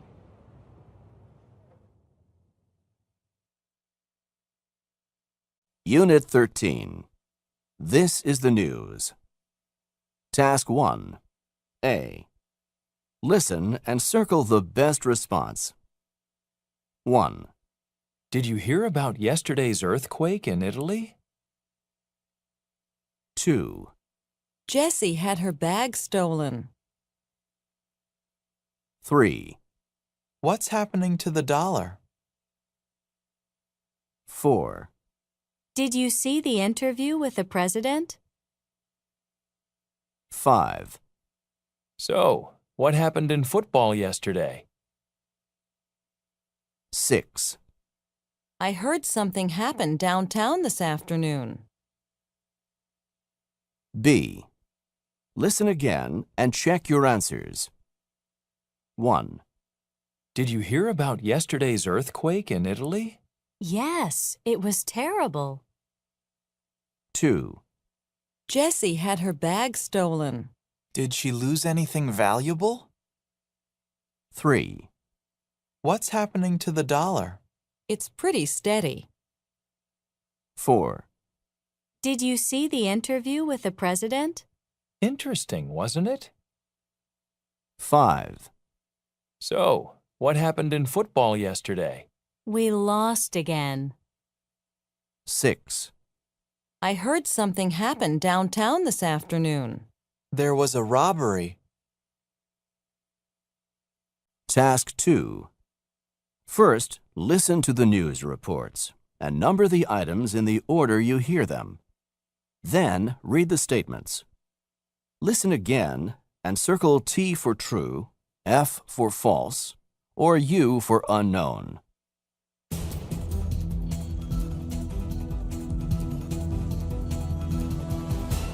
Here are the headlines. In a joint news conference, the presidents of the United States and Russia welcomed improving relations between the two countries. The stock market rose for the second day in a row, and commentators say that more good news is on the way. An accident in the central shopping district brought traffic to a standstill for more than an hour just before the afternoon rush hour. A police spokesperson said that there were no injuries. Hopes that the Grand Prix Motor Racing Championship will be staged here next year received a setback when the leading sponsors withdrew. Organizers now say there's only a 10% chance that the event will go ahead as planned. After the chance of an early morning shower, tomorrow will be fine and hot with an overnight low of 22 and a top of 34. Thursday will be cloudy with a chance of rain.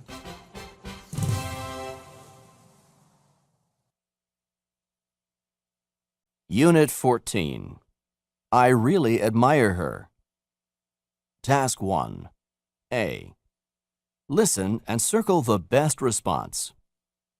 1, What do you think of her singing? 2, What do you think of Jack? 3, Is Jenny interesting? 4, What's your boss like? 5, You've been described as very talented. 6, What makes you so energetic? B. Listen again and check your answers. 1, What do you think of her singing? I think she's very talented. 2, What do you think of Jack? He's really smart. 3, Is Jenny interesting? Yes, fascinating. 4, What's your boss like? He's an interesting character. 5, You've been described as very talented. Thanks. That's kind of you to say so. 6. What makes you so energetic? I don't know. I just am. Task 2. First, listen and circle the best answer. Then listen again and complete the information on the form. Hi, honey. What are you doing? I'm just looking at this magazine survey. It's all about people you know, their personal qualities and stuff. Like what? Like, who's the funniest person you know? And what did you put? My sister Debbie.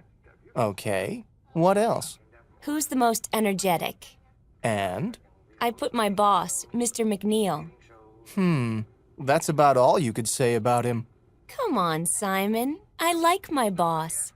What did you put for this one, Sharon? The most creative. My cousin Sally, the artist.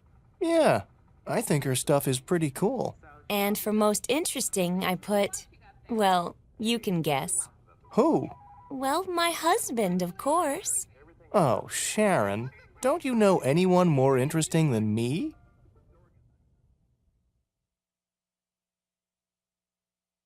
Unit 15. Where does it hurt? Task 1. A. Listen and circle the best response. 1, Have you been coughing or sneezing? 2, Does it hurt here? 3, What's the problem? 4, Did you hurt your arm? 5, Are you taking any medication? 6, I've been coughing all week. B. Listen again and check your answers. 1, Have you been coughing or sneezing? I've been coughing. 2, Does it hurt here? Yes, the pain is terrible. 3, What's the problem? I have a bad cough. 4, Did you hurt your arm? No, my hand. 5, Are you taking any medication? Yes, twice a day. 6, I've been coughing all week. I'm sorry to hear that. Task 2. First, listen and circle the best answer. Then listen again and check Sarah's symptoms. Hi, Sarah. What's wrong? You look terrible. Oh, hi, Mark. I feel terrible. What's the problem?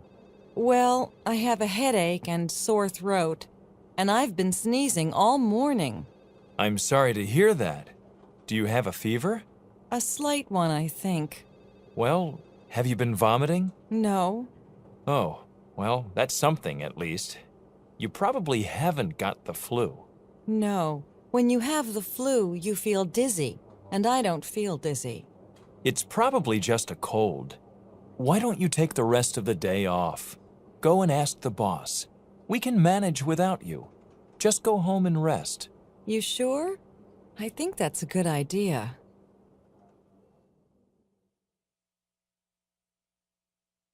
Unit 16.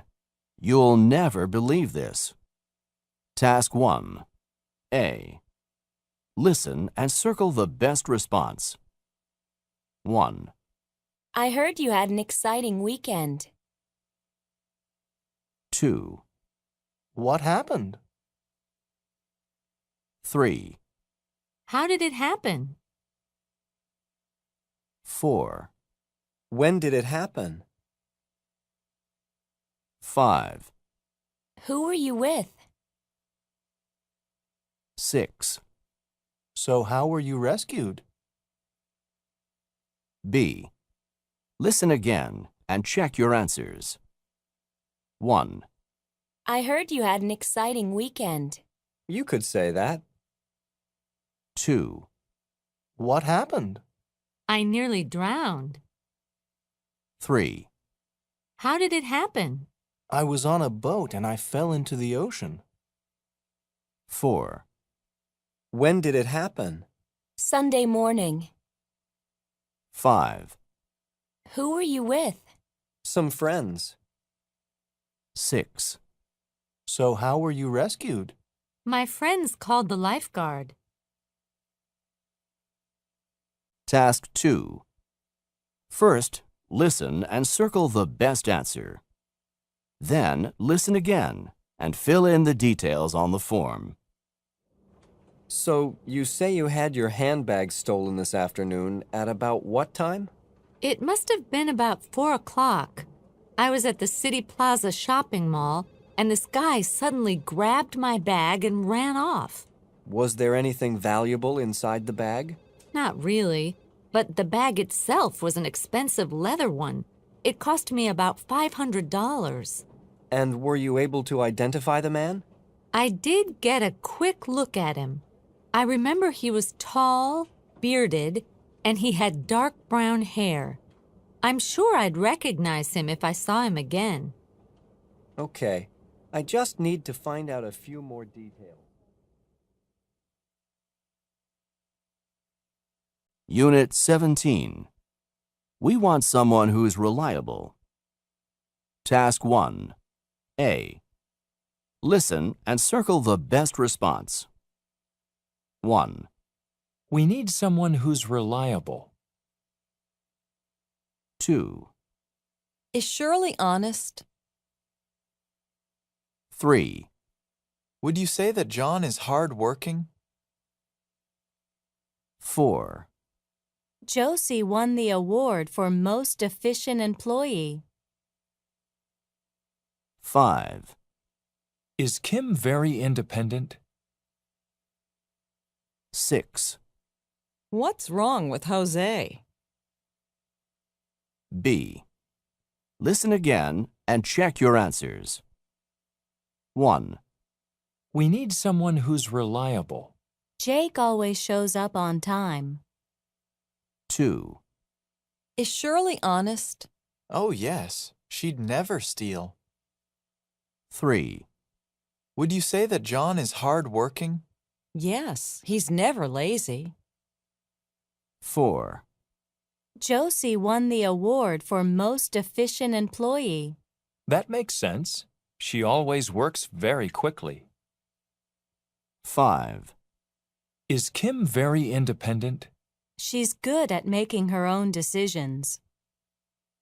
6, What's wrong with Jose? He's a little boring. Task 2. First, listen and circle the best answer.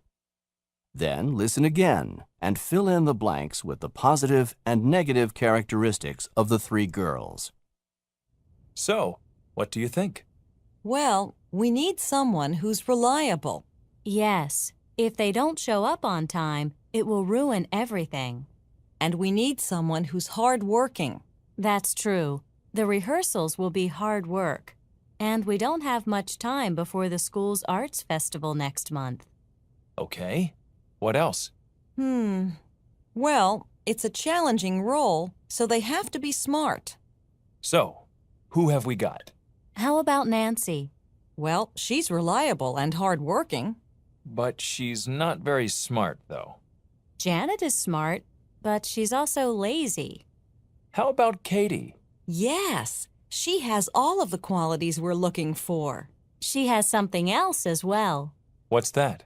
She can sing and dance really well. Unit 18. Let's go to the movies. Task 1. A. Listen and circle the best response. 1, Do you like horror movies? 2, We're going to see The Beguiled tomorrow. 3, The Body Snatchers sounds like a waste of time. 4, Let's go and see The Crazy Professor. 5, Would you recommend the new movie at the Odeon? 6, How often do you go to the movies? B. Listen again and check your answers. 1, Do you like horror movies? No, they're too scary. 2, We're going to see The Beguiled tomorrow. Can I come? 3, The Body Snatchers sounds like a waste of time. Oh, do you think so? 4, Let's go and see The Crazy Professor. I don't like comedies. 5, Would you recommend the new movie at the Odeon? Not really. 6, How often do you go to the movies? Not too often. Task 2. First, listen and circle the best answer. Then, read the statements. Listen again and circle T for true, F for false, or U for unknown. Do you go to the movies often, Jim? Yes, I do. About once a week. I love movies. How about you, Sally? I don't go all that often. It's such a pain finding out what's on and making reservations and stuff. Oh, I use the new telephone ticketing service. What's that? Well, you just call up and they tell you what's on, where it's on, and when it's on. And how do you get your ticket? It's easy. You give your credit card number, and then when you get to the movie theater, there's this kind of ticket dispensing machine. So you do the whole thing without having any contact with a human being? That's right. It's great. You should try it sometime. Oh no. Maybe I'm old-fashioned, but I don't like talking to machines. Unit 19. Is he ready to quit? Task 1. A. Listen and circle the best response. 1, My husband snores. 2, I'm trying to quit smoking. 3, My neighbors have a dog that barks all night. 4, Do you have trouble sleeping at night?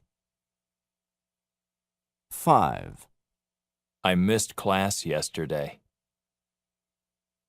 6, I can't sleep. B. Listen again and check your answers. 1, My husband snores. What a pain. 2, I'm trying to quit smoking. That's a great idea. 3, My neighbors have a dog that barks all night. You should talk to them. 4, Do you have trouble sleeping at night? Why? Do I look tired? 5, I missed class yesterday. Well, you can borrow my notes. 6. I can't sleep. Do you drink coffee after dinner? Task 2. First, listen and circle the best answer. Then listen again and complete the chart. Hi, Mandy. Hi, Phil. Hi, Jackie. Hi. Jackie, you look tired. What's wrong? Oh, I have this neighbor, and his dog barks all night long. Bark, bark, bark. It's driving me mad. Try talking to him. Yeah, I guess. He's kind of unfriendly, that's all. What are your neighbors like, Mandy? Okay, except for one guy. He's in the apartment below mine, and he smokes, and the smoke comes right in my bedroom. Ugh, it's horrible. And if I talk to him, he's really rude. I don't know what to do. Well, if I were you, I'd move apartments. You're both lucky, though. I have the neighbor from hell. You do? Uh-huh. He has these wild parties, like 4 or 5 times a week. Well, you know what I'd do if I were you, Phil? What?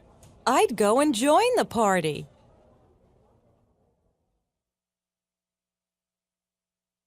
Unit 20. Who did you see today? Task 1. A. Listen and circle the best response.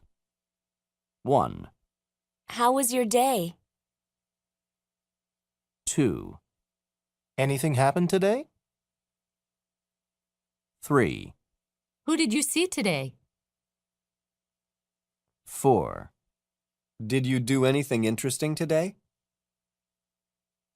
5, Did you see Henry today? 6. I had a great day. B. Listen again and check your answers. 1, How was your day? Terrible. 2, Anything happened today? Just meetings. 3, Who did you see today? Oh, I met Jim Lee.